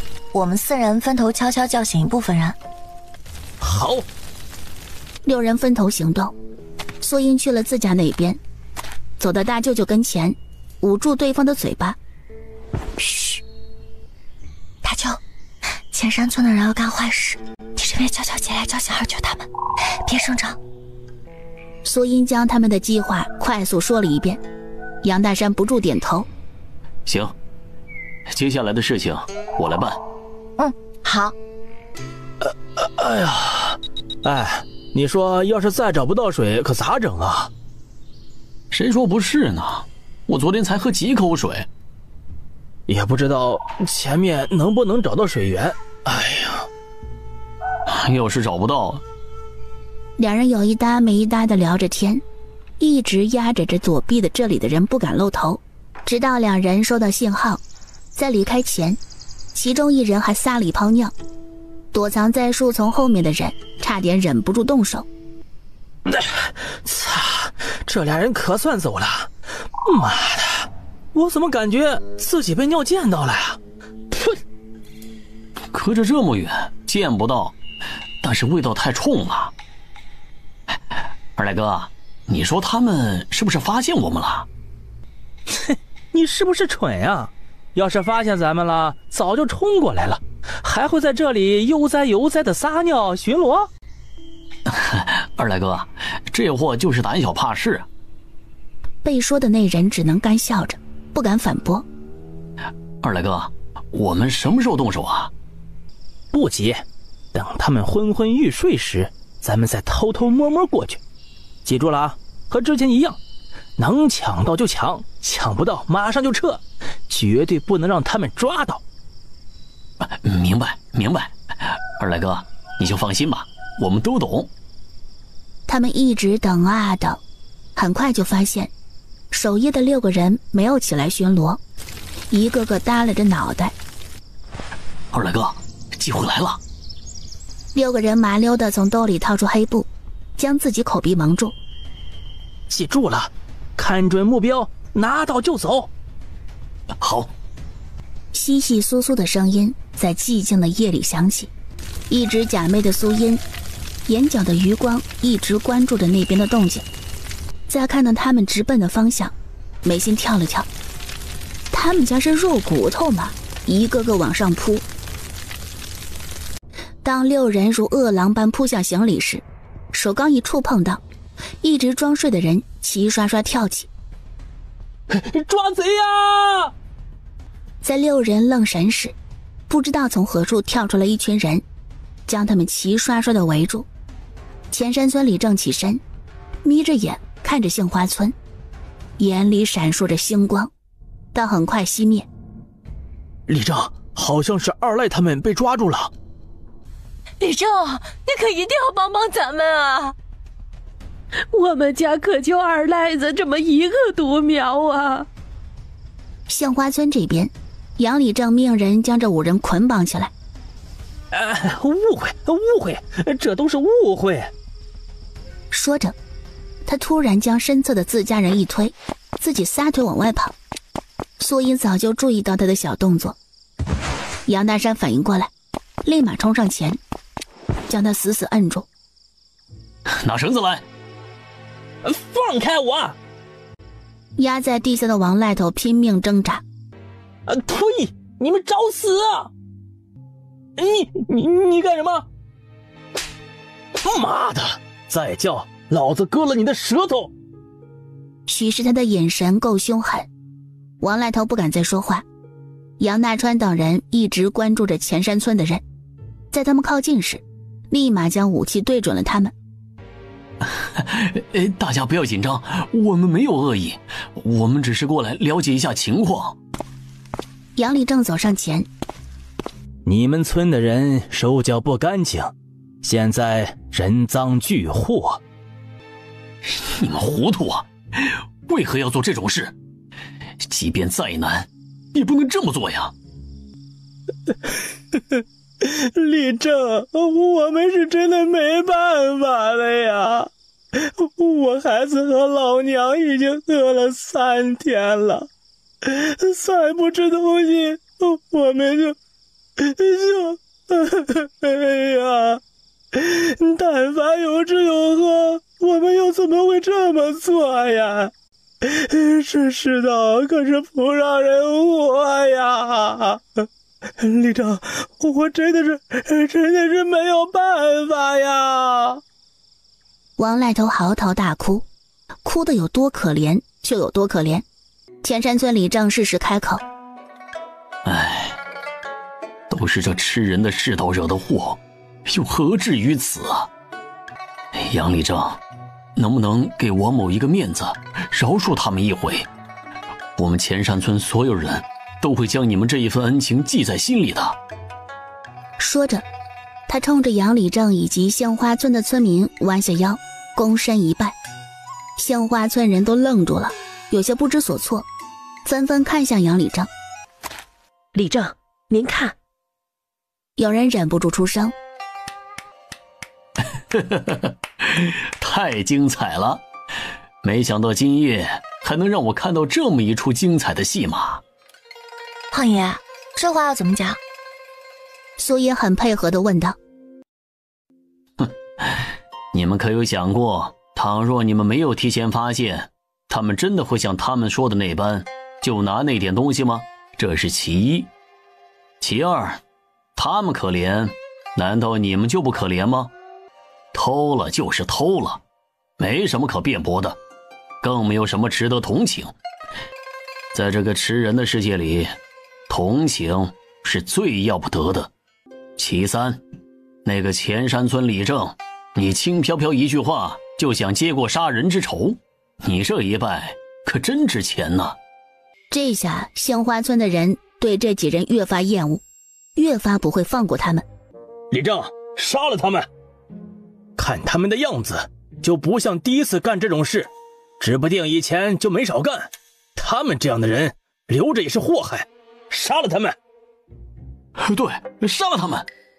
你们放屁！这是我们第一次干，我们就犯了一次错，你们大人有大量，就放过我们吧。王赖头等人的家属也急了：你们敢杀他们，我们就跟你们拼了！你们真打算要动手吗？那可要想清楚了，一旦动手，刀剑无眼，你什么时候去见了阎王就不知道了。原本是不关你们的事情，若是为了别人家的男人让自家男人死了，就问你们值不值得。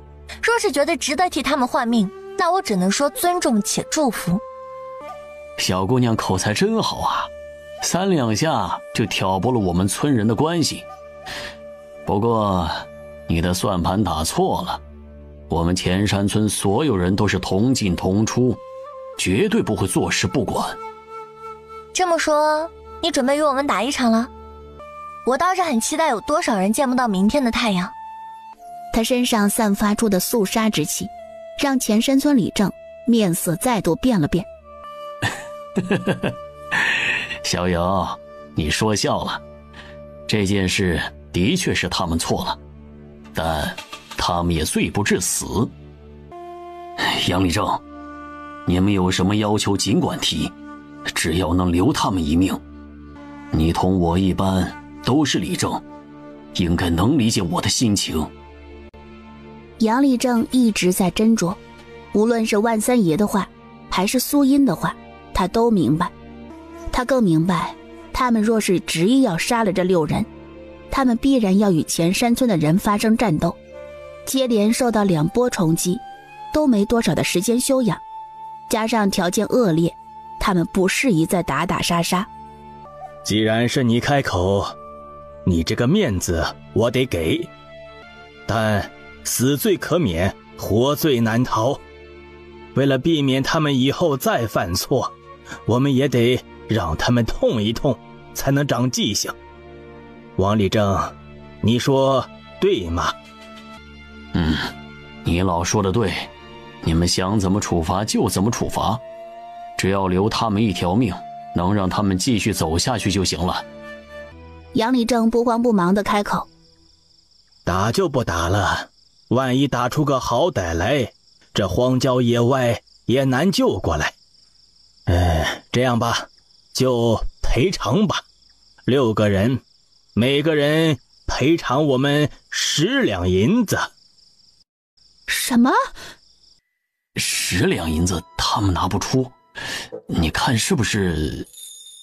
杨立正直接打断：我看得出来，前山村人与我们村一样，都是团结友爱的一家人，肯定舍得出钱。每家每户出个1两半钱银子，这钱不就有了？在他们否定之前，杨立正又补充一句：我相信你们村能拿得出来，毕竟你们都愿意为他们舍命。现在只是拿出个1两半钱的，自然不在话下。1两半钱就能买一条命，还是很划算的，你说对吗？杨立正，你说的对。前山村有人忍不住开口：立正，我们……闭嘴！王立正冷眼看向王赖头6家人：你们每家各拿出5两银子，其他各家再拿出剩余的，我作为理正出2两银子，剩余的每家都一样，各拿1两银子。这次他们遇到事情，你们帮忙，下次你们遇到事情，同样其他人也会帮忙。他又看向王赖头6家人：这钱是村里人暂时借给你们的，等你们有钱了，必须要还的，记住了吗？我们会记着，绝对不会忘记。等安定下来，我们一旦有钱了，就第一时间还钱。虽然他们这么说，但其他22家人心里还是不舒服。前山村抠抠搜搜的凑够了60两银子，杏花村人这才将那6人放了。这回他们算是偷鸡不成蚀把米。明日还要赶路，都去休息吧。杨立正一发话，所有人都各自回去。现在我们与前山村的人闹了矛盾，后面的路要格外小心，你们所有人都得打起精神。明白。翌日一早，苏英选了一处空地在打拳，杨大树屁颠屁颠地跟过来，站在他身侧，跟着他学。在他打拳的时候，杏花村的人、老人、小孩都起来去收集露水。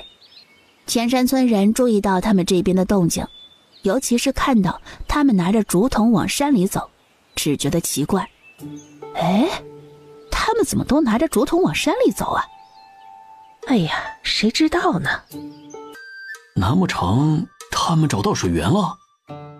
这话一出，前山村的人眼眸瞪得豆大，一个个激动不已。走，赶紧拿上东西跟上他们，不要与他们靠得太近，免得与他们起冲突。小姑姑，那群花旦跟来了。哎，这群人啊，就像是狗皮膏药。大伙都小心点儿。杏花村的人相互提醒，没敢太分开，相互结伴采集露水。那一点点露水收集起来能有多少？这不是瞎耽误时间吗？有人嘀咕着，失望地转身就走。第一个人离开，很快前山村不少人跟着离开，当然也有少部分人留下，同杏花村人一样，开始收集着聊胜于无的露水。娘，你腿上还伤着，不要动。昨天上过药，已经好多了啊。稍微动一动，不打紧的。不行，头几天不养好，会让它越来越严重的。在苏英强硬的态度下，苏母只能坐回去。苏丫头，早食吃什么？烙饼？别了吧，我们喝粥怎么样？既解渴又能填饱肚子。行。苏音没舀太多，只舀了半勺水，倒入锅里。会不会太少了？你如果在下一站能找到水源，我马上加倍。万三爷讪讪地闭上嘴。一炷香后，苏宝珠跟随大部队回来。苏音看了一眼他们收集的露水，倒入碗里，仅能漫过碗底。这里太干了，露水都凝结不了多少。小姑别担心，车到山前必有路，快吃吧。苏宝珠小口小口喝着，现在每一滴水都很珍贵。茵茵，1刻钟后启程。好的。1刻钟后，浩浩荡荡的队伍再次上路。杏花村出发时，前山村的人还在做早食，听到对面的动静，很是诧异。李正，他们这是准备提前走，我们要不要跟上？不用。他们村的人与杏花村的人不相上下，两方对上，胜算太小。现在再想搞什么小动作，对方有所防备，很难成功。如今双方交恶，分开点更好。苏莹往后看了一眼，确定前山村的人没有跟上，稍稍松了一口气，真怕那些人像是狗皮膏药一样贴上。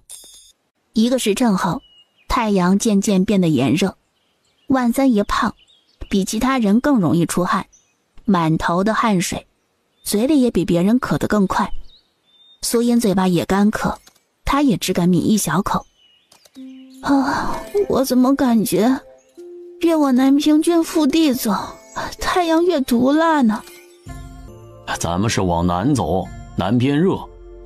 你要是走到大雍巢最南端，那里4季都是炎炎夏日，常年不见雪。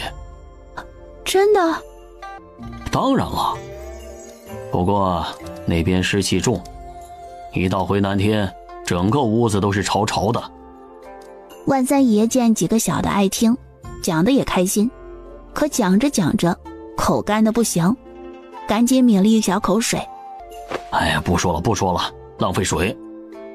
胖爷，你再多讲一点嘛。哎呦，你们就别缠着胖爷了，没瞧见胖爷热得不行啊？你们也都少说点，浪费口水。你们不口渴？胖爷喝，我们不渴。你把水给胖爷，胖爷给你讲。姐姐，胖爷欺负小孩。你姐姐不帮你，要不要小姑帮你啊？不要。杨立正看了一眼身后的队伍，眉头紧锁，许多人唇角干裂，陷入缺水的状态。他抬头看了一眼天，艳阳高照，没有半朵云遮盖，这天还得晴下去。爹，你到车上坐一会儿。不了，让老二家上车坐一会儿。杨福知道他爹在担忧什么。爹，或许前面能找到水。他们从永清县带出来的水也用得差不多了，他这边刚想着，大壮娘带着大丫过来。李正啊，你看看我们一大家子水都用完了，之前分水的时候我们就没拿到，现在是不是应该给我们一份啊？分水是分给没水的人，你家有水还想让别人给你水？大家都有份，凭什么我家没份呀？凭你家有水。现在我家没水了。谁叫你家现在没水？要怪就怪你家没水的不是时候。大壮娘耍无赖耍不过，一把将大丫拉扯过来。你个蠢货，让你过来你不会开口，你哑巴了，快点求你李正爷爷给我们一点水。大丫眼中噙着泪，想开口，但开不了那个口。说话呀！李正爷爷，我能不能给我们一点水？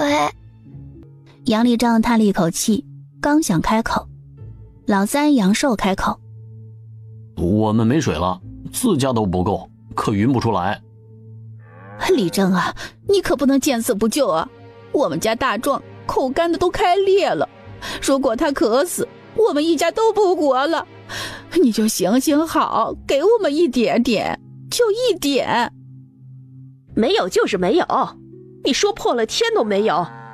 大壮娘见李正从头到尾都不开头，心中憋着一肚子气。你个死丫头，求人都求不来，真是没用的东西，看我不打死你！你要打孩子就回家打去啊，别来到我们跟前。他现在怀着孩子，见不得这种事儿。娘，我口渴，我要喝水。大壮奶赶忙问道：给了吗？没给。嘿，你个没用的东西，这点事儿都办不好。娘，这可不能怪我呀，要怪就怪大丫这个死丫头，让她开口求人，嘴巴就像被缝住了一样，啥也不会说。今晚别吃饭了。大丫低着头不敢吭声。娘，我不管，我要喝水。儿子，你先忍一忍啊，等找到水源，咱们就有水喝了。我不管，为什么他们就能喝水？娘，你到他们那里去拿。一见是那一家子，大壮娘面露为难之色。那一家子比李正家还抠门，到他们那儿去，指不定就被打回来。娘，你不敢去，就让这个赔钱货去。死丫头，没听到你弟弟说的，赶紧去，讨不来水就别回来。娘，我不。你个赔钱货啊！现在连我的话都不听了。早知如此，你刚生下来的时候就应该把你溺死在水里，省得你在这里浪费粮食。哎呦，大壮娘，差不多就得了。现在谁家水都紧，哪有多余的水能给出来啊？我问你拿，你肯给吗？自己不敢去，干嘛为难一个孩子？我教训自家孩子，要你管啊？在我面前我就管。眼看着两人要掐起来，双方的男人赶紧出声阻拦，才没让事态发展下去。一直走了2个多时辰，到了晌午时分，杨礼正这才让人休息。现在日头正大，休息1炷香再走。老二啊，趁着这个休息时间，你带几个人到附近转转，看看是否能找到水。爹，你看看周围这一带的树木都干成什么样了，肯定没水，还不如让二哥他们好好休息，节省一点体力，少流点汗，也不会渴那么快。爹，这1炷香的时间又不能走太远，这一来一回压根不顶事啊。让你去你就去。哎，行，我去。等一下，你找人别找其他人，尽量找之前进城的几家。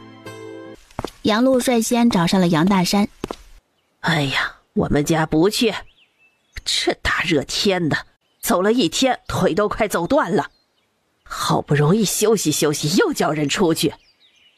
杨璐尴尬一笑，他来的时候就没指望张家这一家子。大山哥，你这边怎么说？我去吧。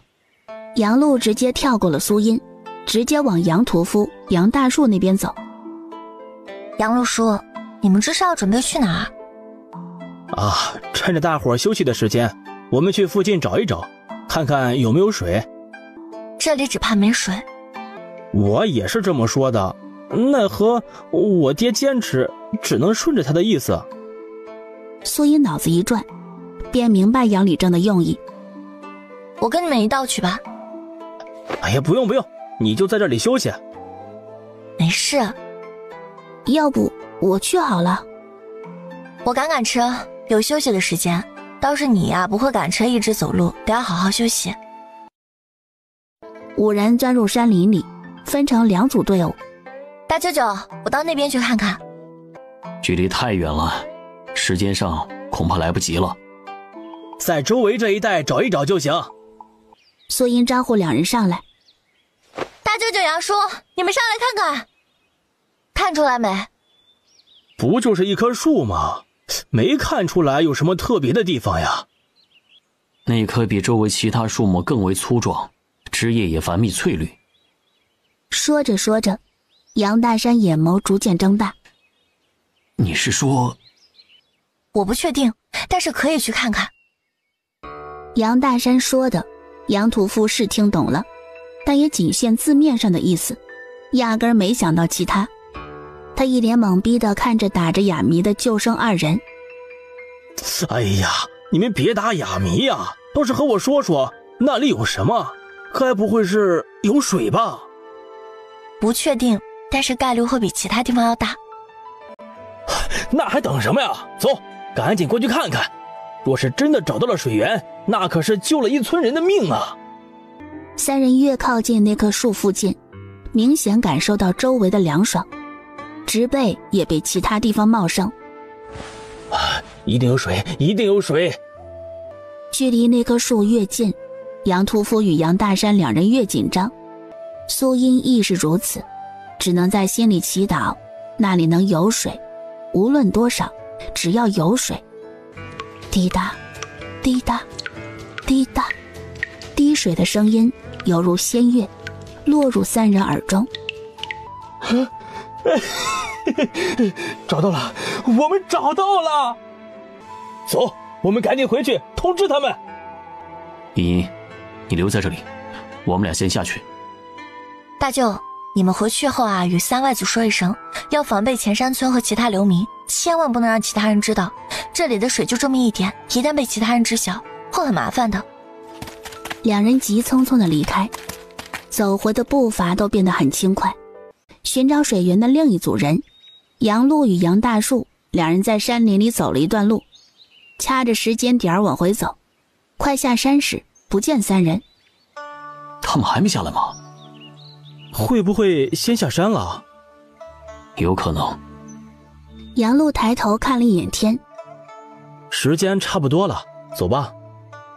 两人一回来，众人一瞧见他们的表情，大抵明白了，但还是有人忍不住问询一句：可有找到？没有。众人叹气。大山他们没回来吗？没呢，你们先回来。他们怎么还没回来呀？之前说好的一炷香时间，现在时间都过去了，却不见三人踪影。可能他们有什么发现呢？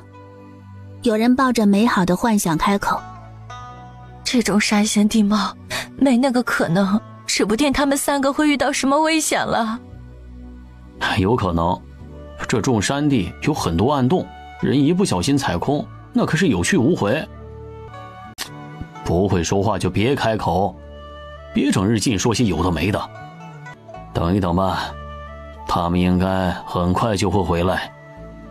一盏茶过后，依旧没见三人。一直淡定的苏母有些坐不住，时不时地朝着林子里张望。嫂子，茵茵那么厉害，肯定没事的。又过了一盏茶，众人还是没有见到三人。这下大部分人都坐不住了。他们该不会真的出事了吧？别瞎想了，有可能是迷路了也说不定啊。杨礼正神情肃穆。老大老三，你们两人带一些人去找他们。好。两人召集了10来人的队伍，正准备出发。杨大山与杨屠夫两人正好从林子里窜出，众人一见两人，断松一口气，但很快发现少了一人。大哥，我家茵茵呢？茵茵怎么没跟着你们一起回来啊？苏丫头呢？茵茵没事。那她怎么没跟你们一道回来呀？杨屠夫含笑的眸子扫过所有人，脸上露出灿烂的笑。嘿嘿，因为茵茵在那里守着水源。大山，这是真的吗？你们真的找到了水源？真的，这处水源是茵茵找到的。那就好，那就好啊。杨立正开始组织人手上山，每家每户留一部分人手在这里看守行李，其余人拿着盛水的工具上山。三外祖，来之前茵茵提醒了一声，我觉得挺有道理。他说了什么？我们要防备前山村的人，我们必须想办法躲过他们的眼。倘若将他们留在这里，其他人离开，我怕前山村的人会觉察到。第二，关于我们找到水源的事情，绝对不能泄露出去。那边的水源并不像我们想象中的多，它只是从石缝里渗出来的水滴，随时会干枯。你说的没错，茵茵考虑得很周全，让其他人待在这里等着，的确扎眼，也不安全。杨礼正喊住了准备上山的男人。山上的水很少，绝对不能让其他人知晓，否则别说水了，人可能都保不住。前山村的人就在我们身后，路上还有其他逃难的人，我们必须要防备。所以所有人都躲入山林里，不要出来。谁要是干坏了事情，别怪我不留情面。众人纷纷点头保证。我们这么多人，还有这么多东西，藏到什么地方？我知道有一个地方不错，那边有一块巨大的山壁，正好挡住下面的视线。那里还有树木，还可以遮阴，地方也足够大。有了应对之法，杏花村的人马上将马车往山里赶。杨礼正看了一眼地方，人站在崖壁后方，正好能挡住官道上的视线。人只要不出去，下面的人不容易发现。留下来的人都待在这里，别乱走，等我们回来。有了水，一直压在所有人头顶的大山被挪开，每个人脸上都有了笑容。今天找谁算是找对了。还是苏丫头厉害，如果不是苏丫头，指不定就错过了。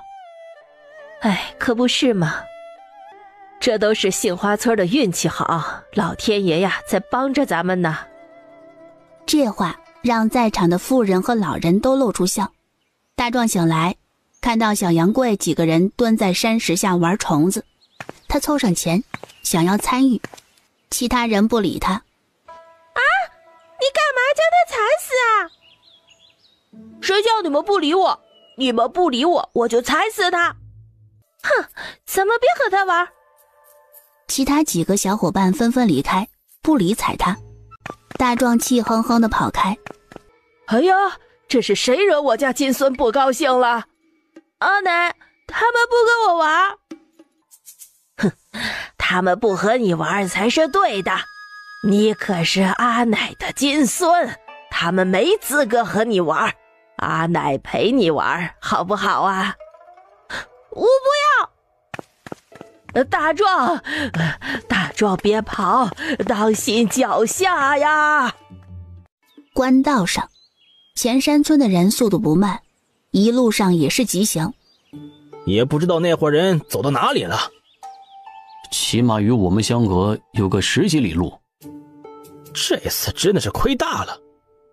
王赖头一想到被讹去5两银子，肉疼的不行。咦，怎么了？赖头哥，你看山上。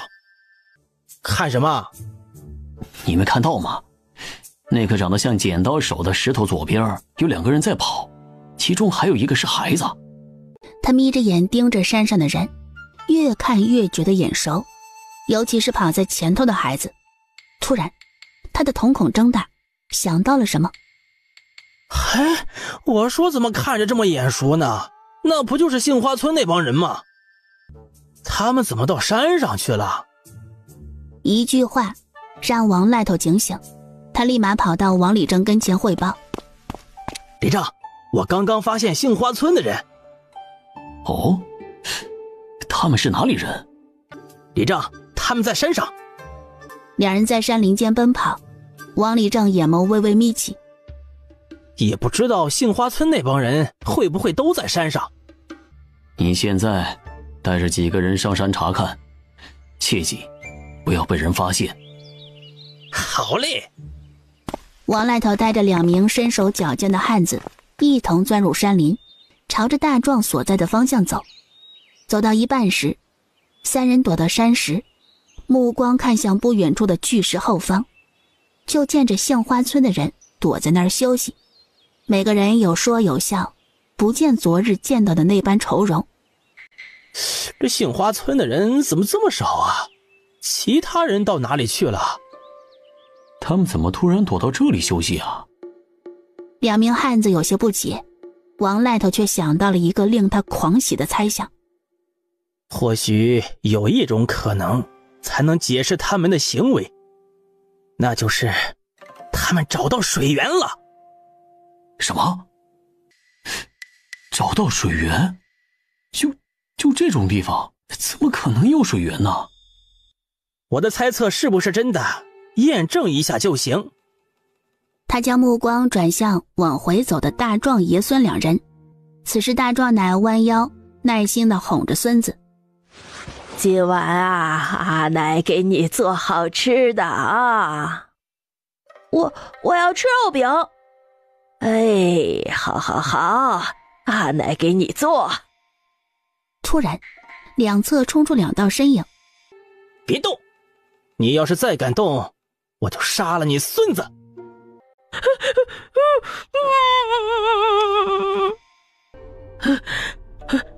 你们想干什么？我们家可没钱，求求你们放过我孙子！你要打就打我！我们是斯文人，轻易不动粗。但是你要是不识相的话，那你孙子会怎么样？我可不敢保证啊。我听话。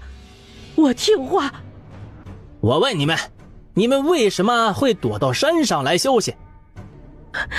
咱们李正说，在山上更凉快，更安全。你们干什么？我不是老老实实的回答你们的问题了吗？你们怎么还打我孙子呀？因为你不老实。哼，在这里休息，你当我们是傻子不成？为何休息的人只有那点人？其他人呢？他们去找水源，还没回来呢。我看不是去找水源，而是去取水吧。不是，我说的是真的，都是真的。我最后问你一次，那些人到底去哪里了？对，你们说对了，他们都去取水了。嘿，你们还真找到水源了？我们在山上找到了一处水源。赖头哥，我们有救了！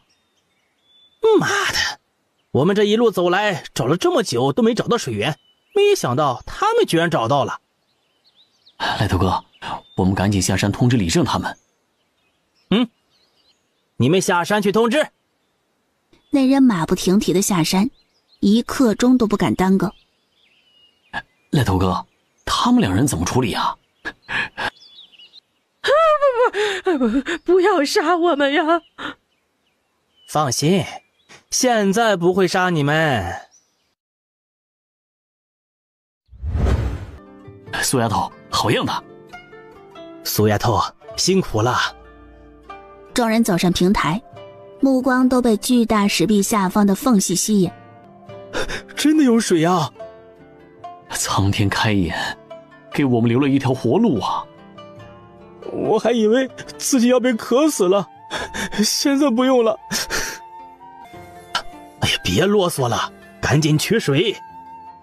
这样的流水速度，全村的人要将容器都装满，需要不少时间，起码今日无法再赶路。三外祖，这里水流太小，以滴水的速度来看，想要将全村装水的容器装满，少说的要需要好几日。杨立正点点头，思忖着。我们无法在这里逗留太久。我这里倒是有个法子，但是有一定的风险。我刚刚观察了附近的地形以及这块石头，我猜测在这块石壁后方有一条地下暗河，或者说是泉眼，我们现在有个法子，那就是将这条石缝敲大一点。对哦，对哦，滴水的口子小，那就把滴水的口子弄大不就好了？苏丫头，这个法子可是有什么不妥？目前我只想到了2个。第一，我无法保证将石缝的口子敲大之后水会不会增多，或许它还保持原样。第二，我担心我们这边对石壁敲打会破坏里面的结构，万一这个泉眼被这么一震不再流水，那就得不偿失了。具体要如何做，就看大家的意思了。现在的情况你们都看到了，大伙都说说自己的想法。时间紧迫，我们不能在这里逗留太长时间，我觉得可以冒险一试。那个胖掌柜知道的事多，要不问问他？我们生意人有一句话说得很好，富贵险中求，越有风险的生意往往回报越大。苏丫头，那你呢？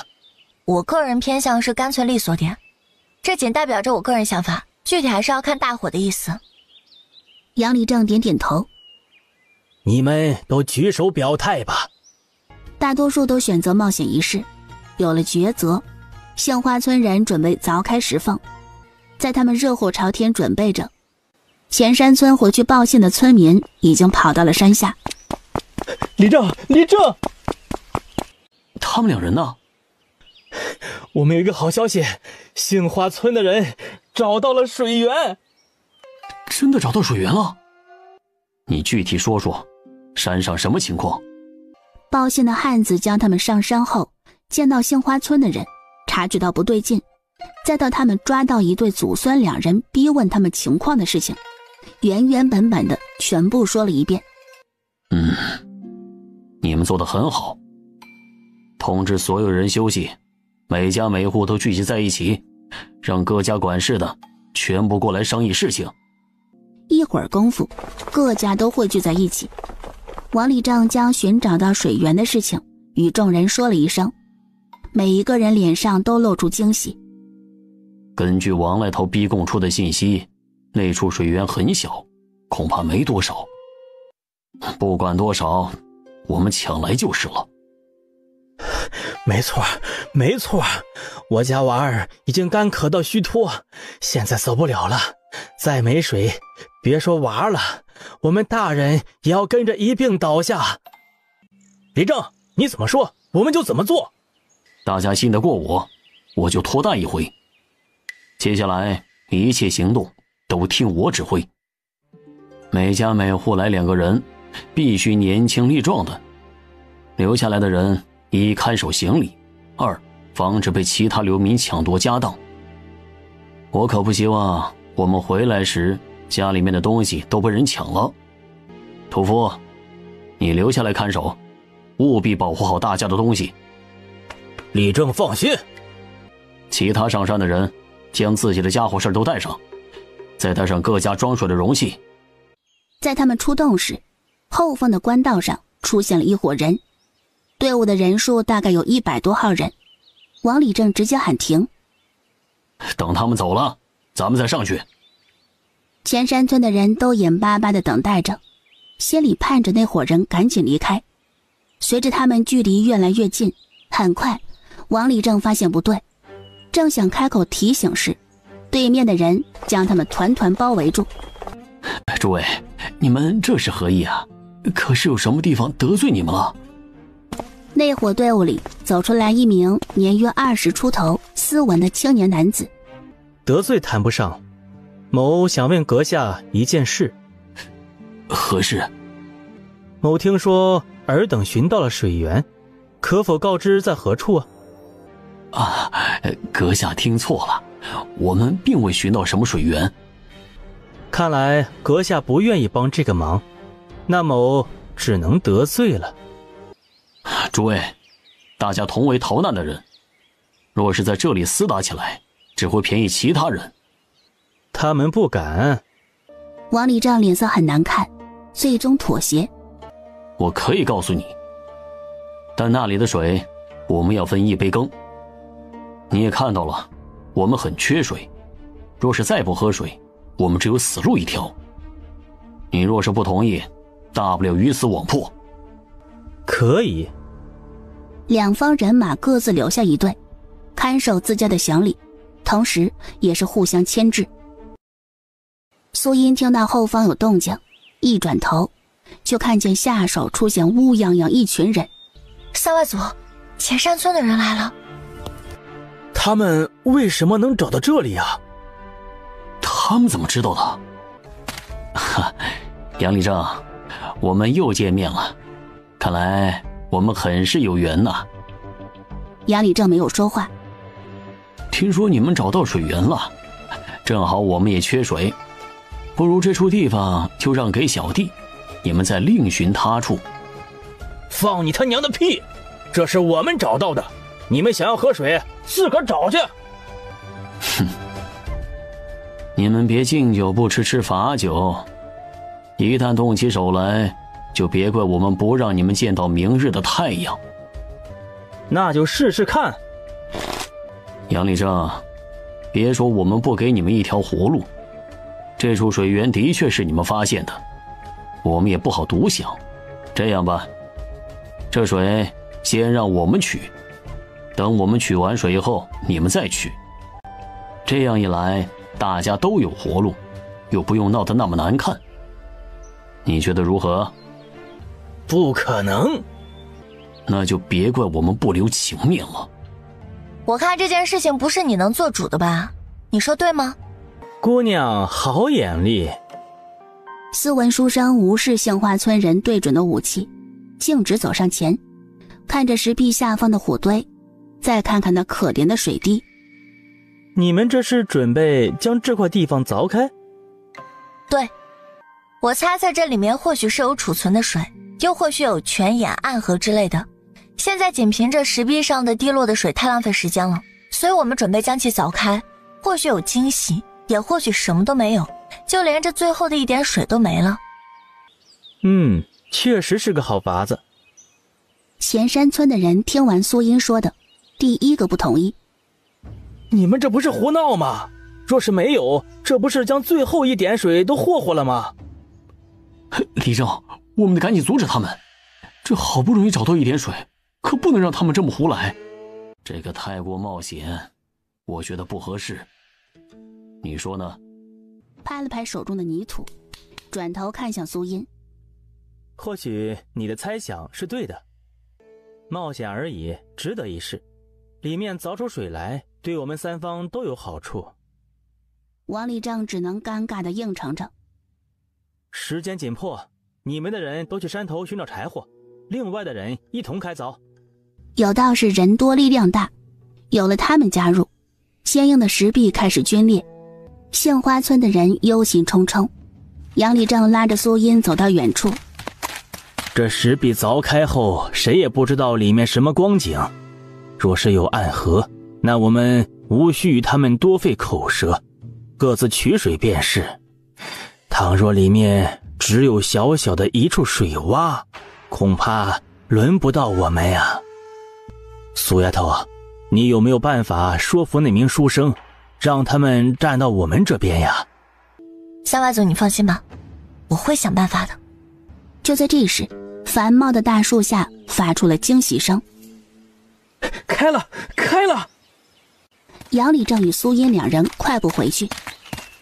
有水！这个发现让在场所有人提着的心都松了一大半。继续走。里面的水多吗？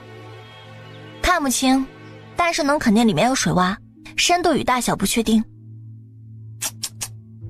如果里面的水不够你们三方人分的话，这对你们不利。万三爷看着三方人马，眯着眼睛盯着那位斯文书生腰间的佩剑。你认识？斯文书生腰间的佩剑有一个标志，普通人不认识，正巧我见过，还听说过。那个标志是属于南宫家的标志。南宫家以铸造兵器闻名，是一个传承了数百年的世家。大雍朝的兵部尚书就是南宫家的嫡系子孙。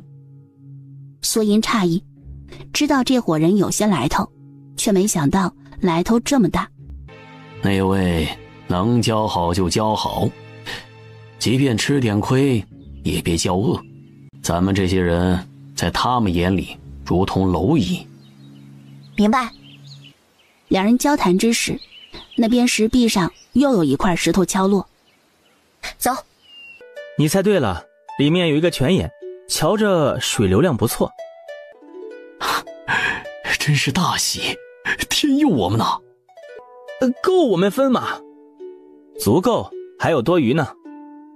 杏花村的人都不由松了一口气，他们是最担心的，一旦发生冲突，他们人数不占优势，很容易吃亏。此地既然是你们先寻到，你们先取水。啊，谢了啊！赶紧接水。杨礼正招呼着，杏花村人都接好水后一同下山。他们一走，王赖头想要上前接棒，却被一把刀子挡住了去路。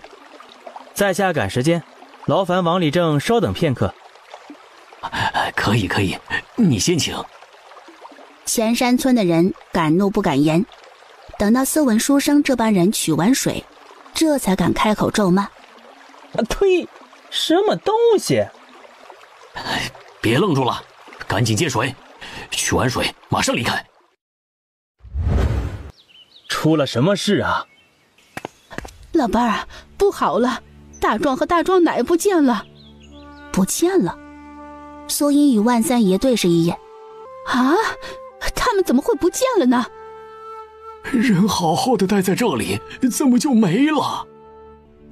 那个死丫头呢？发现他们不见后，他便出去找了。李正啊，你一定要帮帮我们。你有这个时间，还不如出去找。寻人是可以，但是得有一个时间。若是半个时辰之后找不到了，所有人都得必须回来，我们必须下山。你什么意思啊？你想抛弃我们不管？我们可是一个村的人，李正可是说了，全村人必须互帮互助。现在我儿子失踪了，你们帮忙找一下。你居然还敢定下时间？你以为你是李正吗？在来这里的时候，三外族已经嘱咐过所有人不能离开这里，而你们不遵守规定擅自离开，那么造成的损失与伤害必须要自行承担。若是人人都像你们这样不遵守规矩随意乱来，造成不好的后果后，又让所有人来替你们擦屁股，我们所有人都不欠你们一家子的，没有那个义务为你们任性行为买单。看在同族的份上，给了半个时辰的时间，便是最好的交代。不知道诸位认同吗？苏丫头说的没错，自己做错了事，就应该自己承担后果。哼，你们现在拖累我们所有人，耽误赶路的时间，我们浪费半个时辰，那都是顾念着同族之情。好，半个时辰就半个时辰，若是找不到，我们一家留下来继续找，绝对不会拖累大家，拜托了。行了，都别耽误时间了，每家派2个人出来分开寻找，找的时候注意安全。与此同时，斯文书生一行人下山时，路过大壮奶与大壮被捆绑着的地方，那里还有一名前山村的人看守着。少主，要救下他们吗？突然想到一个好玩的游戏，让人将他们祖孙放了。诺。谢谢恩人呐。大壮奶背起大壮，逃离似的离开。众人惊讶地看着一身狼狈的2人。你们这是怎么了？苏音注意到了大壮脸上的伤痕，那明显是巴掌印。内鬼出现了。是啊，出现了。爹娘，我以为我差点就见不到你们了。娘，这是怎么回事啊？你们2人跑哪里去了呀？我们就是出去找点吃的，不小心摔了。我瞧着你们的样子，可不像是摔的，倒像是被人打的。呀，你一个小丫头片子，你知道什么呀？不管是摔的还是怎么的，人回来就好。等出去的人都回来后，我们就可以启程了。启程？哼，在事情没有解决之前，倒不着急着走。事情？什么事情啊？人回来不就好了？大壮奶，我问你，大壮脸上的巴掌印是怎么来的？我们所有人都有眼睛，都不瞎，别想着糊弄。那大壮不听话，我打的。大壮，姐姐问你，你老实回答，我就将这个肉干给你吃，好不好？好好。你脸上的是被谁打的？是之前那个村子的人。他们为什么打你？大壮，别怕，在这里没有人敢打你，你可是杨家的宝贝，不是吗？对，他就是爷奶爹娘的宝贝，他们舍不得打自己。他们问我奶是不是找到水了，我奶就告诉他们了。陆陆续续回来的人亲耳听到大壮的回答后，一个个脸色变得铁青，怒视着大壮奶。他们拿大壮逼我也不得不说呀。我要是不说的话，他们就要杀了我们。你们遇到这种事儿，你们也肯定会说的。不会，因为他们会听从安排，不会乱走，压根不会遇到这种事情。你说的假设不成立，也不存在。素音啊，你到底想干什么啊？非得抓着我们家一丁点错误不放。是，我们是得罪过你，我们和你道歉行不行？一丁点错误？那是一丁点错误吗？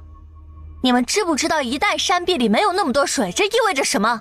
意味着我们要与他们拼命，即便我们拼了命死了人都不一定能拿到水。如果拿不到水，我们所有人都会被渴死。你们不都是好好的吗？水也拿到了，这人也没受伤啊。这一次是我们好运，不代表着下一次我们也会有这样的好运。三外族，无规矩不成方圆，我们现在是在逃难，若是人人都像他这样，那我们这个队伍迟早要被害死。这一次是我们幸运，才避免了悲剧，若下次再遇到这种情况，没那么幸运了呢，我们将面临的是死亡的危险。好不容易从东图县逃出来，有机会到别处逃生，我不想因为一些任性妄为的人将自己陷入险境。李正，这次我们真的知道错了，好在大家都平安无事，你就饶过我们这一回，以后我们绝对不敢再犯。对，以后我们要是再犯，任由你们处置。错误已经犯下，你们就应该承担后果。离开前我就说过，谁要是泄露了水源的事情，必然要承担后果。这个队伍里容不下你们，你们自己逃难去吧。我们就犯了这么一次错误，你们就要赶我们走？我们一家子单独赶路，这是要将我们逼上绝路，不给我们留活路啊！老天爷呀！三哥，你这是让我们去送死啊！看在我们这么多年的情分上，能不能饶过我们这一回？叔祖父，你真的忍心看着我们死吗？老三，要不这次就算了，再给他们一次机会。下次他们要是敢再犯，再将他们逐出可好？再给他们一次机会吧。杨立正不由得看向苏音。好，可以给他们一次机会，不过我家会脱离。苏丫头，你这是做什么呀？有什么事情大家都可以商量着来，你们单独出去这太危险了。苏丫头，他们已经知道错了，你没必要与他们置气。但凡他们下一次还敢再犯，我第一个饶不了他们。六座老，你误会了，我没有与任何人置气，刚刚说的话我也是深思熟虑之后的。这一路走来，我很感谢你们的帮助，我觉得我们一家不太适合继续与大家待在一起。我害怕有一天自己在前面奋勇杀敌的时候，自家的人在我的背后捅一刀。我不害怕敌人，但我害怕来自背后的刀。我只有一条命，我不敢赌。这些话让不少人低着头深思。